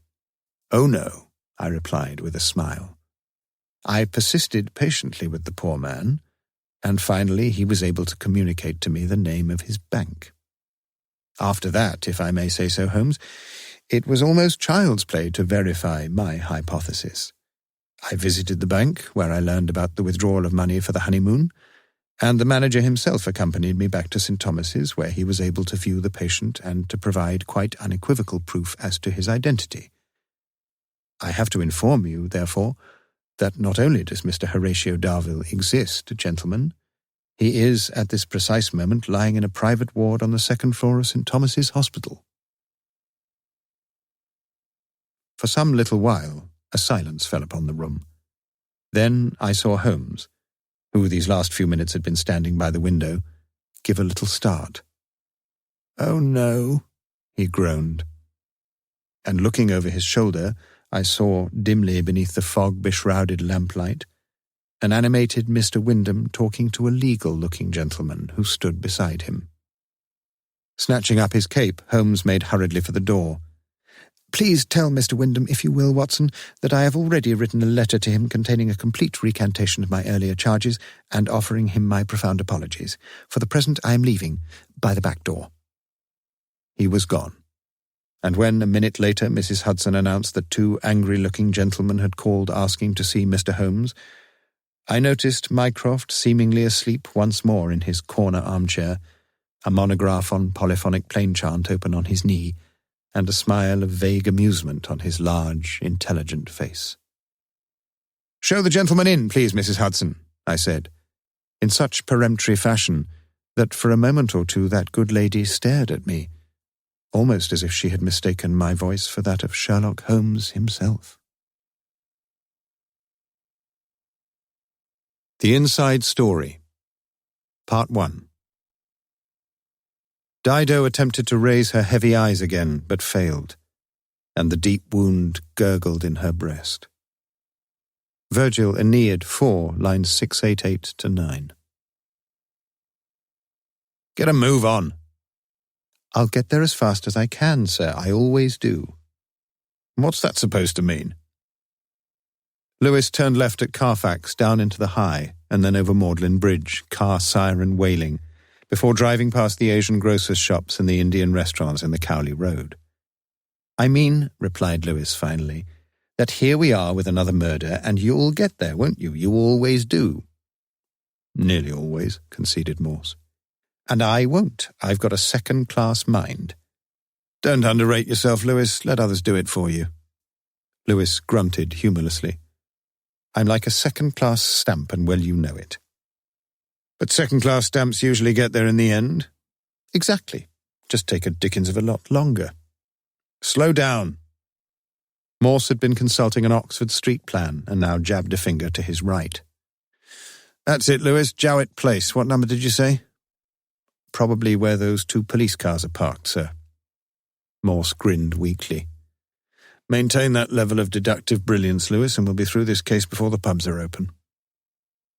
It was 8:50 on the dull, intermittently drizzly morning of Monday, the 15th of February, 1993.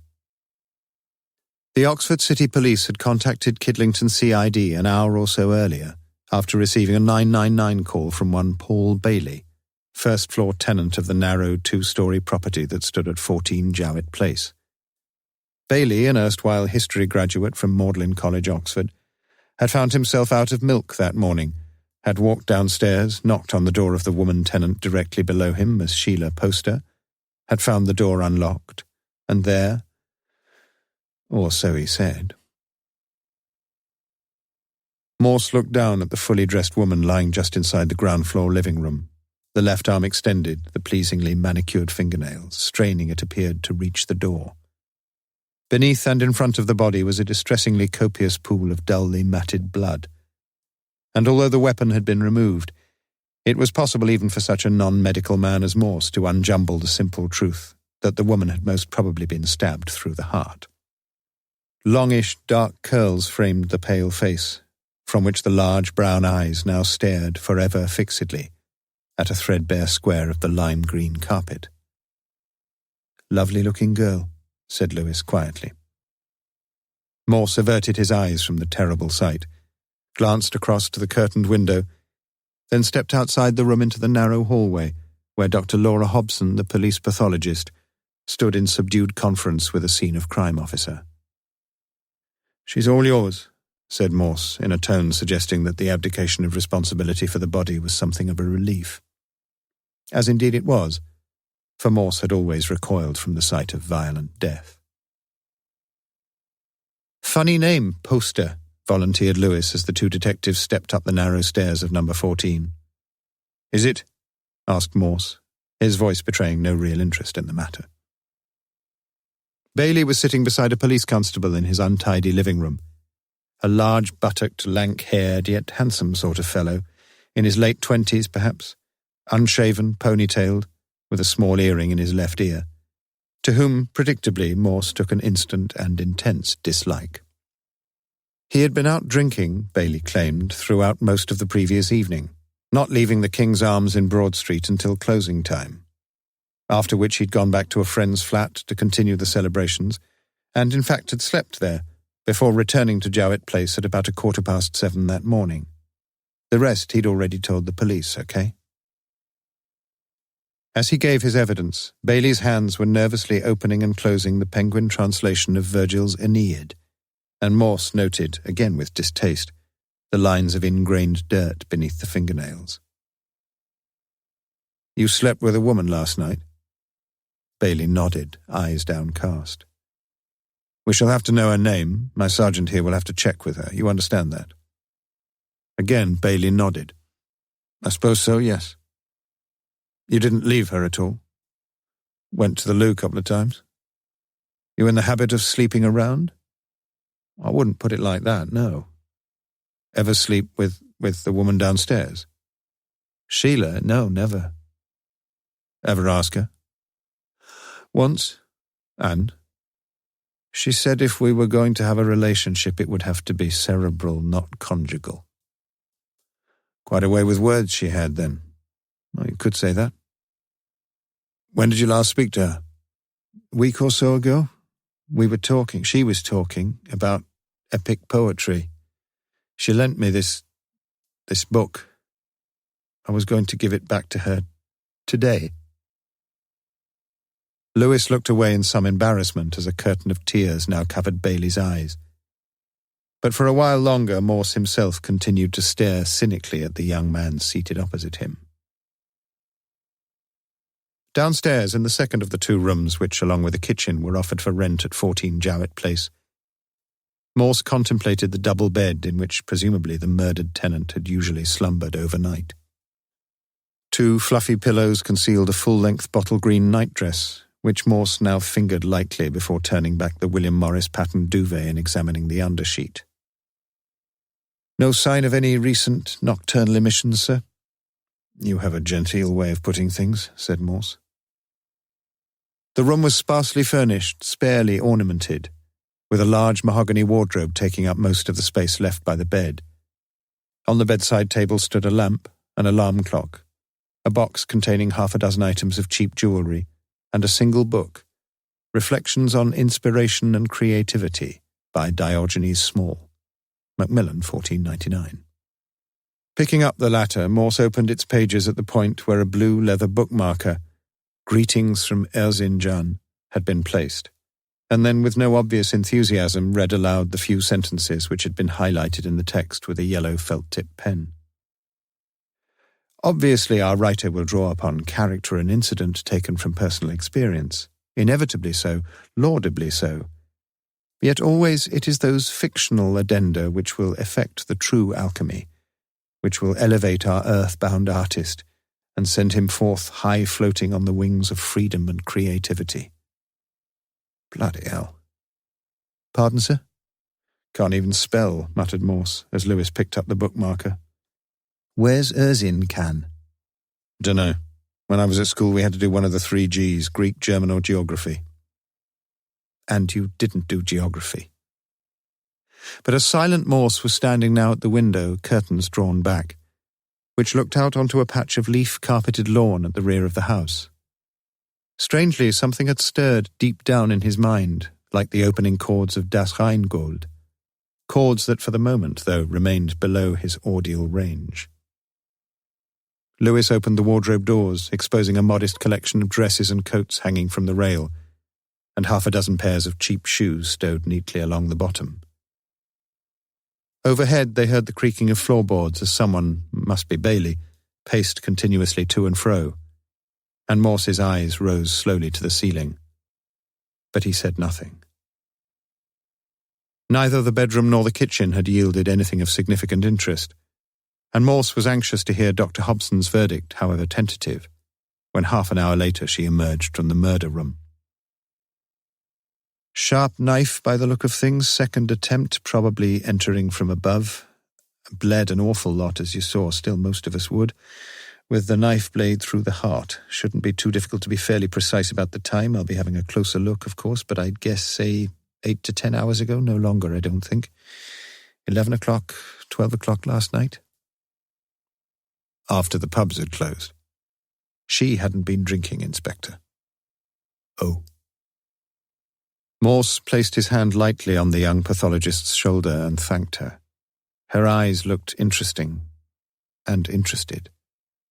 Sometimes Morse thought he could fall in love with Laura Hobson, and sometimes he thought he couldn't.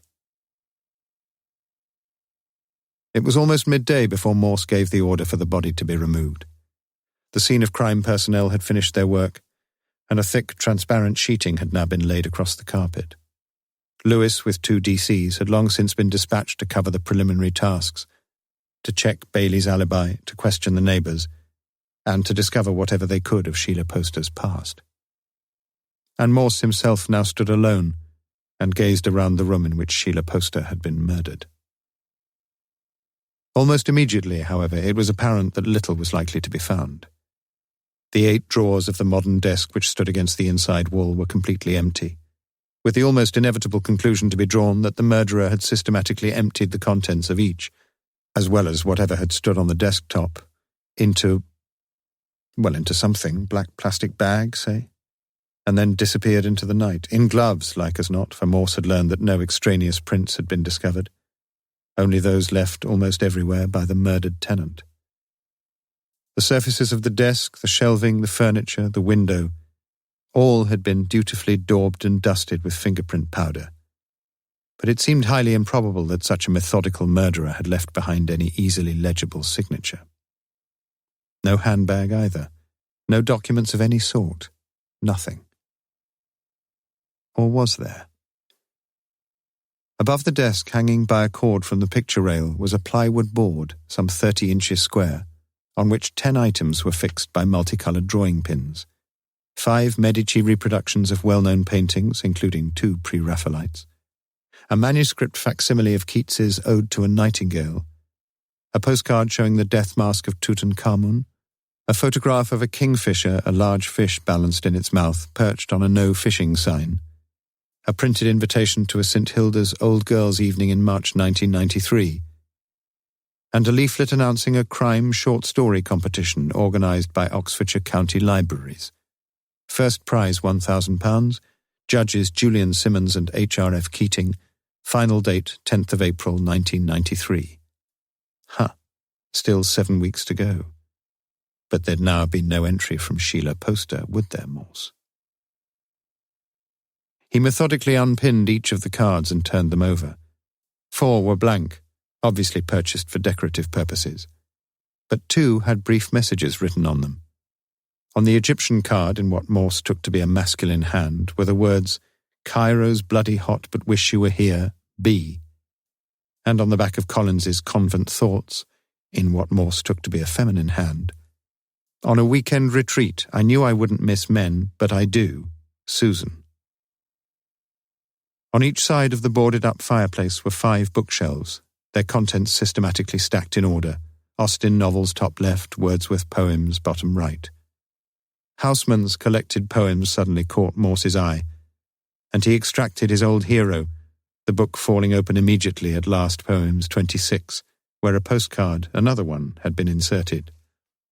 The front showing a photograph of streets in San Jose, so it said, and on the back a couplet written out in black biro. "And wide apart lie we, my love, and seas between the twain." 7/5/92. Morse smiled to himself, for the poem from which the lines were taken had been part of his own mental furniture for many moons. Yet so very soon the smile had become a frown. He'd seen that same handwriting only a few seconds since, surely. He unpinned the postcard from Cairo again. And yes, the handwriting was more than a reasonable match. So what? So what, Morse? Yet for many seconds his eyes were as still as the eyes that stared from the mask of Tutankhamun. Lewis came briskly into the room 20 minutes later, promptly reading from his notebook. Sheila Emily Poster, second-class honours degree in English from St Hilda's 1990, age 25, comes from Bristol. Dad died in 84, Hodgkin's disease, mum in a special home there, Alzheimer's. Only child, worked for a while with the University Geology Department in the reference section. Here in this property almost 10 months, £490 a month, £207 in the Building Society, £69.40 in her current account at Lloyd's. You can get interest on current accounts these days, did you know that, Lewis? Useful thing for you to know, sir. You've been quick. Easy. Bursar of St Hilda's, DSS, Lloyd's Bank, no problems. Murder does help sometimes, doesn't it? A sudden splash of rain hatched the front window, and Morse stared out at the melancholy day. I know not if it rains, my love, in the land where you do lie. Pardon, sir? But Morse seemed not to hear. There's all this stuff here, Lewis. Morse pointed vaguely to the piles of magazines lying around. You'd better have a look through. Can't we get somebody else? No, thundered Morse. I need help, your help, Lewis. For Christ's sake, get on with it. Far from any annoyance, Lewis felt a secret contentment. In only one respect was he unequivocally in a class of his own as a police officer. He knew that. For there was only one person with whom the curmudgeonly Morse could ever work with any kind of equanimity, and that was himself, Lewis. He now settled, therefore, with his accustomed measure of commitment, to the fourth-grade clerical chore of sorting through the piles of women's magazines, fashion journals, brochures, circulars, and the like, that were stacked on the floor space in the two alcoves of the living room. He was still working when just over an hour later Morse returned from his lunchtime ration of calories, taken entirely in liquid form. Found anything?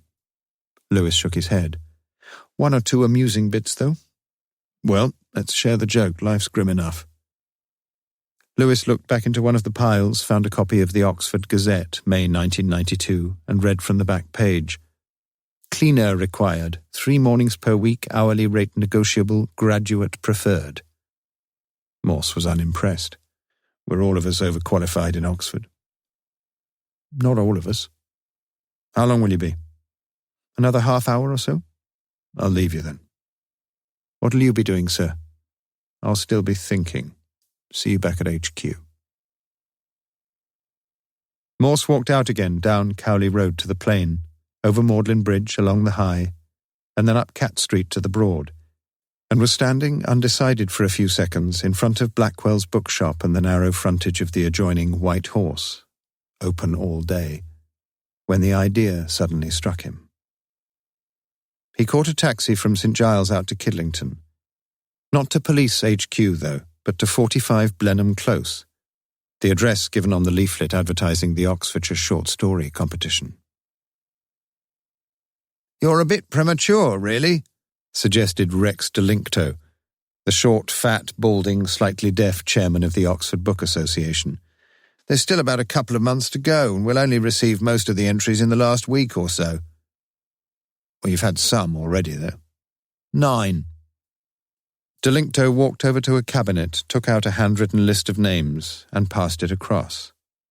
1. Ian Bradley. 2. Emma Skipper. 3. Valerie Ward. 4. Jim Morwood. 5. Christina Collins. 6. Una Broshola. 7. Alyssa Thorpe. 8. Richard Elves. 9. Mary Ann Cotton. Morse scanned the list, his attention soon focusing on the last name. Odd, he mumbled. Pardon? Mary Ann Cotton, same name as that of a woman hanged in Durham jail in the 1880s. So? And look at her. Morse's finger pointed to number 5, Christina Collins. She got herself murdered up on the canal in Staffordshire somewhere, surely. I'm not quite with you, Inspector. Do you get phony names sometimes? Well, you can't tell really, can you? I mean, if you say you're Donald Duck. Morse nodded. You are Donald Duck. You'd perhaps use a nom de plume if you were an established author. But this competition's only for first-timers, isn't it? You've been reading the small print, Inspector. And how do you know who they are if they've won? We don't, sometimes. Not for a start, but every entrant sends an address. I see. Morse looked again at the list, and suddenly the blood was running cold in his veins. The clues, or some of them, were beginning to lock together in his mind. The short story leaflet, the advice of Diogenes Small, that guru of creative writing, the book that young Bailey had borrowed, the translation of Virgil's Aeneid, in which Dido, the queen of Carthage, had fallen in love with Aeneas and then stabbed herself in her despair. Dido, known also by an alternative name, Elissa. Morse took out a pencil and lightly made 12 oblique strokes through each letter of Elissa Thorpe, in what seemed to Delincto a wholly random order, but an order which in Morse's mind spelled out in sequence the letters of the name Sheila Poster. Morse rose to his feet and looked across at the cabinet. You'd better let me have story number 7, if you will, sir. Of course. And if I may say so, you've made a very good choice, Inspector. Only one message was awaiting Morse when he returned to his office at HQ. Dr. Hobson had called to say that Sheila Poster was about 12 weeks pregnant. But Morse paid scant attention to this new information, for there was something he had to do immediately. He therefore sat back comfortably in the old black leather armchair and read a story. Part 2. Yet always it is those fictional addenda which will effect the true alchemy. Diogenes Small, Reflections on Inspiration and Creativity. The story, printed verbatim here, which Morse now began to read, was cleanly typed and carefully presented. I'd seen the advert in the Gazette. She was going to be a woman who walked silent and unsmiling through any door held open for her. A woman who would speak in a loud voice over the counter at a bank. A woman conscious of her congenital superiority over her fellow beings. In short, she was going to be a North Oxford lady. And she was. A double-barreled one. I was gratified, though surprised, that my carefully worded application had been considered, and I caught the bus in good time. At 10:30 a.m. to the minute, I walked along the flagged path that bisected the weedless front lawn and knocked at the door of the Grange in Squitchy Lane. A quarter of an hour later, after a last mouthful of some bitter-tasting coffee, I'd landed the job. How? I wasn't sure, not then. But when she asked me if I'd enjoyed the coffee, I said I preferred a cup of instant, and she'd smiled thinly. That's what my husband says. I hoped my voice showed an appropriate interest. Your husband? He's abroad. The Americans are picking his brains. She stood up. Do you know why I've offered you the job? It was a bit risky, but I said it. No one else applied? I'm not surprised you have a degree. You're quite bright, really. Thank you. You need the money, I suppose. I lowered my eyes to the deep Wilton and nodded. Goodbye, she said. I left her standing momentarily there at the front door, slim, elegantly dressed, and young, well, comparatively young. And yes, I ought to admit it, uncommonly attractive. The tasks allotted to me could only just be squeezed into the 9 hours a week I spent at the Grange. But £36 was £36, and that was a bonus. Can you guess what I'm saying? Not yet. You will. 2 parts of the house I was forbidden to enter, the master bedroom, remember that bedroom, and the master's study. The latter, by the look of it, a large converted bedroom on the upstairs floor whose door was firmly closed. Firmly locked, as I soon discovered. There was no such embargo on the mistress's study, a fairly recent addition at the rear of the house in the form of a semi-conservatory, its shelves, surfaces and floor all crammed with books and littered with loose papers and typescripts, and dozens of houseplants fighting for a little Lebensraum. I was invariably fascinated with the place as I too carefully, watered the plants, replaced the books in alphabetical order, shuffled untidy piles into tidy piles, and too carefully, hoovered the carpeted floor and dusted around. I love charging around with a duster. It's one of the only jobs I do where I can actually see a result. And I like seeing a result. There was only one thing wrong with that room. The cat. I hate all cats, but especially this cat, which occasionally looked at me in a mysterious, knowing, aristocratic, potentially ferocious manner, like his mistress. A small two-way cat flap had been cut into the door leading from the conservatory to the rear garden, through which the frequently filthy-pawed Boswell, would make his exits and his entrances. Ah, but bless you, Boswell. I felt confident that Mrs. Spencer Gilby could not have taken up my single reference, since from the beginning she called me Virginia without the slightest hint of suspicion. For my part, I called her Ma'am, to rhyme with jam. It was 5 syllables shorter than any more formal address, and I think the royal connotation was somewhat pleasing to her. Early on the Wednesday morning of my 3rd week, the amateurish tack-tack-tack of the typewriter in the conservatory stopped, and my employer came through into the downstairs lounge to inform me she had to go out for 2 hours. It was at that point I made my first bold move. I took a leather-bound volume from the bookshelf beside me and blew a miniature dust storm along the golden channel at the top of its pages. Would you like me to give the books a wipe with a duster? For a few seconds I thought I saw in those cold grey eyes of hers something very close to hatred. If you can put them all back exactly as you found them. I'll try, ma'am. Don't try. Do it. It was going to be a big job. Bookshelves lined 3 whole sides of the room, and at mid-morning I had a coffee break in the kitchen. Outside, by the garden shed, I saw the Steatopygus odd job man who appeared intermittently, usually when I was leaving, to fix a few things as I supposed. I held my coffee cup up to the window and my eyes asked him if he'd care to join me. His eyes replied yes, and I saw he was younger than I had thought. More handsome, too. I asked him how well he knew her ladyship, but he merely shrugged. "She's writing a book, did you know?" I asked. "Really?" He took a swallow of his coffee, and I saw that his hands, though grubby enough, were not those of a manual labourer.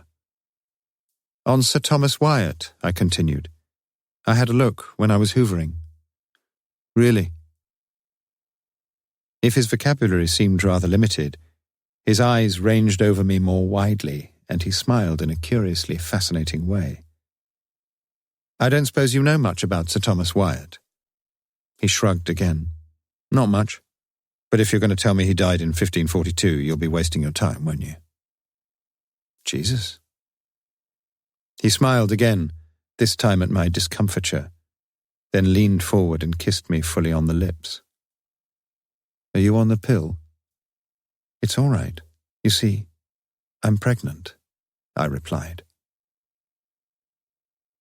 Afterwards, we dared to have a cigarette together. It was the first I'd smoked for 6 months, and it tasted foul. Stupid. His lighter was out of fuel, and I used one of the extra-long Bryant and May matches kept in the kitchen for various purposes. I'd almost finished the second wall of bookshelves when Milady came back. Just after I'd turned round to acknowledge her presence, a single sheet of paper fluttered to the floor. Quickly I bent down to pick it up, but she was immediately beside me, snatching it from my hand. It was only a brief note, and its contents could be read almost at a glance. "Darling Jay, please do try to keep these few lines somewhere as a memento of my love." The message had been typed on cheap, thin paper, with the signatory's name written in light blue biro, Marie, the I completed in girlish fashion with a largish ring instead of the usual dot. But Mrs. S.G. said nothing, and half an hour later I was on my way home, unobtrusively as ever. I had advertised to no one the fact that I was working as a part-time charwoman, and I took care to be seen by as few people as possible. There were reasons for this. you will see. The following Monday I asked Mrs. S.G. if I could vary my time slightly and start half an hour earlier. "Do you have to?" Her voice was contemptuous of the request. "It's just that if I caught the earlier bus—" "Oh, don't explain, for heaven's sake. Do you have to? That's all I asked." I said I did, and it was agreed that I should henceforth begin at 8:30 a.m. On Friday of that same week, the postman called at 8:50 a.m., and 3 letters seemed to slither through the front door. A communication from British Telecom, a letter addressed to Mrs. S.G. marked strictly private, and a letter for Mr. S.G., the name and address written in light blue biro, the eye of Squitchy completed in girlish fashion with a largish ring instead of the usual dot. Even as I picked up the letters, I knew that my employer was just behind me. "Thank you, I'll take them." Her manner was offensively brusque, but I made no demur, and continued wiping the skirting boards around the entrance hall. "I'm sorry," I said, it was the following Wednesday, "but I shan't be able to come on Friday." "Oh? You see, I've got to go to the antenatal clinic." "Don't explain, for heaven's sake. I thought I'd told you that before." "You did, yes." She said no more. Nor did I. The phone was seldom used at the Grange, but that morning I heard her ring up someone from the conservatory. I stood close to the door and tried hard to listen, but the only part of the proceedings I caught was Saturday night. My appointment at the hospital was for 10:30 a.m., but an emergency put the morning's programme back by about an hour. During the wait, I read a few articles from various magazines, including an interview with an old gardener now aged 100, who claimed that for getting rid of dandelions there was nothing quite so effective as arsenic, a small quantity of which he always kept in his garden shed. Was it at this point I began to think of getting rid of Mrs. S.G., along with the dandelions? I suppose I'd already pondered the problems likely to face unmarried mums, problems so often caused by married dads. What really irks me more than anything, though, is all that sickening spiel they come up with. You know, about not wanting anyone to get hurt. Above all, not wanting the little wife to get hurt. Hypocrites. It was my turn for receiving letters on the Thursday of the following week. 2 of them. The first was from the hospital. I was fine. The baby was fine. I felt almost happy. The second was from the father of my child with the postmark Los Angeles. Here's the bit I want you to read. "Haven't you heard of women's equal rights and responsibilities, you stupid girl? Yes, of course there's such a thing as a condom, okay? And there's also such a thing as the pill. What did you think you were playing at? But that's all water under the bridge. Abortion's the only answer. I'll foot the bill on condition there's a complete break between us. Things can't go on like this. I land at Heathrow at lunchtime on Saturday the 13th so we can meet next Sunday. Let's say the usual, 12 noon in the back room of the Bird and Baby. Please be there, for both our sakes." How nice and cosy that would be. And I would be there, perhaps. Yes, there was a chance that I would be there. The following day, Friday, was to be my last in employment as a cleaning lady, and that morning I put the finishing touches to my plan. Originally, I had intended to kill only Mrs. S.G., but my terms of reference had now widened. That same afternoon, I acted in an uncharacteristically careless way. I wrote a letter to my former employer. "Dear Mrs. S.G., I was grateful to you for employing me, but I shall not be coming to work for you again. My circumstances have changed significantly in the past few days. I am sure you will not have any difficulty in finding a replacement. Yours, Virginia." It would have been tit for tat in the resignation dismissal stakes, but I didn't post the letter that day, nor the next. Mrs. S.G., however, had clearly been better stocked with first-class stamps, and her letter lay on the hall mat the following morning, Saturday the 13th, with mine still propped up against the Kellogg's packet on the kitchen table. "Dear Marie Lawson, oh yes, I do know your real name, and I made no attempt to take up your bogus reference. At first I thought you were quite bright, and I told you so. But in truth you must be as stupid as you obviously consider me to be. I was curious about why you'd applied, and it amused me to offer you the job. So I watched you. And all the time you thought you were watching me. You see, my husband told me all about your affair, although I didn't know you were pregnant. Nor, as it happens, do I believe you are. The charades with the note and the letter were prettily performed, yet really quite unnecessary. I steamed open the letter, as no doubt you wished me to, in what I have to assume was your futile plan for bringing matters out into the open. I made a photocopy of the letter and forwarded your pathetic plea to America. I think the real reason for my writing, apart from giving you the sack, is to thank you for those 2 pieces of evidence you provided. I am informed by my lawyer that they will significantly expedite the divorce proceedings that I shall be bringing against my husband. After that, I expect my own life to turn into happier paths. And I trust that if I later remarry, I shall be more fortunate with my second husband than I was with the man who amused himself with a whole host of harlots besides yourself. V. Spencer Gilby, Mrs. Stupid. Both of them had called me stupid. On that same Saturday night, or rather in the early hours of the Sunday morning, I waited with great patience for the light to be switched off in the master bedroom. You remember it? If they were not in the same bed, at least they were in the same bedroom, since I had seen the 2 figures silhouetted several times behind the curtains. I further waited 1 whole hour to the minute before moving soundlessly along the side of the house, and then into the rear garden where I stooped down beside the conservatory door. Good old Boswell, remember him? I almost hoped he'd decided to sleep out in the open that night. I struck one of the extra-large Bryant and May matches, remember them? And shielding the flame, I pushed my hand slowly through the cat flap. Behind the glass-panelled door, I could see the loose sheets of paper so carefully stacked, catching light almost immediately. No more than 10 seconds later, I felt, rather than heard, the sudden whoosh of some powerful updraft, as a tongue of flame licked viciously at the items so carefully stacked beside the conservatory door. The colour of the blaze reminded me so very much of Boswell's eyes.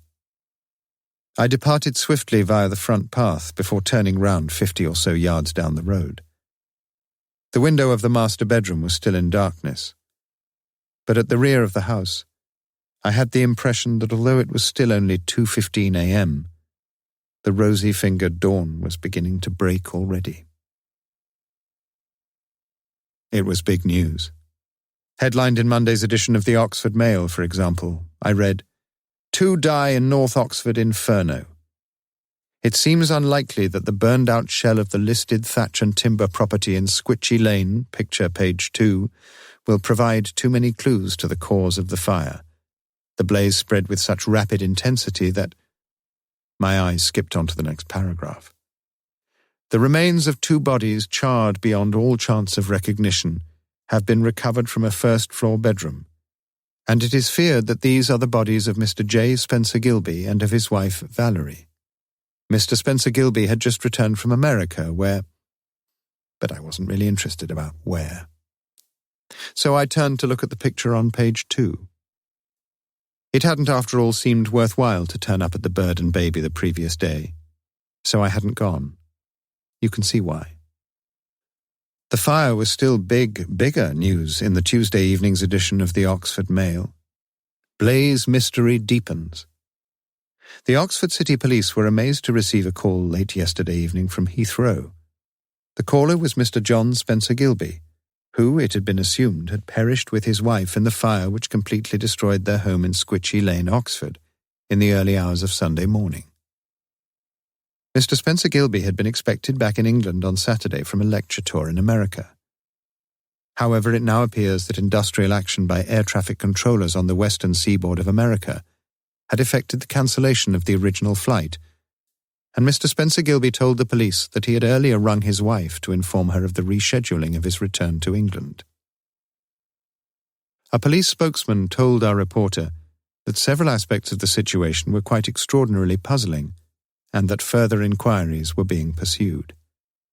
The police appealed to anyone who might have been in or near Squitchy Lane in the late evening of Saturday the 13th, or the early morning of Sunday the 14th, to come forward to try to assist in these inquiries. Please ring 0865 266 000. He had earlier rung his wife. Yes, and he had also rung me. For a start, I was tempted to come forward myself, over the phone and anonymously, with a tentative suggestion about the identity of that second fire victim. God rot his lecherous soul. But I shan't make that call.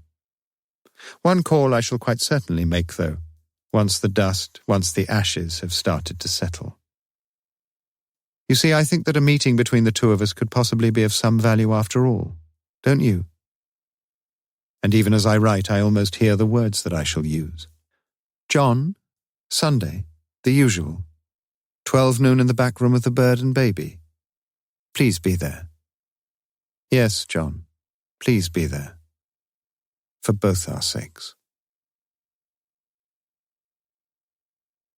Part 3. They flee from me that sometime did me seek, with naked foot, stalking in my chamber. Sir Thomas Wyatt, Remembrance. Lewis came into Morse's office just before 4 o'clock that afternoon. Not much to report, sir. There's a card on the notice board there. Looks as if it might be from a boyfriend. I saw it. And there's this. I reckon it's probably in the same handwriting. Lewis handed over a postcard showing a caparisoned camel standing in front of a Tashkent mosque. On the back, Morse read the brief message. Travelling C250KE. What's that all about, do you think, sir? Morse shook his head. Dunno. Probably the number of the aeroplane or the flight number or something. Where did you find it, anyway? There was an atlas there, and I was looking up that place, Erzincan. The postcard was stuck in there, like a sort of marker. Oh? Don't you want to know where Erzincan is? No, I looked it up when I got back here. Oh. With a glint of triumph in his eyes, Morse now picked up the pink folder containing the Sheila poster story and quickly explained its provenance. I want you to read this. What, now, sir? Or did you think I meant on your summer holidays? I'm a slow reader, you know that. So am I. You want me to read it here? No, I've got things to be getting on with here. Go and have a sandwich, and take your time. Enough clues there to fill a crossword puzzle. After Lewis had gone, Morse looked at his watch and started on the Times crossword. When, 11 minutes later, he filled in the 4 blanks left in blank E, blank S, blank I, blank, he knew he should have been quicker in solving that final clue. Jerry-built semi is beginning to collapse in such an upheaval. 7.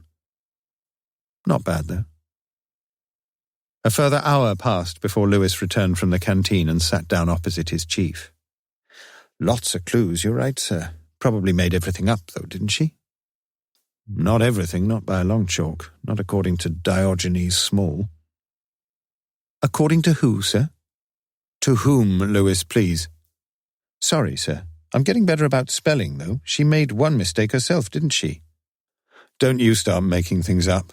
Morse passed a handwritten list across the desk. You just rope in Dixon and Palmer and, we can get through this little lot in no time at all. Lewis nodded. Have the case sewn up before the pubs close. For the first time that day there appeared a genuine smile on Morse's face. And these are only the obvious clues. You'll probably yourself have noticed a good many clues that have escaped my notice. Temporarily escaped, muttered Lewis, as he looked down at Morse's notes. Names, road, house, people, all phony like as not. Gazette, same ad you found, check. Mr. X, potential father, an academic, surely, lecture tour of USA. Boswell, owners of this strange orange-eyed breed, check with the Cat Society. Publishers, OUP, etc. Any recent work known commissioned on Sir T.W.?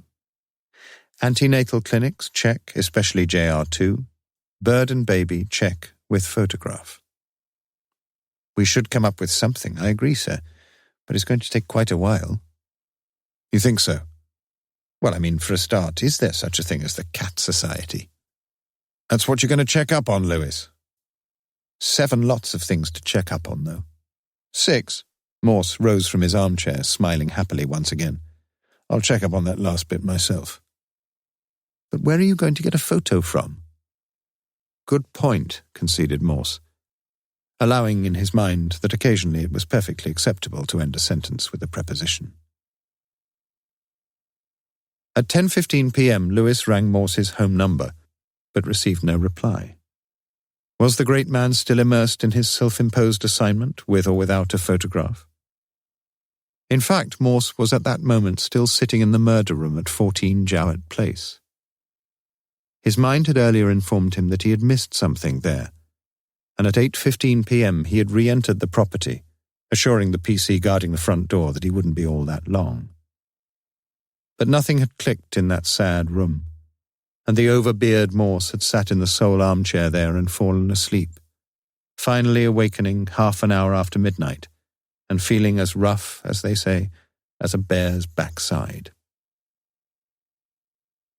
The following morning, Lewis reported on his failures, Dixon's failures, Palmer's failures, and Morse reported on his own failures.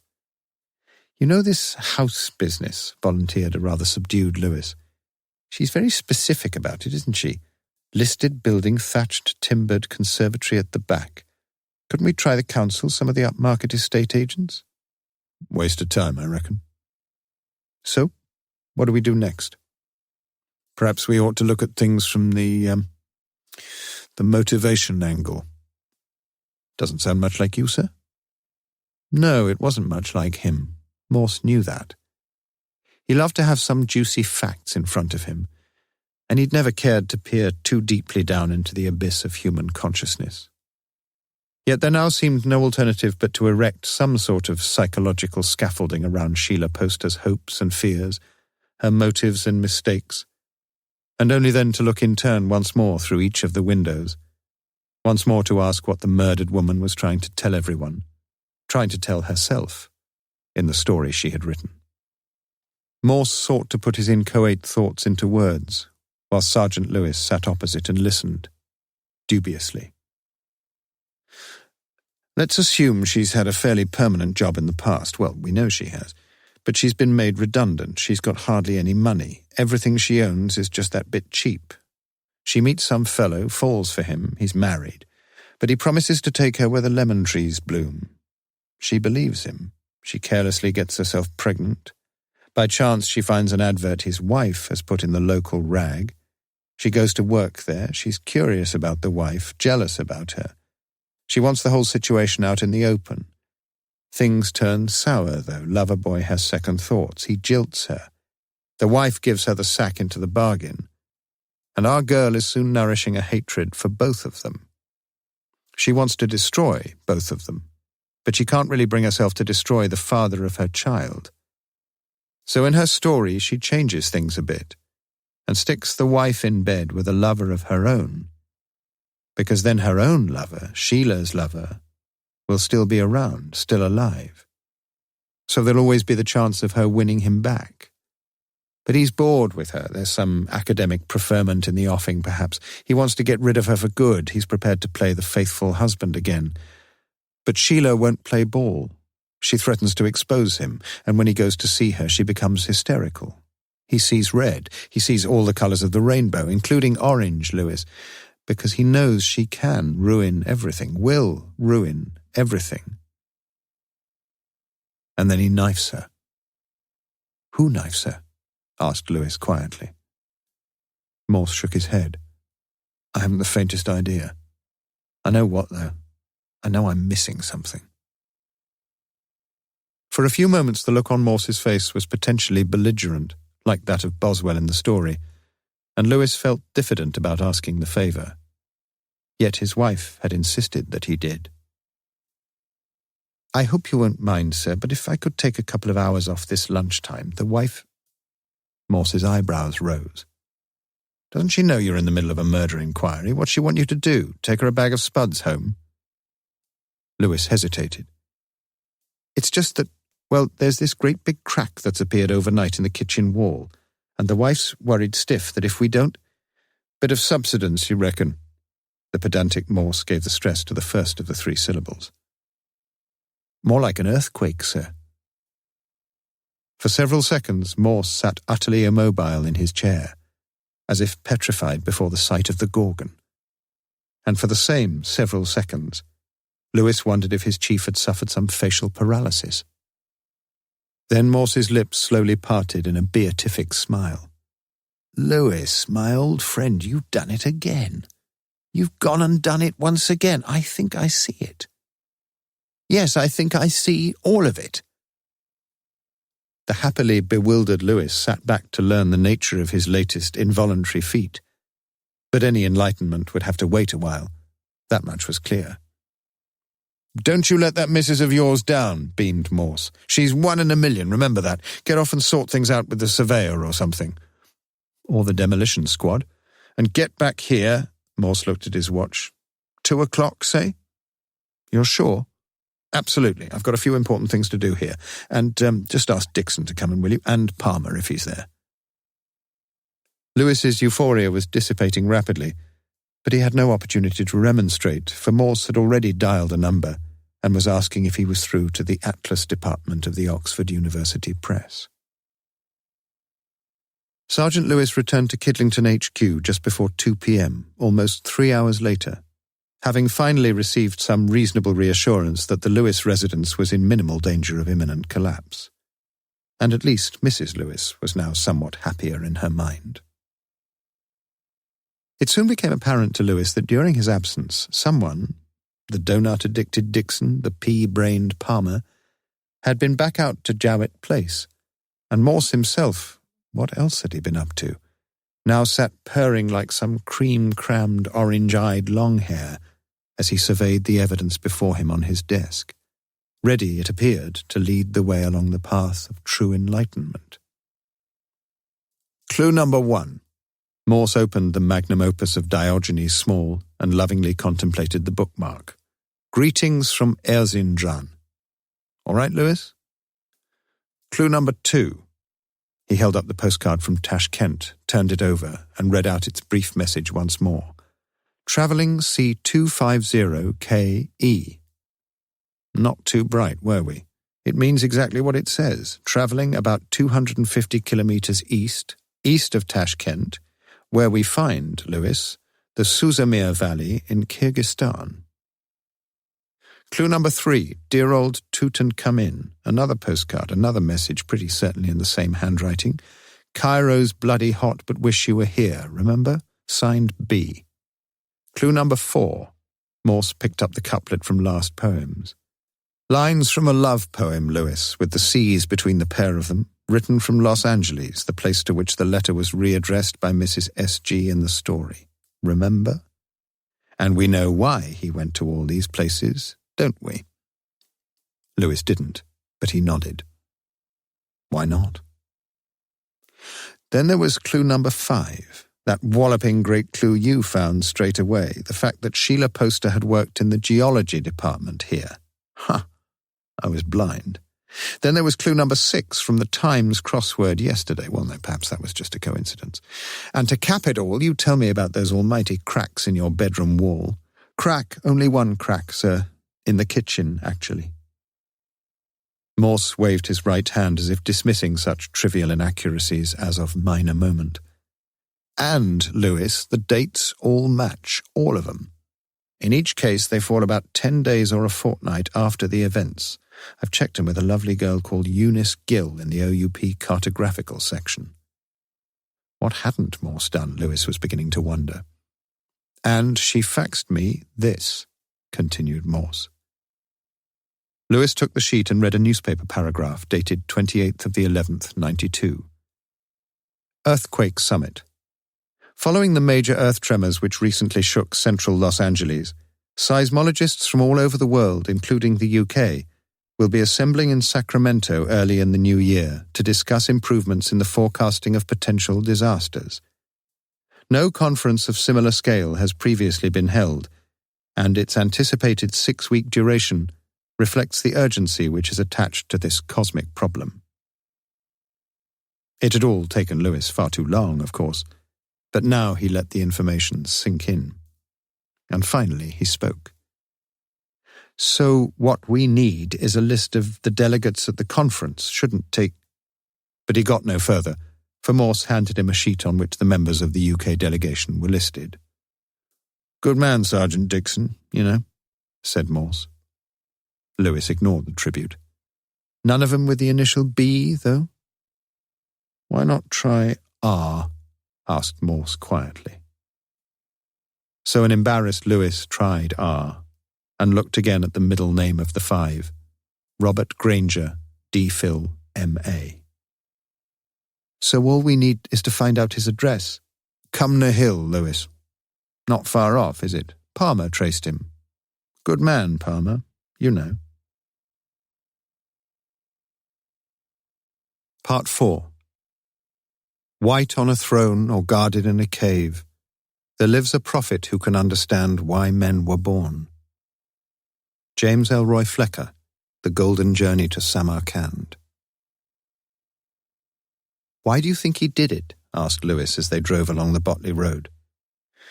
"Granger's possible motives, you mean? Well, he was hot favourite for the chair in geology. You've just discovered that for yourself. Great honour, you know, having a professorial chair at Oxford. Biggest prize of the lot, for some people."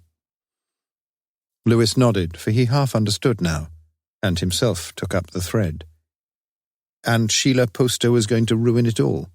Just as he's going to claim his birthright, he's suddenly faced with the prospect of scandal and failure and divorce, and the nightmare of some squawking infant into the bargain. Morse was unusually slow in his reply as they started to climb Cumnor Hill. "I wouldn't know about those last two things, Lewis." They walked along the flagged path that bisected the well-tended lawn, weedless even in winter, and knocked on a front door which was immediately opened by a prematurely grey-haired man, slimly built in his late 40s or so, his eyes looking at them over half-lensed spectacles. "You're the police, I suppose?" Morse showed his warranty. "Dr. Granger." For a few seconds the man hesitated, then stood back and ushered his visitors into a well-appointed lounge, 3 of its walls completely lined with books. "Yes, I suppose we'd better get it over with." He spoke quite slowly and without emotion, at least to begin with. Yes, he knew that Sheila Poster had been murdered. He'd read it in the Oxford Mail. Yes, he'd had an affair with her. She'd been putting pressure on him to leave his wife and go to live with her. She'd told him she was pregnant, though he doubted the claim. His wife now knew most of the truth, but had only become directly involved because Sheila had contrived somehow to get a job as a cleaning woman in the house there, and then had sought to poison the marital relationship, what little there was left of it. It was at this point that the belittled Lewis, seemingly to Morse's mild amusement, decided to assert himself. "It'll be up to Mrs. Granger to give us details about her side of things, sir. You yourself weren't here, were you, when Miss Poster was working for your wife?" Granger, who hitherto had been speaking directly to Morse, now turned his eyes upon Lewis. "You mean you're not prepared to take my word about what my wife has told me?" "We're not here to answer questions, Dr. Granger. We're here to ask them," snapped Lewis. Irritatedly, Granger turned back to Morse. "Is it necessary for us to have this man with us, Inspector? I am not used to being spoken to in this way, and I find it wholly and unnecessarily offensive." "This is a murder inquiry, sir," began Morse rather lamely. "You must understand—" "But I do understand. And I'm telling you, you're wasting your time if you think you'll find any murderer in this house." "Where were you on Sunday night?" asked Morse quietly. I'll tell you. I was in America, that's where I was." "And you can prove that?" Granger stood up and, followed by Lewis, walked over to a bureau on which, beside a framed wedding photograph, lay an envelope, as it proved, of travel documents. He handed it to Morse. "As you'll see, I arrived back only yesterday afternoon, Monday. The plane, believe it or not, landed punctually at 4:15 p.m. I caught the Heathrow bus just after 5 o'clock, and I got to Oxford about 7:15. "It'll certainly be pretty easy to check up, then," said Lewis, smiling serenely. And it was Morse who now looked round at his sergeant more in admiration than in anger. Yet he himself sat silent and listened only, as Granger snarled at Lewis once more, the antagonism between the two men now almost physically tangible. "Oh yes, it'll hardly require a man of your caliber to check up on that. And it'll be pretty easy to check up on my wife as well. But let me tell you something, Sergeant. It won't be you who sees her. Is that clear? She's extremely upset. And you can understand why, can't you? Sheila was here working for her until a fortnight or so ago. All right? Now you might get a bit blasé about murders, Sergeant, but other people don't. My wife is under sedation, and she's not going to see anyone. Not today, she isn't. And she won't see you in any case. Your inspector here sounds a reasonably humane and civilized sort of fellow, and perhaps there are still a few others like him in the force. So any of them can see my wife, all right? But it won't be you, Sergeant. Why? Because I say so." Phew. Morse now intervened between the warring parties. "That'll be fine, sir. Have no fears. I'll be interviewing your wife myself. But it would help us, sir, if you do happen to know where Mrs. Granger was on Sunday night." "She went to some gala do in London with one of her friends, lady friends. As I understand it, the pair of them missed the 11:20 from Paddington and had to catch the 12:20, the milk float, I think they call it. Landing up here at about 2 a.m. They got a taxi home from the station, that's all I know." "Have you got this friend's telephone number?" "You won't need it. She lives next door." Granger pointed vaguely to the right, and Morse nodded his unspoken instruction to Lewis. And Lewis left. Morse was already seated in the Jaguar when Lewis rejoined him 10 minutes later. "He's right, sir. They got back here to Cumnor about 2:30 in the early hours of Monday morning." Morse showed no emotion, for he'd fully expected confirmation of Mrs. Granger's alibi. And he began to explain. "You see, Lewis, it's not the who-done-it aspect of this particular case that's really important, but the why-done-it. Why was Sheila Poster murdered? She must surely have posed a threat to someone, either a man or a woman. And more likely a man, I'm thinking. She must have stood in the way of some man's hopes and calculated advancement. So much of a threat that when she refused to compromise at some showdown between them, she was murdered precisely for that refusal of hers. So we'd no option but to work backwards, agreed? And we knew her side of things to some extent from the story she wrote. Now, some things in that story reflected actuality fairly closely, didn't they? The Granger's house, the Grange, her job there, her affair with the husband, her overwhelming wish to force the issue with the wife. Oh, don't forget the baby, sir. No, I won't forget the baby. But Granger didn't seem to think she was telling the truth about that, did he? She was pregnant, though. Yes, she was telling the truth about being pregnant. In fact, she was telling a whole lot more of the truth, perhaps, than she was prepared to admit, even to herself. Let's make a hypothetical case. What, say, if she really wanted to murder not the married couple she was telling herself she hated? What if, in her story, she wanted to murder the very people she did in fact murder, the lady of the house and that lady's lover? What if the pair of them had fallen deeply in love? What if, again, as in the story, the lady of the house had been only too glad to learn of her husband's infidelity, because then she could divorce him and marry her new lover, the man who stood by the flower beds and tended the lawns there? The man who came in for a cup of coffee, sir? Perhaps so. But don't forget, she wasn't just telling us a string of facts in the story. She was making a whole lot of it up as she went along. Really, sir? Lewis, as Morse could just about make out in the gloaming, was smiling quietly to himself. What the hell's got into you, Lewis? You antagonize one of our leading witnesses, you go off and find an unshakable alibi for his missus, and now you sit there grinning like a Cheshire... By the way, sir, they do have a cat. I asked next door. Johnson, its name is. You've nothing else to tell me, have you? Asked Morse, looking curiously at his sergeant. Actually, there is, sir, yes. Out with it, man. Yesterday, sir, when we interviewed Paul Bailey, he said he'd been with his girlfriend all night. You told me that. You told me you'd checked. I did check, Bailey told me she was in the middle of moving flats that very day. Seemed she'd been a little bit too generous with her favours for the landlord's liking, and just temporarily, mind, she was registered as of no fixed address. But Bailey said she'd almost certainly be in the city centre Westgate Library, where she went most mornings, in the local history section. Where she was. Lewis nodded. Doing some research on Newnham Courtney and the deserted village, so she told me. Well? Well, that's about it. Is it? She's a very beautiful woman, sir. More beautiful than Sheila Poster. I'd say so, more to my taste anyway. And most men would fancy her, if they had the chance. And Bailey did have the chance. I'm pretty sure he did. He's been in Jowett Place for about 4 months or so now. Unemployed for a start, but then in work, so his landlord says. His landlord? When did you see him? He called in yesterday lunchtime when you were in the pub. And from what he said, you didn't mention this before, thought I'd just do a bit of investigation off my own bat, sir. You don't mind? Or see if you could solve the case, you mean? Try to, yes. And the landlord said it was Sheila Poster who'd told Bailey about the vacancy in the flat upstairs and who'd put in a good word for him, you know? Gave him a good behaviour reference. Not only that, though, I reckon she was the one who told Bailey about the odd job vacancy going up at the Granger's place.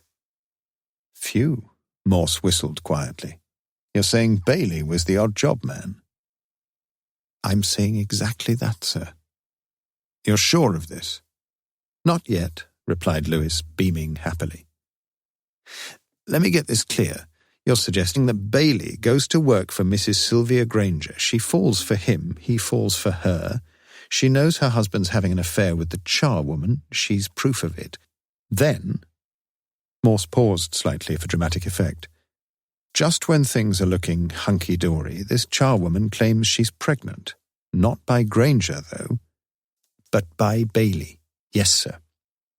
And Bailey goes down on Sunday night, has it out with her, she refuses to play ball, and she gets herself murdered. Is that the idea? Exactly. But Bailey's got an alibi. This local history woman of yours, she said she was with him all night.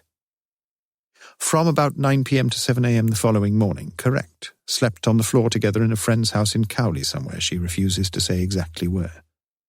Well, she's probably trying to protect her friends or something. Or something, repeated Lewis. Just you bear in mind all the adverse publicity we're getting about confessions under duress, okay? We've got to tread carefully, you know that. It was still only 4 o'clock, yet already the afternoon had darkened into early dusk. Can you guess, sir, why Dr. Granger was so worried about me interviewing his wife? He probably thought you were a bit crude, Lewis, preferred a sensitive soul like me. And by the way, don't forget that there are few in the force more competent at that sort of thing than me. You can't think of any other reason? You obviously can. Lewis savoured his moment of triumph. Did you see the wedding photo just now? The one Dr. Granger had on the bureau? Well, yes, at a distance. Beautiful woman, Mrs. Granger. Very beautiful. Taken quite a few years ago, that photo. She's probably changed since then. No, you're wrong about that, sir. How do you know? Because I met her very recently. Met her yesterday morning, in fact. In the Westgate Library. She told me her name was Wendy Allsworth. But it isn't, sir. It's Sylvia Granger. Extraordinary, said Morse, his voice strangely flat. You don't sound all that surprised. Just tell me one thing. When you took the statement from Mrs. Granger, do you think she knew about the murder? No, I don't. You didn't tell her? No, so unless they planned things— Very doubtful, interposed Morse. Bailey must have rung her up early that morning. Do you think he told her? I don't think so. If she'd known it was a murder inquiry— No, I don't think he told her. I agree. She was prepared to go a long way, did go a long way. Not that far, though. Lewis hesitated. You'll excuse me for saying so, but as I said, you don't sound very surprised about all this. What? Of course I am. From where I sat, I couldn't have recognized the Queen if she'd been in that photo. The old eyes are not as sharp as they were. You knew, though, didn't you? asked Lewis quietly. Not all of it, no, lied Morse. Yet Lewis's silence was saddeningly eloquent, and Morse finally nodded, then sighed deeply. I've always told you, Lewis, haven't I? The person who finds the body is going to be a prime suspect. That's always been my philosophy. It's compulsive with these murderers. They want their victim found. It'd send them crackers if the body lay undiscovered somewhere for any length of time. So? Asked Lewis dejectedly. So I had Bailey brought in this morning, this lunchtime. While I was with the builder, yes, and Bailey continues to be detained at Her Majesty's pleasure. You interviewed him yourself? Yes, as I just told you. There's no one in the force so firmly and fairly competent as me, not in that line of business. Lewis was smiling wryly now, first nodding, then shaking his head. He might well have known. He nodded towards the Grangers' home. Shall we go and take her in as well? Actually, she's already helping with our inquiries. Lewis almost exploded. But you can't mean... I do, yes. I had Bailey tailed and he went out to meet Sylvia Granger in the bar at the Randolph, about 11:45, that was. She told her husband she was going to her sister's for a few hours. That's what she said. So there's really not much point in us sitting here freezing any longer, is there? Lewis turned the key in the ignition. The Jaguar spurted into life, and the two detectives now sat silently side by side for several minutes as they drove back down into Oxford. It was Lewis who spoke first. You know, it really is nonsense what you say, sir, about the first person finding the body. I just don't know where the evidence is for that. And then you say it's compulsive, didn't you say that? For murderers to want the body found. But some of them take enormous time and trouble for the body never to be found. You're right, I agree. I was exaggerating a bit. So what did make you think it was Bailey? There must have been something. It's all these wretched crosswords I do. You meet some odd words, you know.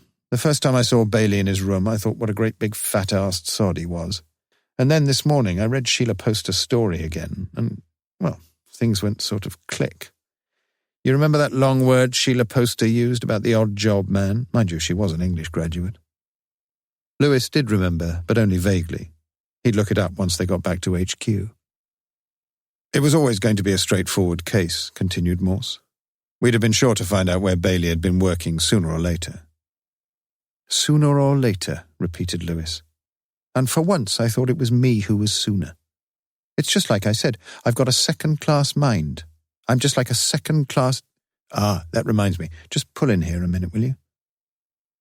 Lewis turned into a slip road alongside a row of brightly lit shops just before the Thames Valley Police HQ buildings.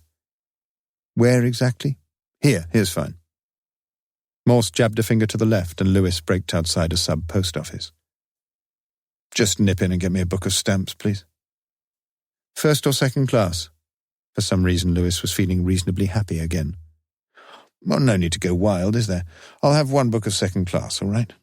These days they get there almost as quickly as first, you know that. Morse had been pushing his hands one after the other into the pockets of overcoat, jacket, trousers, seemingly without success. You'll never believe it, Lewis, but I think I will, sir. Remember what that fellow Diogenes Small wrote about people's flights of imagination? Or you've been soaring up there yourself, you mean? Not quite, no. All I'm saying is it wouldn't take a detective to see what you're trying to tell me. Which is? You haven't got any money. Ah. Morse looked down silently at the car mat, and Lewis, now smiling happily, opened the driving seat door of the Jaguar and was soon to be seen walking towards the premises of the sub-post office in Kidlington, Oxon. Monty's revolver. Women sometimes forgive those who force an opportunity, never those who miss it. Talleyrand. It wasn't often that Professor Rawlins bothered her with his personal letters. Occasionally, though, like this afternoon, and like yesterday afternoon, come to think of it. But he always insisted on putting his own stamps on such letters, never allowing them through the department's franking machine. Bit too obviously self-righteous, she thought. She glanced at the tiny gold watch, a wedding present, on her left wrist, almost 5:15. TGFF, thank God for Friday. Rawlins took off his half-glasses, pinched the top of his nose, turned over a page of his desk diary, lit another cigarette, and looked across at Carol Summerson. Professor Smithson is coming on Monday morning. Will you nip out first thing and get me a bottle of Glenfiddich? Carol made a note, closed her shorthand book, uncrossed her elegant legs, and smiled as she looked at him. And he, half smiling himself, looked back across at her, and she felt pleasingly surprised. Or was it surprisingly pleased? There had been so few moments of real communication between them during the 3 months she'd been working for him, the man she'd more than once heard described as the cleverest fellow in Oxford. She was glad to get out of his office, though. He would never open the window, and the smell in the room was invariably horrid. How she wished he'd stopped smoking. John never smoked, thank goodness. How old was he? 60? Overweight and with a chest that sounded like a loose-strung harp. He was just the sort to die before his time from heart trouble or lung cancer or chronic bronchitis or emphysema, or like as not the whole lot of them listed on his death certificate. Why didn't his wife do something about him, for Christ's sake? "Good night, sir," she heard herself say, and for a moment she fancied that she'd almost like to look after him herself. John was waiting for her, sitting on his wife's swivel chair and turning over the papers that lay on her desk. He always picked Carol up on Fridays. While she was out in the cloakroom, he looked through a few more recent carbons, each neatly stapled to its originating letter. One carbon in particular caught his eye. "Dear Jack, glad you still remember me, and yes, I still keep the old collection going. But anything that belonged to Monty is sure to spark off some keen bidding, all a bit too high for me. As you say, though, the reserve price seems fair enough. How long is it since we met? 7, 8 years? Marion died 6 years ago. Malignant tumour. Not unexpected, but all desperately sad and very upsetting for the boys. I remarried 2 years later, and since then I've had another son, and another, and another. Do you know the odds against a penny coming down 6 times on the trot? If you're ever near Oxford, let me know. I promise not to show you round the department. Sincerely yours." Carol looked at her husband as she re-entered her office. At 22, he was a year younger than herself. Yet in many ways, since their marriage 2 years previously, he'd shown himself the more mature, the more dependable of the two. There had been a few patches of squabbling, mostly her fault, and the one continuing sadness. But she was glad she'd married him. That, at least, is what Carol Summerson was telling herself that December afternoon. "You reading my boss's correspondence again?" He nodded. "Interesting?" "Not really."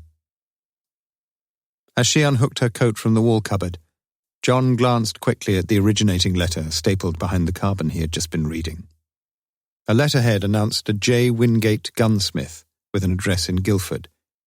The letter itself reporting the forthcoming auction of a revolver that had belonged to Field Marshal Bernard Montgomery. Reserve price £3,000.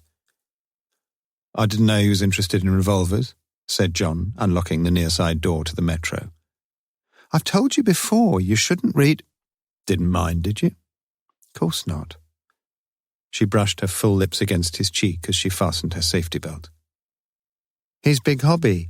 One of the girls went to his house once when he'd got bronchitis or something, and she said he'd got all these revolvers, like in cases sort of thing, hanging around the walls.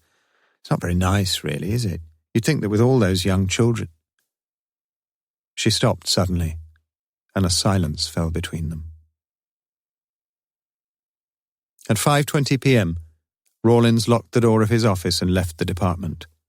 Florence, at 32, exactly half his age, would have the fish all ready.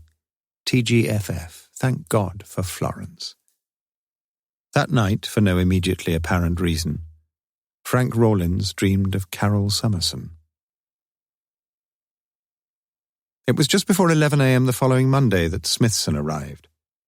Carol was not introduced to him, but from her adjacent room she could hear his voice, could hear, too, the occasional gurgle of Glenfiddich and the clink of the office glasses. Just over an hour later, after the pair of them had walked past her window, she entered Rawlins' office, took the 2 glasses, washed them out in the ladies' loo, and bent down to put them back in the cupboard beside the bottle, now empty. "Hello." She hadn't heard him come back in, and she felt slightly confused as he steered her by the elbow into her own office. "Don't you think it's about time I treated my confidential secretary to lunch?" He looked and sounded surprisingly sober, and she felt flattered. Soon he was holding her coat ready, and she was slipping her arms into the sleeves. Easily. He was interesting, no doubt about that. He told her of the time he and Smithson had worked together in a VD clinic in Vienna, and as he reminisced of this and other experiences, Carol felt herself enriched and newly important. "Another?" "I've had enough, thank you." "Nonsense." He picked up her glass and made his slightly unsteady way to the bar once more. Her third gin and tonic tasted strong. Nice, though. Was it a double? His own drink looked very much like the orange juice he'd promised himself, and after he'd left her to visit the gents, she took a sip of it. It tasted even more strongly of gin than hers. "We'd better be getting back, sir." "Yes." "Thanks for a lovely lunch." "Carol, I've had a lot to drink, you know that, but I just want you to know how very much I'd like to go to bed with you this afternoon." Carol's heart sank. "Don't be silly. Come on, let's get back." He was hurt, she knew that. A bit ashamed, too. And as they walked back, he tried so very hard to sound his usual sober self. That night, Carol Summerson dreamed of Frank Rawlins. Erotically. Carol's rise came through in mid-January, and she was thrilled. "I'm ever so grateful, sir." "You deserve it." "Will you come out one day and have lunch with me?" "When?" "Whenever you're free." "Today?" "Today." She saw to it that he drank almost all the wine, and she insisted on buying him a glass of brandy after their meal. They were sitting close together now, and gently she moved her right leg against the rough tweed of his trousers. And just as gently he responded, saying nothing, yet saying everything. "Another brandy?" she ventured. Rawlins looked down at his empty glass and smiled a little sadly. "Have you ever thought how wonderful it would be to have a quiet, civilized little place all to yourself where—" He stopped, and there was a long silence between them, before Carol spoke softly in his ear. "But I've got a nice little place out at Wheatley. You see, John's away for a few days." 7 weeks later, Carol's GP told her that she was quite definitely pregnant. On the Friday evening of that same week, John Summerson called as usual to collect his wife. It was 5:15, exactly so, when he walked through into Rawlins' office and sat down in the chair that his wife had just vacated. Over his glasses, Rawlins' eyes registered puzzlement. It was as though a new boy had just strolled into the master's common room. "Can I help you? John, isn't it?" "You had sex with my wife." Summerson spoke quietly, firmly, defying all denial. "Where on earth did you get such—" "You're lying." "Look here, you can't be serious." "She's pregnant." "But you can't—" "I watched you," hissed Summerson. "But you—" "Shut up. I'm not the father. I can never be a father. You do understand what I'm saying, don't you?" "Yes," answered Rawlins softly. "Did you enjoy it?" The young man's eyes were blazing with a terrible anguish. "I just—" "Shut up!" Rawlins sank back in his chair, his shoulders sagging. "I'm redundant now," continued Summerson. "They gave me £3,000 for the 5 years I worked there. There's not much you can do with £3,000, is there, Professor? Rawlins closed his eyes and thought of his sons, and thought of Florence, and thought of himself, too. He knew exactly what £3,000 might possibly have bought. When he opened his eyes, he saw the revolver in Summerson's right hand, a British Enfield .380, number 2, Mark I. The wooden stock a dirty nicotine brown, the gunmetal of the fluted barrel as clean and gleaming as a polished stone. Summerson swiveled the revolver round until it pointed straight at Rawlins' heart, and his finger squeezed the trigger until the hammer lifted to the limit of the catch. Pretty accurate, they tell me, at such close range as this, Professor. Rawlins said nothing, his eyes seemingly mesmerized as he stared at the cylinder chamber. But now the revolver was no longer pointing at him. For with slow deliberation, Summerson turned it round upon himself and brought the tip of the shining barrel up against his own right temple, where the index finger of his right hand finally exacted that minimal extra pressure on the double-action trigger, and the hammer drove against the cylinder chamber. The children had eaten half an hour previously, and Florence Rawlins looked down sadly at the juiceless fillet that lay beneath the low-burning grill. Why couldn't Frank be more thoughtful? 6 o'clock, 10 past, 20 past. At 6:30 she rang his private office number, but there was no reply. Fine, the young gynecologist had repeated. No problems. Now you'll promise not to smoke, won't you? I promise. Of course she wouldn't smoke. Her thoughts drifted back happily to Rawlins. With a father like Rawlins, it would surely be a boy, and pretty certainly a clever little boy at that. She'd longed to be a mother ever since she'd been a young girl, when she'd played incessantly, obsessively almost, with her dollies, dressing them, combing their lank locks, bending their stiff joints before propping them up against the backs of chairs. 6 weeks after that first antenatal clinic, an oblong parcel was delivered to the Rawlins residence, where later in the day the professor of forensic medicine inspected its contents with enthusiasm. The new case would naturally take pride of place, perhaps just inside the front entrance, he thought. He fitted the revolver carefully inside the specially constructed case, closed the glass cover, and held the exhibit up against some imaginary hook on the facing wall. Not a bad reward, really, for being trapped into exercising his dubiously enviable knack of procreating male offspring with even the most perfunctory ejaculation. And even that extraordinary afternoon when young Summerson had pointed the revolver at his heart hadn't been all that traumatic an experience, really. Because long before the final, cosmically anticlimactic click, he had known, as any expert in the field would have known, that there were no bullets in the open chambers of the revolver. Not a single one. For all that, though, it had been a great relief when the revolver had at last been lowered, and a genuine surprise when Summerson had presented it to him across the desk. Reward for services rendered, so to speak. And he really had needed those 2 large whiskies, although he'd afterwards agreed with a worried, tearful Florence that he should have told her he'd be late. On September the 29th of that same year, a baby was delivered on the 3rd floor of the maternity hospital up at Headington, and the young father had the name already.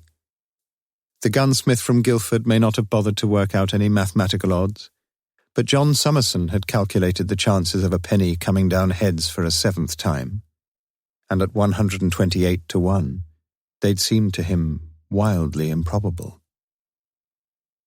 They called the lovely little girl Francesca. The Carpetbagger.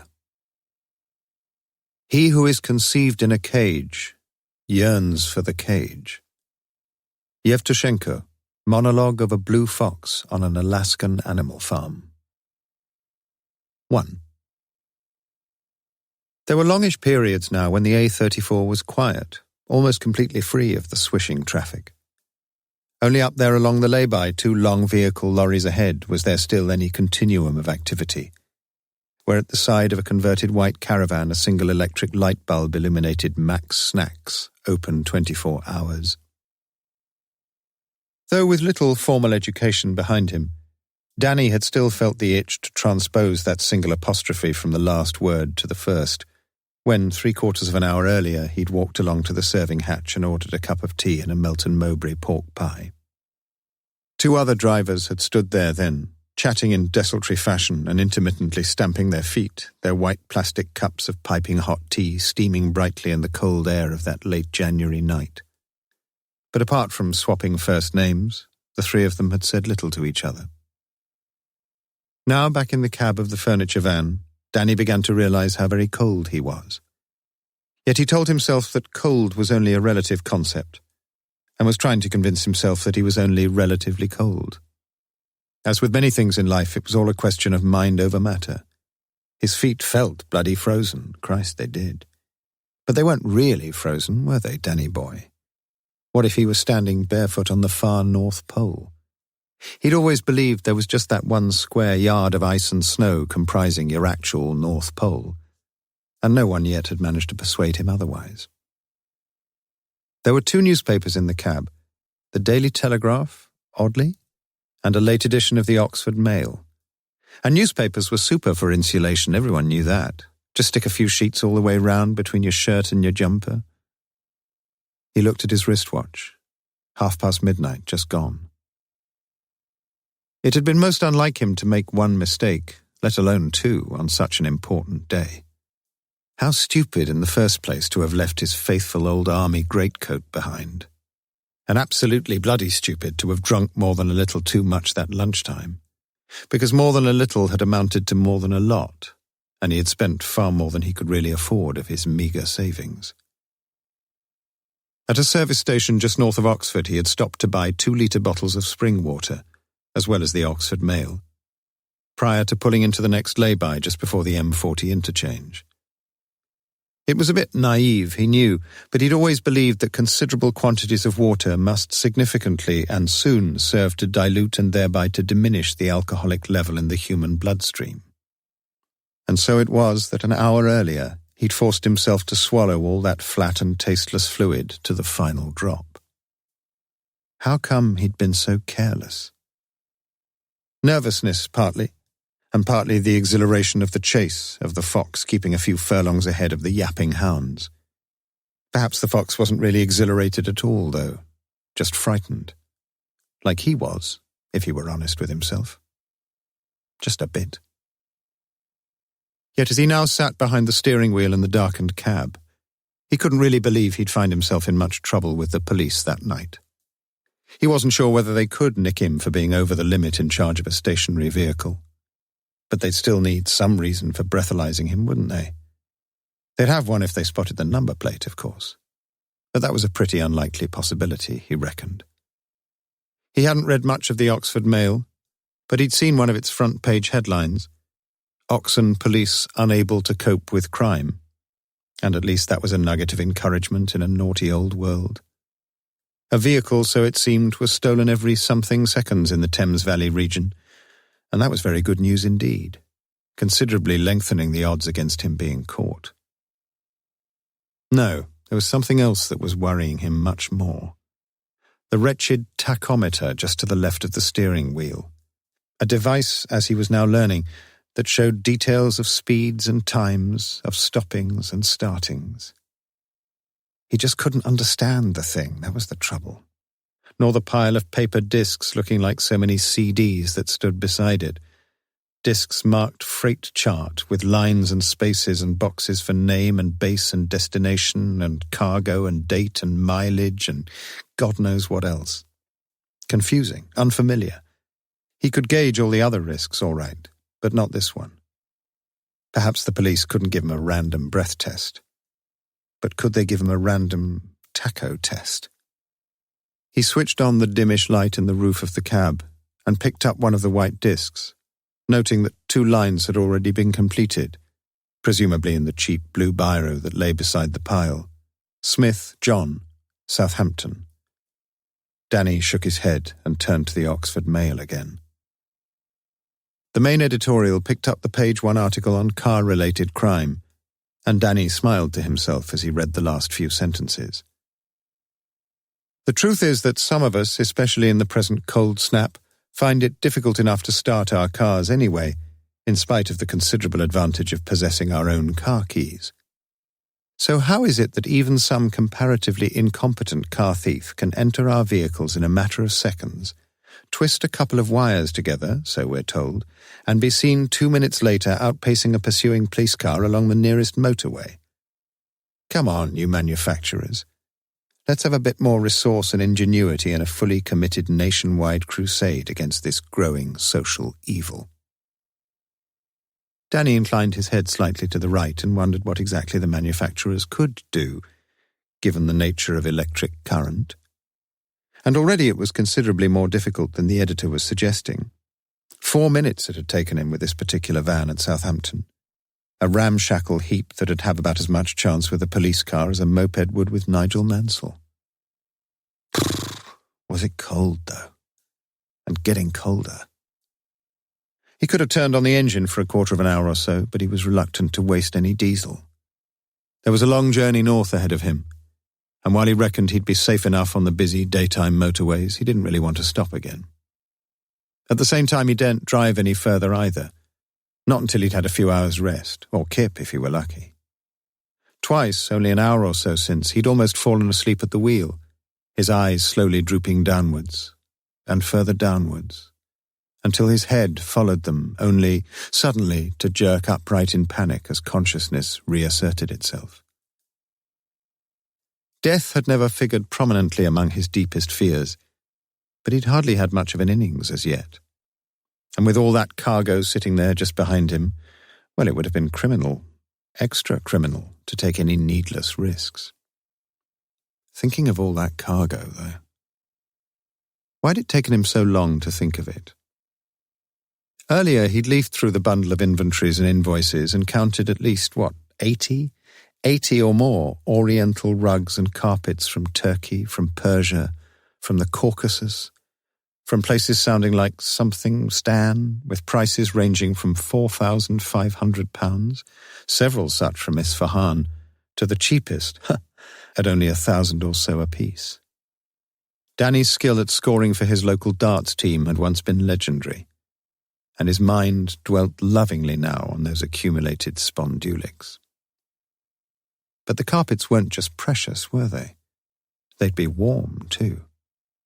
Climb into the back, lie down under a couple of those beautifully embroidered beauties, and, like his mum used to say, he'd soon be as snug as a bug in a rug. A Persian rug. There was no key to be found for the rear doors, but opening locks was Danny's hobby, his specialism.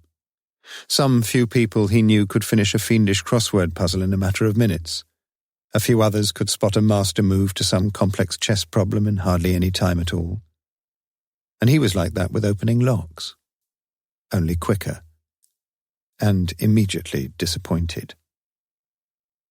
Inside, no neatly laid-out pile of carpets presented itself for him to lie on like the princess on the mattress. Instead, facing him from floor to ceiling, lying lengthways along the sides of the van, stood a honeycomb of tightly packaged carpets rolled up in their thick, cardboard cylindrical wrappings. Jesus! Even with an outsized Stanley knife, it had probably taken him half an hour to liberate only one of them. And he couldn't just slide one out and carve it up in the middle of the lay-by, now could he? Forget it. He walked back, clambered up the 2 metal footholds, and sat once more in the front cab, now grown even chillier. One bit of luck, though. The Daily Telegraph proved to be a pretty substantial broadsheet, and he was dividing the multi-paged wodge in half when he spotted the headline in the home news section, and was soon reading the article beneath it. Trustee absconds. Wiltshire police report the escape of Daniel Smithson from Winchester Jail, where most recently he was serving a 4-year sentence for robbery. For the last 3 months, it appears that Smithson had been privileged to enjoy the maximum range of freedom within the prison regime, and indeed during the past week had been working in a garden adjacent to the prison, with a brick wall only some 4 feet high separating him from the outside world. Although prison authorities are unwilling to give specific details, it is understood that the ex-soldier Smithson, who for the last 12 years has seen little except the inside of a cell in one of HM prisons, was due for release shortly. Aged 43, he is 5 feet 7 inches in height, of slim to medium build, and has shortish brown hair. Lightly tattooed on the back of the lower knuckles of the left hand are the letters ILYK, supposed by fellow prisoners to commemorate a former girlfriend. I love you, Kate. The escapee has no record of any criminal violence, and it is the view of the prison officers at Winchester that he poses no threat whatsoever to the public at large. An early rearrest is expected. Characteristically, Danny tilted his head to the right and glanced through the article again, then nodded to himself. There were people who couldn't cope with life outside the rules and regulations of an institution, just as there were people, hadn't he just read it, who couldn't quite cope with all this crime. And it was easy to read between the lines of that last couple of sentences, wasn't it? No need to clap the darbies round the poor sod's wrist. Nah, he'll probably soon be knocking on the gates of the nearest Nick himself. Funny old business life. Full of pitfalls. Full of opportunities, too. Just watch out for the first, and make sure you grab hold of the second. Common sense, innit? That's why his dad had told him. Danny clasped his hands, left over right, and rubbed them vigorously together against the numbing cold. And even as he did so, he found himself looking down at the lower knuckles of his upper hand. 2. I could have scored the bloody thing in my carpet slippers, honest I could. You reckon? And if Oxford hadn't buggered up that last-minute penalty, you'd have won a fortune. 3rd divvy on the treble chance? About 6pence. We've gone decimal, Sarge, remember? P.C. Watson accelerated up the slip road into the A34N from the Pear Tree roundabout, noting as he did so the miraculously civilized deceleration of a couple of cars behind him.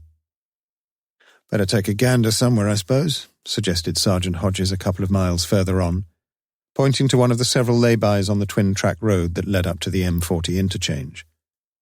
No snack bar here, just the black hulks of 2 juggernauts, and tucked in behind them, an old man in an old car studying an old map. Need any help, sir? No. Sod you then, thought Watson, as he moved forward past the 2 container lorries. At the far end of the lay-by, not spotted earlier, was a Jaguar of indeterminate colour. Indeterminate partly because during the hours of darkness light reflected oddly from the metallic sheen of some cars, and partly because Watson was in any case wholly colourblind between the reds and the blues. But he made no further advance as he saw the grey head of the driver jerk round, and the dusky-headed young maiden beside him hasten to fasten up the buttons on her blouse. "Any joy?" asked Hodges. Watson shook his head as he got back into the car. Well, except for the fellow up front there in the Jag, perhaps. Half a mile or so further along, Hodges nodded again to his left, and this time the Vauxhall senator pulled in behind a furniture van. "Coffee for me, Barry, not too much milk and 2 sugars, please." But Watson was no more than a few seconds into his mission before he stopped and stared. When, only an hour since, he glanced through the briefing files and the traffic telexes back in Kidlington Police HQ, the last 3 letters of one particular stolen vehicle had caught his notice. How otherwise? For those last 3 letters were the initials of his own name, Barry Robert Watson, and here, on the van in front of him, was the registration number C674BRW. There was always an awful lot of luck needed in apprehending villains. Watson had already learnt that. Unless you were looking for a ginger-bearded giant with a wooden leg and a dinosaur tattooed on his balding head. And this was a bit of luck. Surely so. Back in the police car, Hodges rang through to the control room at HQ, where within only a few seconds an operator read from his police national computer screen that the said vehicle, registration C674BRW, had been stolen earlier that evening in Southampton. The number had appeared in the Thames Valley briefing files, only because there seemed to be some suggestion that the vehicle might be heading north, along the A34, up into Oxfordshire. His head cushioned on his arms, the driver appeared to be deeply asleep, since only after a series of staccato raps on the cab window did he raise his head above the steering wheel. "This your vehicle?" bawled Watson. "What?" "Police!" The driver slowly wound down his window. "What's the trouble, mate?" "This your vehicle?" "What, this? I wouldn't have it if you give it me." "Let's see your licence, please." "What licence?" "Well, not your bloody dog licence, is it? You got so many days on producing a licence, you know that." "Haven't got one, is that what you're saying?" "Not on me, no." "What's your name?" It was Hodges who took over now. "John Smith." "Sorry, yeah, should have known." "Anything else I can help you with?" "You'd better get down and come along with us." "Have I got any option, mate?" "Not much." "Hold on a tick, then. I'd better just fill in the old taco thing here. Got to keep your records up to date, you know, especially if you get delayed a bit." "Yeah, well, let's say you look like getting delayed a bit." Beckoning Watson to the other side of the van, and with one foot now on the lower foothold, Hodges raised himself to look into the cab, where he saw the driver filling in a white tachometer disc, writing slowly and innocently enough with a cheap blue biro. The driver of the lorry in front walked back to the van. "Everything okay, officer?" Hodges nodded and stepped down. "No problems." "Everything okay, Danny?" continued the other as the cab door now opened. "Fine, yeah, just forgot my licence, didn't I?" "Danny, eh?" remarked Sergeant Hodges, as he steered the man into the near-side rear seat of the Vauxhall, conscious that the slimly built, quietly spoken man beside him hardly fitted the stock profile of any tearaway joyrider. "Yeah, what do we call you?" added P.C. Watson over his shoulder. "Mr. Smith," suggested Danny quietly. 3. If the custody suite at Bicester Police Station is not a match for the British Airways club-class lounge at Heathrow, it is at least a well-lit, well-ventilated room, separated from the cell area and affording its present occupant a comfortable enough introit into his temporary detention. In the presence of the arrested person himself, in the presence, too, of P.C. Watson, Sergeant Russell, the custody officer, standing in shirt-sleeves at a tall desk, has recited the statutory notice to accused persons and is now completing the custody record as the law requires of him. Russell is an older man, a stickler for procedure, and he fills in the lengthy sections with scrupulous care. He has already made the decision to authorize the continued custody of the prisoner. "Let me just put it to you once more, lad. What's your real name?" "Told you, didn't I? How many more times I got to tell you?" Russell sighs wearily.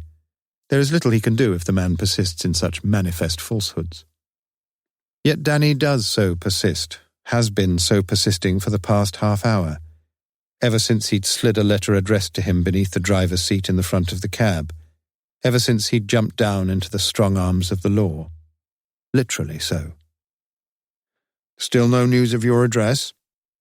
"It's no fixed abode, innit? Told you, didn't I? I'm a New Age traveller." "Occupation, then? Traveller, okay?" "Yeah." "And you travelled down here in a vehicle stolen from a depot in Southampton at approximately 9:35 p.m. yesterday evening, right?" "Who told you that?" "Relax, I've got to put something down here, that's all, in the grounds for detention bit. Don't you understand that?" Russell collects together his sheets of white A4 and prepares to call it a day. Or a night. I just hope the Southampton boys have got as much patience as I have, that's all. "Do we fingerprint him?" asked Watson. "We do not. We follow the rule book, and the rule book says he's got the right to a nice hot cuppa if he wants one." Danny very much wants one, for his mouth is dry. But he is suddenly frightened and in danger of losing his self-control. "You can't bloody keep me here!" The voice has grown harsh, the muscles are tightened in the neck. There is, for the first time since the arrest, a strong hint of a tightly coiled spring within the prisoner's sinewy frame. His head moves forward over the desk which separates him from his interlocutor. "Constable!" Russell is fully prepared. He experiences no fear as he steps towards the door at the back of the room which leads to his office. "Put the cuffs on him, will you? I shan't be more than a minute or two." "No!" As suddenly as it has appeared, the tension has now gone. The voice is quiet once more, the muscles once more relaxed. The man breathes out a long, deep sigh, then holds up his hands in a gesture of mock surrender. And Russell steps back to the desk, lays down the custody record, and takes out his pen again. "Okay, let's be having things, lad." 10 minutes later, from his own office, Sergeant Russell has introduced himself and is speaking on the telephone to a senior prison officer at Winchester. "You've got somebody there who's just scuppered, I think. Rather, you haven't got somebody there, if you see what I mean. Name is Smithson." "Oh, God, no." "Pardon?" "Just keep him, will you?" "We are keeping him. He's here at Bicester, locked in his cell." "Excellent. As I say, just keep him there." "What's that supposed to mean?" "It means we don't want him back here, that's what." "I'm not with you." "Either keep him or lose him, that's what I'm saying." "Yes, not a bad idea, that, Sergeant. Why don't you just lose him and do us all a bloody favour?"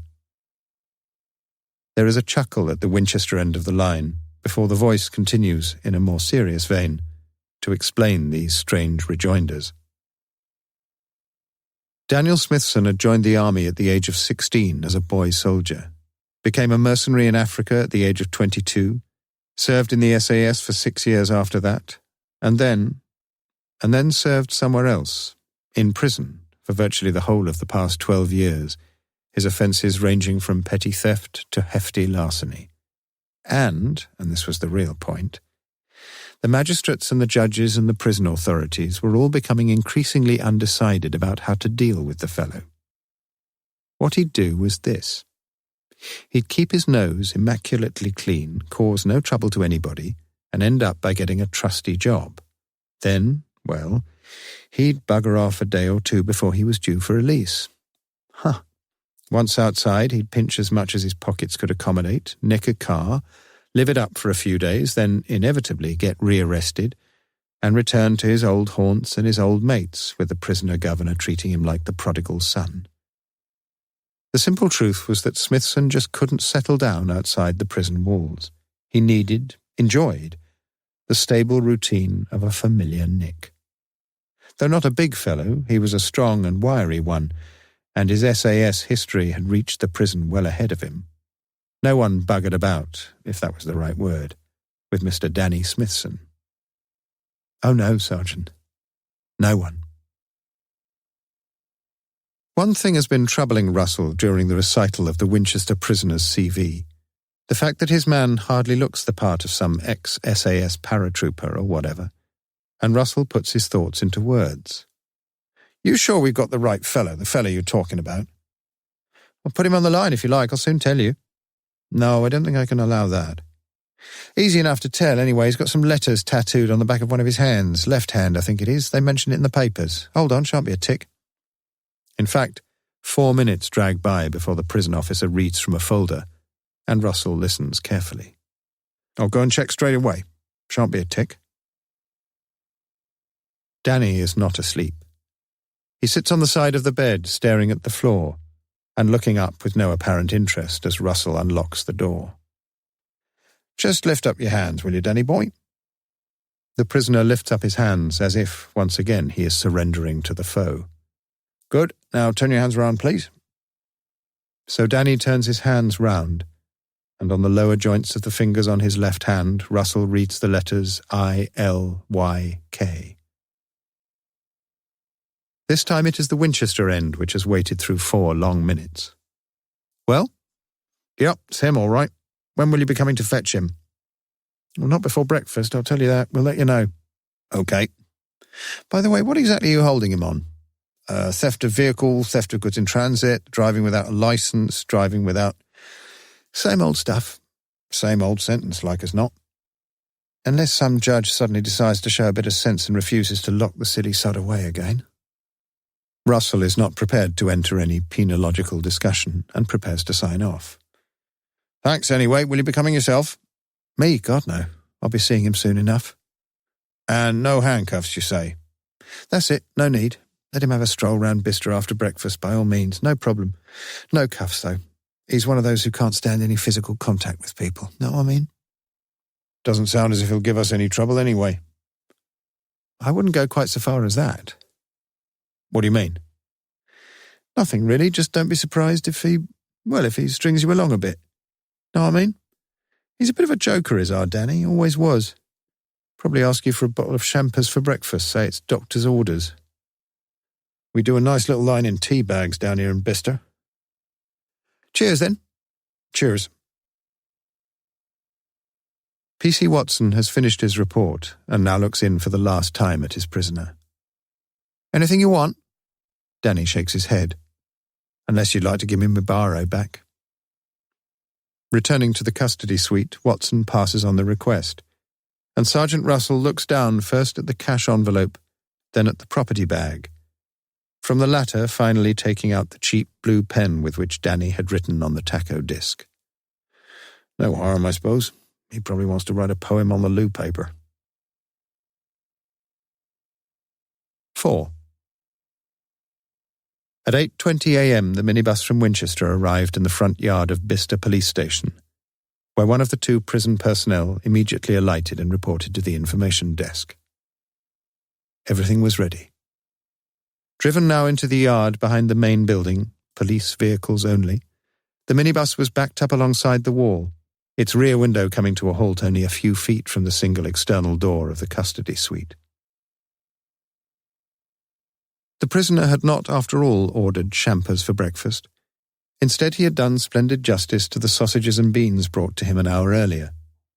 Yet he did make one request when the cell door was again unlocked for his departure just after 8:30 a.m. 2 spare blankets were folded beside the bed, and he'd asked if he could have one to put round him on the journey. He had no overcoat. It was a cold morning. Not very much to ask at all, really, was it? It had all happened so very suddenly that no one afterwards had any particularly clear picture of the events. But it went something like this. As he was walking through the exit door from the custody suite, the blanket which the prisoner was holding about his head and shoulders was dramatically whisked away, and equally dramatically whipped over the head and shoulders of the tall, bearded officer who was about to unlock the near side door of the minibus. Then, dodging lightly past him, the prisoner sprinted the 30 or so yards to the tall beech hedge which enclosed the rear yard. The hedge was strengthened by a 6-foot meshed wire fence. The fence, in turn, supported every 6 or 7 yards by concrete posts. These posts were some 5 feet in height, finishing a foot or so below the top of the hedge. One of the posts, and only one, was itself strengthened by a concrete strut which formed an angle of 45 degrees to the ground, and which joined the post roughly halfway up, looking rather like a lambda in the Greek alphabet. At full speed the prisoner leapt at this structure, his left foot landing firm on the top of the strut, his right foot equally firm on the top of the post, and then, propelled by such twin leverage, he had cleared the beech hedge by several inches, landing neatly on the grass of a school playing field beyond. Someone later said it was a bit like watching a Russian gymnast clearing a vaulting horse at the Olympics. The prisoner was gone. Neither of the heavy Winchester men could hope to match such a nimble-footed feat of levitation, and it was 10 minutes before a wailing police car, forced to take the long way round the front of the station, was criss-crossing the maze of streets in the King's End estate behind, where, it was believed, the prisoner was last sighted. But not sighted again. 5. The loo paper in the cells at Bicester may by no means be described as Savoy soft, stiffly reluctant as it is to accommodate itself to the contours of the average human backside. Yet, as Sergeant Russell had earlier intimated, it makes unexpectedly fine writing paper, and it was 2 sheets of this paper which one of the cleaners found just before lunchtime that same day, between the folds of the remaining blanket in the cell which had housed the escaped prisoner. The escape had caused no little embarrassment to the officers concerned, and, worse still, would almost certainly hit the national headlines the following day. Thus it was that Chief Inspector Page of Thames Valley CID, no less, had little compunction in summoning the now off-duty officers Russell, Hodges and Watson to his office in Kidlington at 11 a.m. to review the matter and the cleaner's discovery.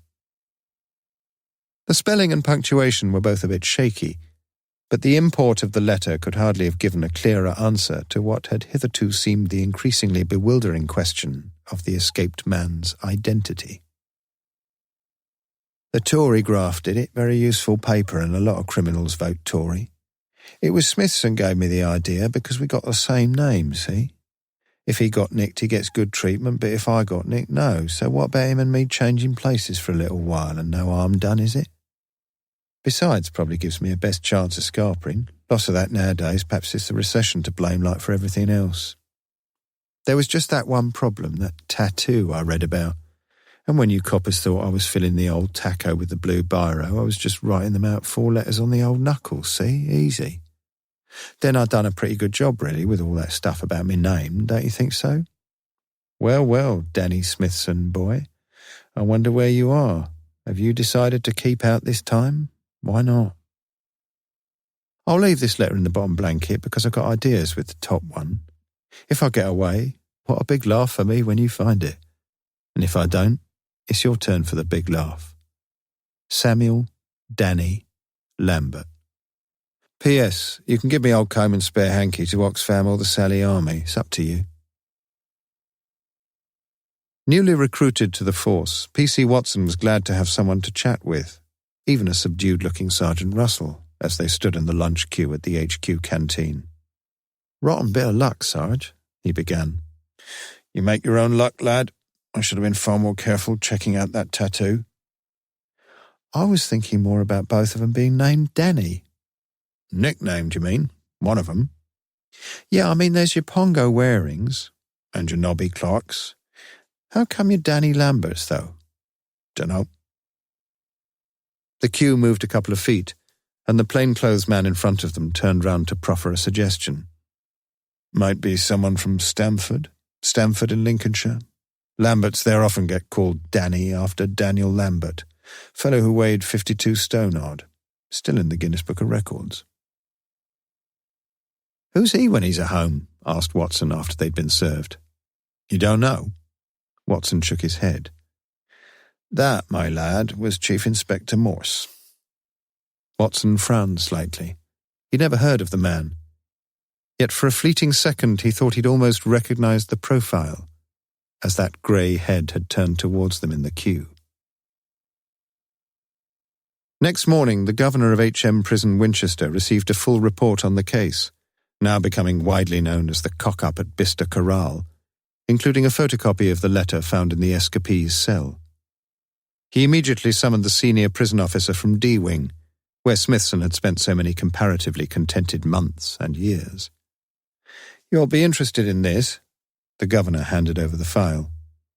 Price, a thick-set Irishman, sat down and began reading. "No news of our Danny?" interrupted the governor. Price shook his head.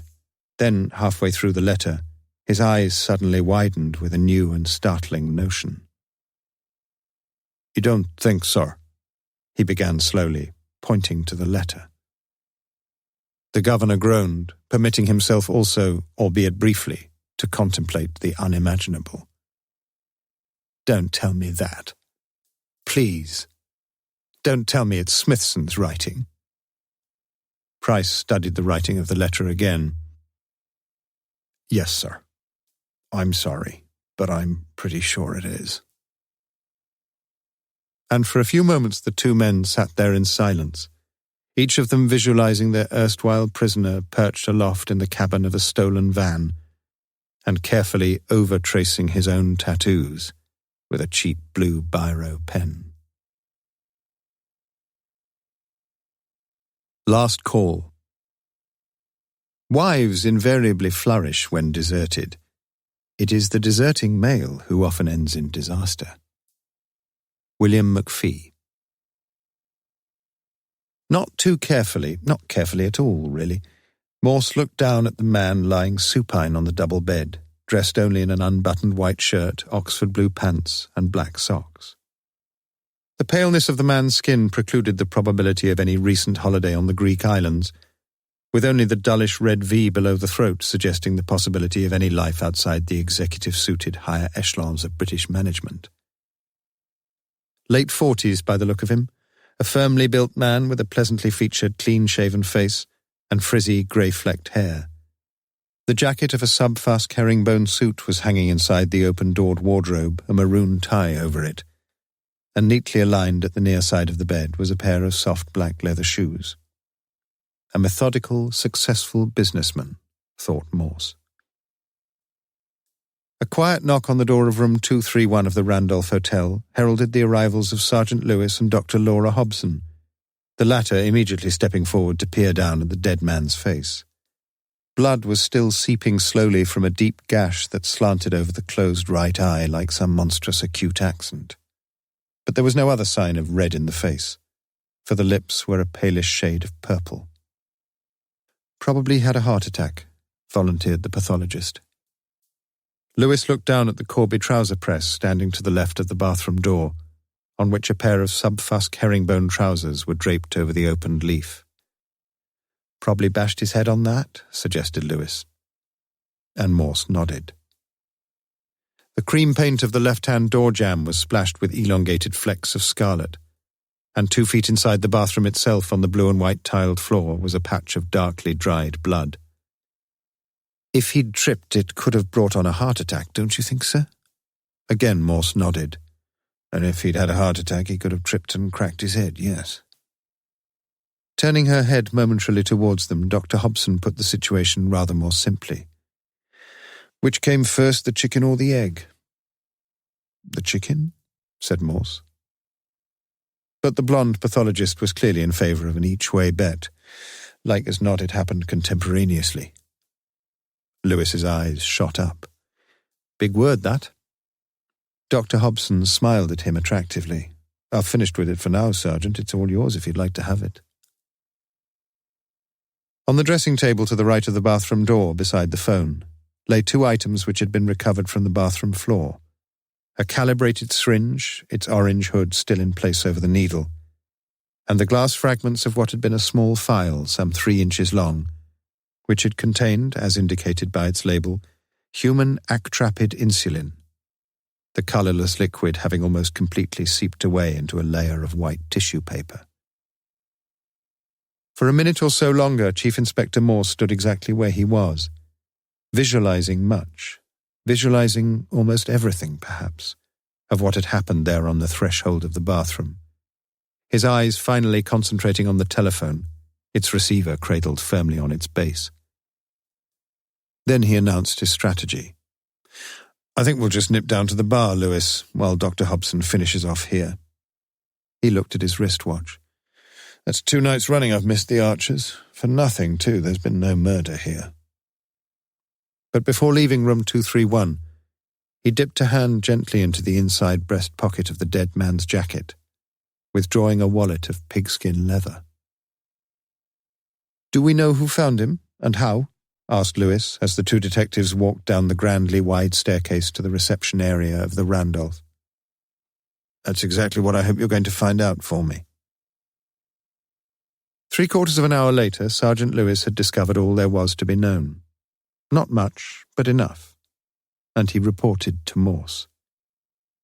Sherwood had reserved the double-bedded ensuite 5-star room by phone only the previous evening, with no opportunity thus afforded for any written confirmation. He had booked in on his own at about 5:40 p.m., but the form duly completed at reception was comparatively uninformative. Names, Sherwood, home address 53 Leominster Drive, Shrewsbury, signature Peter Sherwood. The 2 boxes beside the questions, Are you here on business, on leisure, remained unticked, and the space for car registration was completed with a dismissive dash. That was all, except for a tick in the cash box, alongside How do you intend to settle your account? The guest registration card thus negotiated, £140 in 20s had been paid, and no further details were disclosed by Sherwood or demanded by the chicly uniformed receptionist. Any wake-up call in the morning? No. Any newspaper? Yes, the Telegraph. Sherwood had taken the key, politely declined the offer of help with his 2 suitcases, and that was that. No woman on the scene.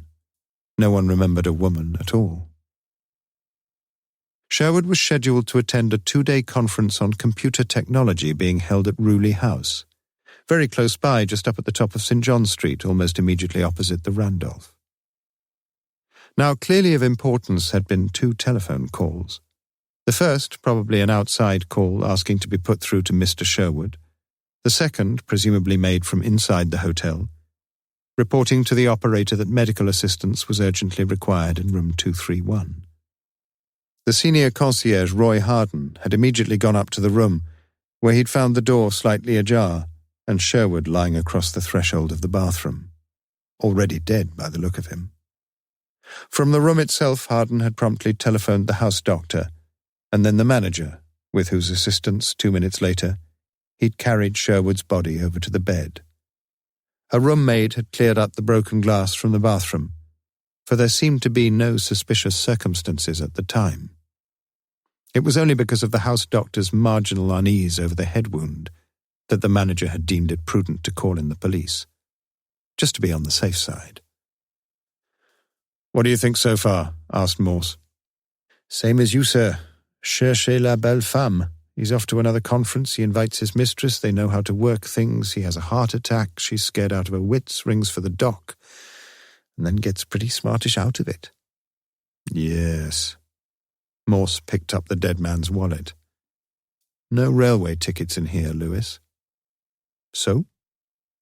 "They don't very often collect railway tickets from passengers these days, do they?" Lewis followed the drift of Morse's thinking. "They probably came by car, you mean?" "Her car, like as not. He tells his wife he's going to the railway station, and his lady love picks him up there. Then when she gets him here, she just nips off and parks her car somewhere nearby, and there's no need for anyone to know her registration number or anything. Very neat, very easy." Lewis nodded agreement. "It's getting easier all the time to commit adultery." Morse looked up sharply. "Let's be slightly more accurate about things, Lewis. What you mean is that the preconditions for adultery are easier to handle, fewer eyebrows raised, fewer questions asked, fewer details to be filled in. Just fork out your fee for the room. But whether it's really become emotionally easier, psychologically easier, physically easier, well, I just wouldn't know, would I?" Saving Lewis the possible embarrassment of any reply, the young pathologist now appeared beside them in the chapter's bar. Morse beamed happily and pushed forward his emptied glass. "Ah, Dr. Hobson, what'll you have to drink? Lewis here is in the chair." But Dr. Hobson shook her pretty head. "I can't stay, I'm afraid." "Pity." "You're feeling all right, Chief Inspector?" "Pardon?" "They told me the only thing you ever wanted from any pathologist was an estimated time of death." "Oh, I know that already," replied Morse. 6 o'clock, to the minute, I'd say." Laura Hobson smiled, refusing to rise to the bait. "About 6 o'clock, yes. I hope you don't expect me to be quite so precise as you, though.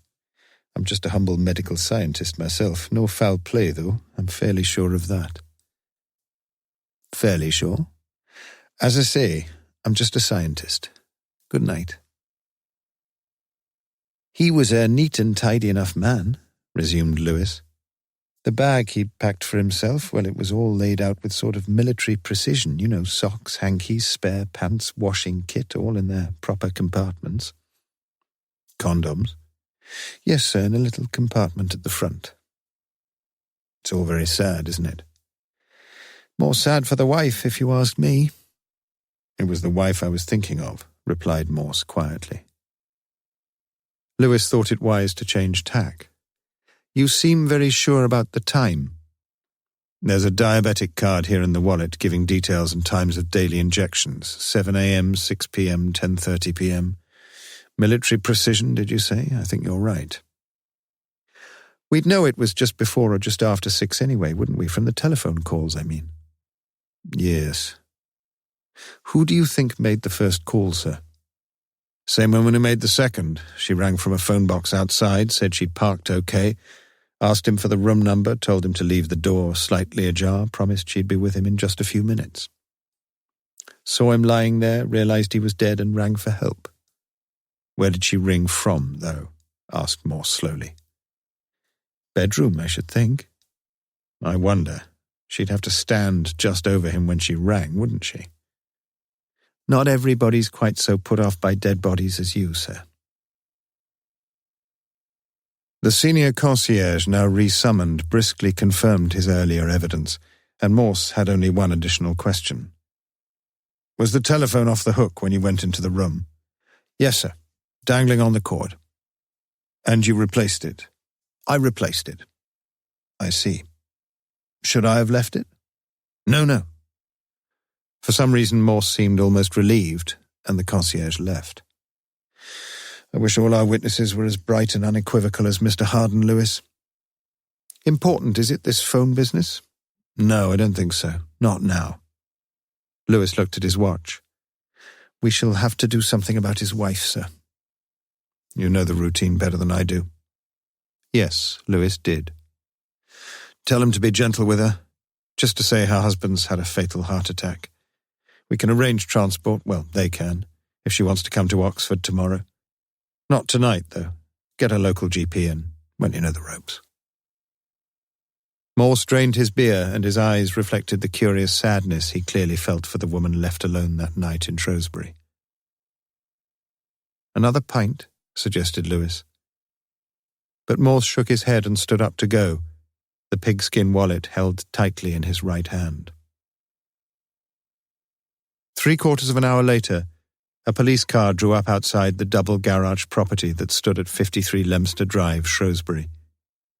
Accompanying the police sergeant was a young, smartly attractive WPC who did the talking. Mrs. Sherwood? Yes? I'm afraid we've got some bad news for you. Sometimes the police have the lousiest job in the whole world. Mid-morning the following day, Morse had received Dr. Hobson's preliminary report. Heart attack, death following almost immediately. Little or no chance of survival, even if any more sophisticated treatment had been available earlier. Massive HA subject, a heavily dependent insulin diabetic, with probably high blood pressure. Often a risky, sometimes fatal combination. Every indication that onset of HA precipitated subject's imbalance and collapse, with head injury incurred only subsequently. Blood sugar at time of death 26.8, very high. Doing 1 or 2 other little tests will keep you informed. LH. And now Lewis read through the findings.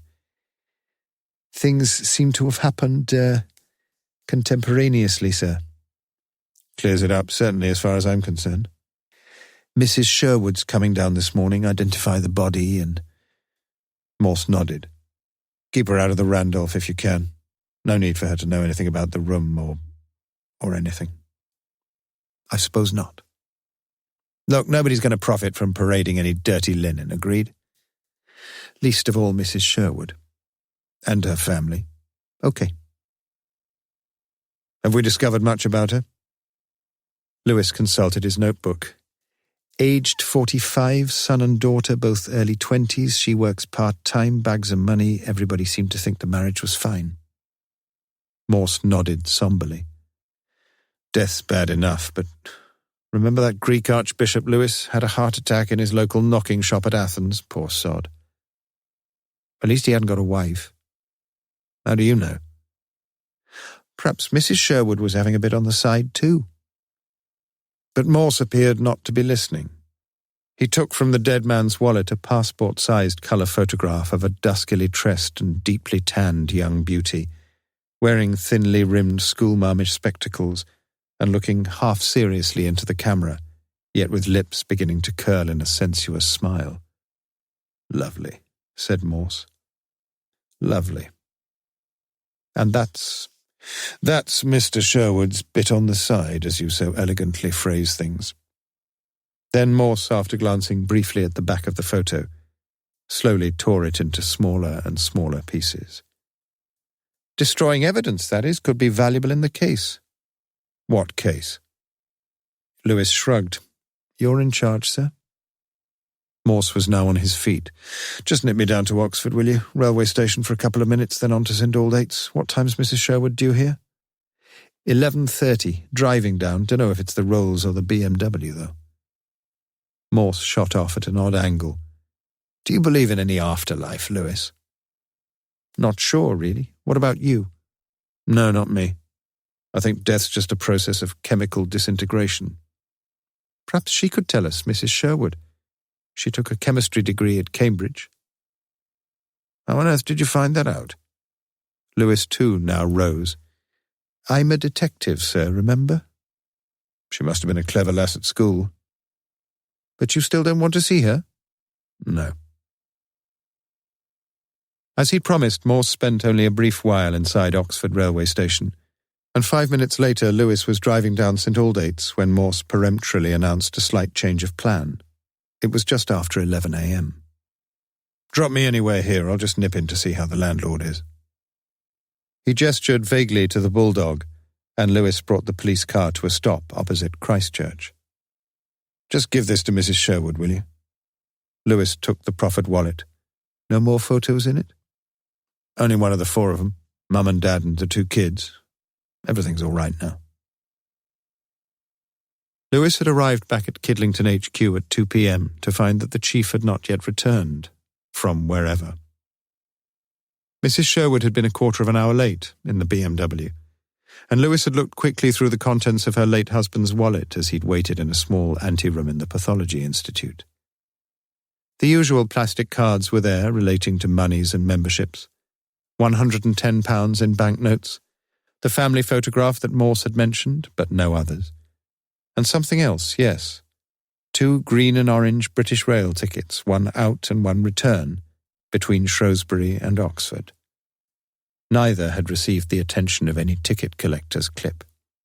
Yet they looked genuine enough, were genuine enough, except for the fact that the date printed on each of them was not yesterday's, but today's.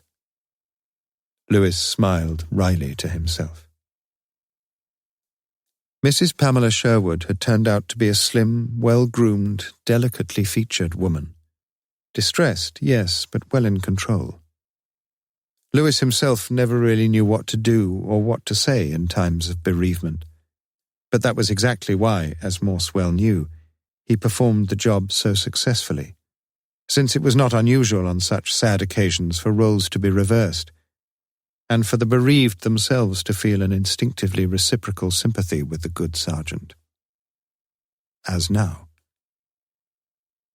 Over coffee, and after identifying her husband's body, Mrs. Sherwood herself had looked quickly through the contents of the wallet, her eyes intent as she took out one item after another, including the tickets.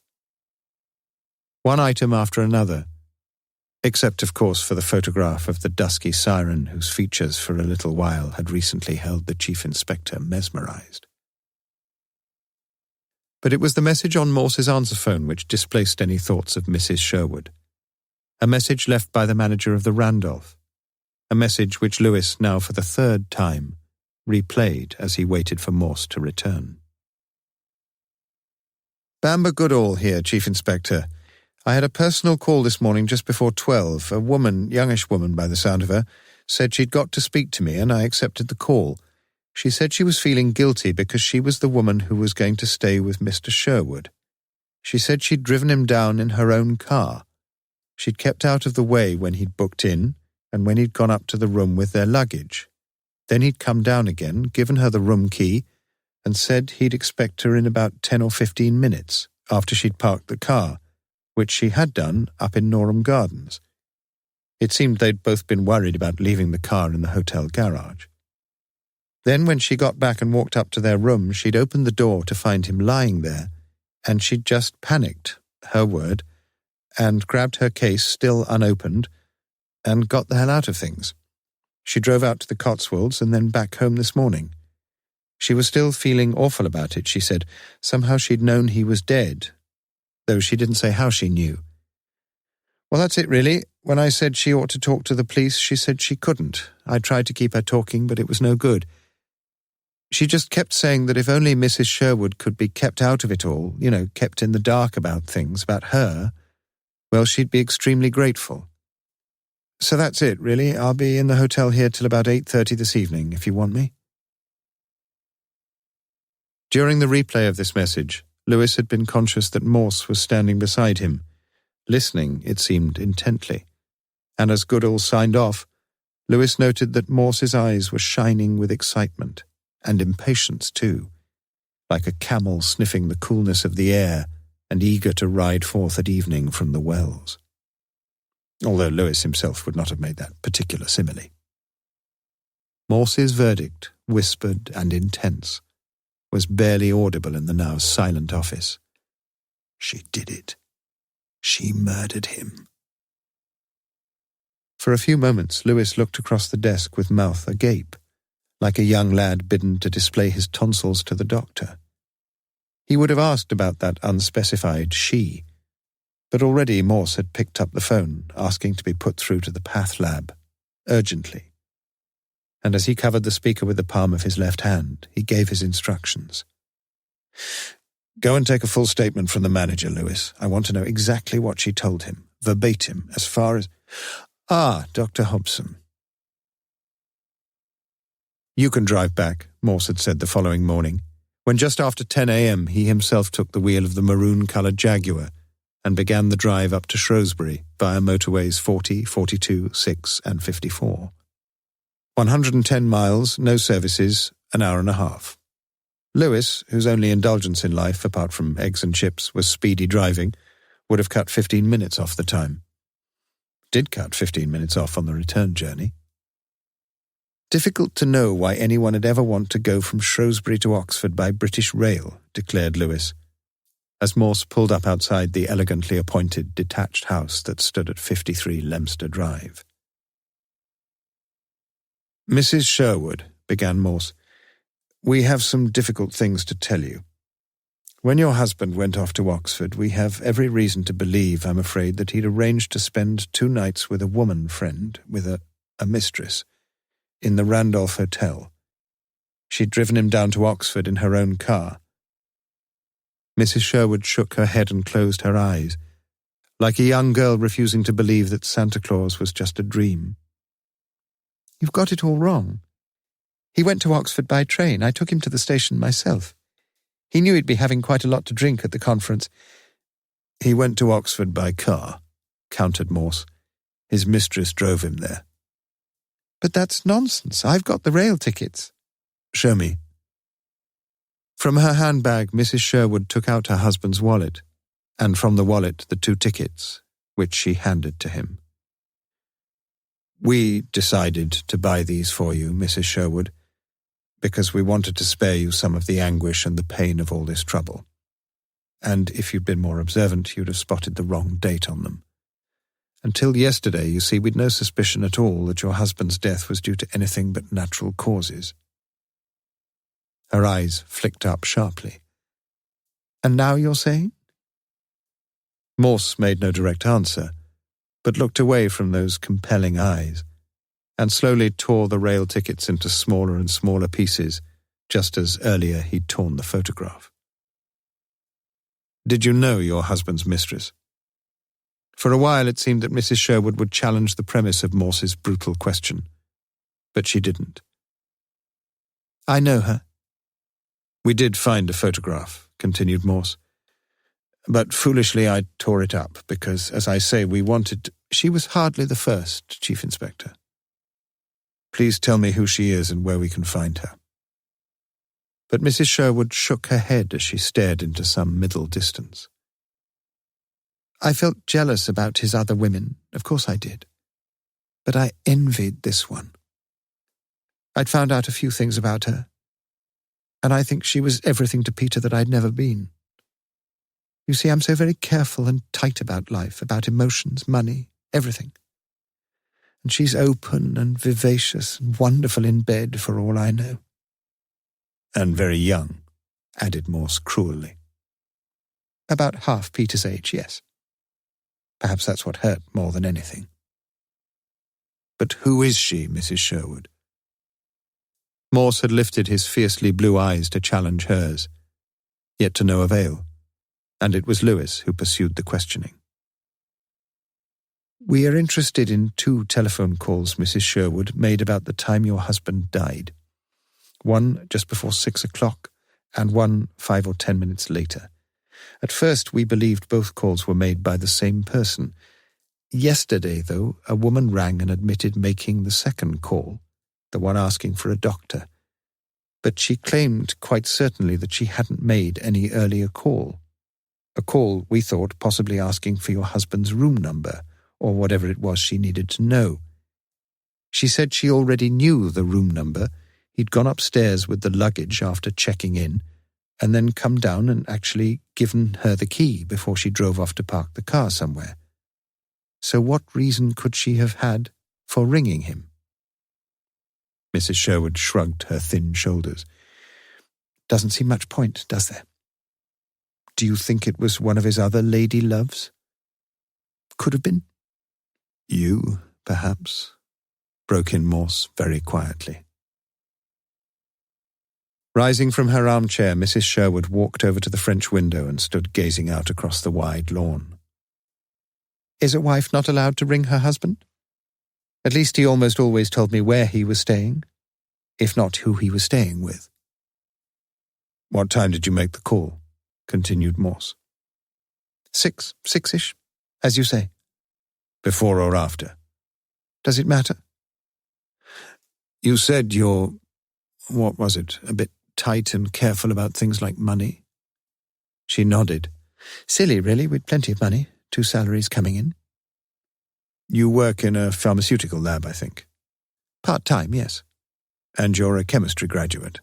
Huh, you know all about me. But all you really want to know is about her, am I right? I'd like to know more about you, though. For example, the phone rate gets cheaper after 6 o'clock, doesn't it? So why didn't you wait till after 6 o'clock? It was only a matter of a few minutes. I didn't think. Come on, Mrs. Sherwood, you can do better than that. No, I can't. You'll have to if you want us to find out who murdered your husband. She turned from the window, and in the pale face the eyes were now ablaze. Murdered? Yes, murdered. But you're wrong. He died of a heart attack. That's what they told me, the medical people in Oxford. We've had a further report from the police pathologist, Mrs. Sherwood. Sergeant? Lewis now read out the relevant extract from Dr. Hobson's second report. The glass capsule had shattered into small pieces, and the liquid contents had been almost entirely spilled. Our analysis, however, shows that the original insulin within the capsule had been injected with sodium fluoroacetate, a substance readily soluble in water, and extremely poisonous even in the smallest quantity, interfering fatally and almost immediately as it does with the Krebs cycle of metabolism. For obvious reasons, this substance is never openly available to the general public. But would be available, added Morse slowly, to someone working in a pharmaceutical lab. My husband died of a heart attack. I was told so. Are you now saying he didn't? No. So please tell me what you are saying. What's all this about murder? You wished to murder your husband, Mrs. Sherwood. You poisoned the insulin capsule. That's what I'm saying. She turned to stare out of the window again. And if I did? She asked finally. I don't know, replied Morse simply. But I believe you intended to poison your husband. You'd lived with him for 20-odd years, and you knew him to be an extremely meticulous and methodical man. You knew perfectly well that in Oxford, just as here at home, he'd almost certainly be taking his insulin at 6 o'clock that evening. And the reason you rang him up just before 6 o'clock was to make sure he didn't inject himself from the capsule you'd poisoned. Please tell me if I'm wrong, Mrs. Sherwood. But I think that in spite of all that had happened, in spite of all his infidelities, you didn't hate him quite enough to go through with your plan. In the last analysis, you wanted him to stay alive. Perhaps you even hoped he'd come to love you once again. She nodded weakly and spoke in a sing-song voice as if the events she now described were distanced and unreal. 5 to 6 it was when I rang. The line was engaged at first and I began to panic. But then I did get through. It was just like when I was a girl, when I used to play little games with myself. I just asked him if he was going to sleep with her that night. I wanted to shock him, you see. And if he said no, I was going to tell him about the insulin. She stopped. And if he said yes? It never got that far. I just heard a great crash. Don't you think you may have murdered him just as surely as if you'd poisoned him yourself? She shook her head, more in bewilderment, it seemed, than in denial. What will happen to me? I just don't know, said Morse. At the front door, she laid a hand lightly on his arm and lowered her eyes. It was very kind of you, what you did. But you won't tell me who this other woman is? No. Once the Jaguar had disappeared from view, Mrs. Sherwood moved back inside the house, a semi-smile upon her lips. Too clever for his own good, that man. She'd played it mostly by ear, of course, but how easy he'd made it for her. With him pointing out the escape route she'd so desperately been seeking after his mention of the sodium fluoroacetate. Him suggesting the blessedly mitigating circumstance that it was she, Pamela Sherwood, who had rung her husband. She who had tried not to cause but to prevent her husband's death. Why, he'd even told her the time of that telephone call. A call she'd never made, of course. Oh, she'd willingly enough have faced the consequences of poisoning her husband, because above all things in life she'd wanted him dead. But now, if by some happy chance she were to be seen as guilty only of causing him a heart attack, well, she'd settle for that all right. Why not? He was dead, that was the main thing. And that Jane bloody Ballantyre, pox-ridden strumpet, would have to seek some other Demerara daddy now. You were kind, you know, said Lewis as he drove the Jaguar out of Leominster Drive. How come? Well, the photo. Stupid, do you mean? And the rail tickets? You think so? Yes, I do. You probably know you haven't got a reputation for being too generous with money. No. But I reckon underneath you're a bit of an old softy, really. I mean, forking out of your own pocket for those tickets. Morse opened his mouth as if to reply, but decided against it. He would, he promised himself, inform Lewis about the expenses claim he had already submitted for £26, but not for the time being.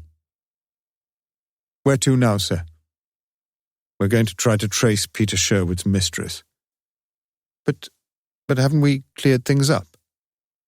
What? You didn't believe all that stuff we got from Mrs. Sherwood, did you? You mean you didn't? Louis! Why do you think she refused to tell us anything about her husband's latest conquest? Lewis had no idea, and mercifully Morse continued. Because our dusky maiden is the only one who knows the truth in this case, and Mrs. Sherwood doesn't want us to know the truth, does she? Perhaps not, mumbled Lewis, uncomprehendingly. So you ask me where we're going? Well, it's a longish shot, but not a hopeless one. The initials on the back of the photo were J.B. She looked deeply tanned. Perhaps she's just back from a topless 2 weeks in Torremolinos. You know, Lewis, you don't often come out with such a splendid sentence as that. Lewis felt better. You mean she might belong to a local health centre?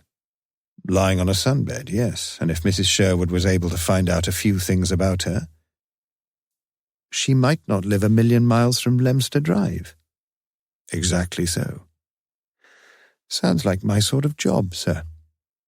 Just what I was thinking, Lewis. So if you'll just drop me off at the nearest pub.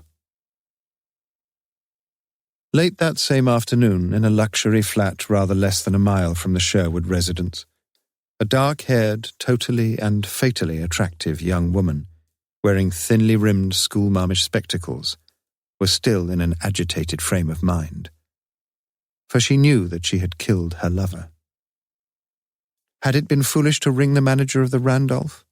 Certainly the questions he'd asked were disturbingly shrewd, yet her conscience had compelled her to do something. Yes, even she had a conscience. It had been 5 minutes to 6 when she'd finally managed to park the car, up in Norham Gardens, rather further out than she'd anticipated. But at least a telephone booth had stood nearby, and, as arranged, she'd dialed the hotel and been put through without delay. And virtually verbatim could she recall that brief, that fatal conversation. "Peter?" "Jane." "Everything okay?" "Will be once you get here, room 231. "Is it nice?" "Lovely double bed." "I can hardly wait." "I'll leave the door ajar." "Peter?" "Yes?" "I'm wanting you like crazy."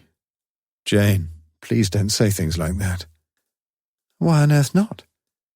You make me so excited." That was when she'd heard a great crash, although the terrible truth had not immediately dawned upon her consciousness. Who the two men were she now saw walking up to the block of flats she hadn't the faintest notion, but they looked a well enough heeled pair, and the posh car parked at the curbside hardly suggested a couple of double-glazing double dealers. And when she answered the doorbell, yes, they had called to see her. She acknowledged to herself that she could really rather fancy one of the two men, the one whose hair looked somewhat prematurely grey. For in spite of her anxieties, she was already casting round, as Mrs. Sherwood had suspected, for some replacement Demerara daddy. "Jane Ballantyne?" She smiled invitingly. "Can I help you, gentlemen?" "You know, I rather think you can," said the man whose hair looked somewhat prematurely grey. This was an audio production of Morse's Greatest Mystery and Other Stories by Colin Dexter, read by Samuel West. Published by Macmillan Digital Audio, an imprint of Pan Macmillan, a division of Macmillan Publishers International Limited. This collection, with revisions and correction, copyright Colin Dexter 1993-1994. Recording copyright Macmillan Digital Audio 2017. The right of Colin Dexter to be identified as the author of this work has been asserted by him in accordance with the Copyright Designs and Patents Act 1988. All rights reserved. Produced by Leo Wetter and recorded at Strathmore Publishing, London.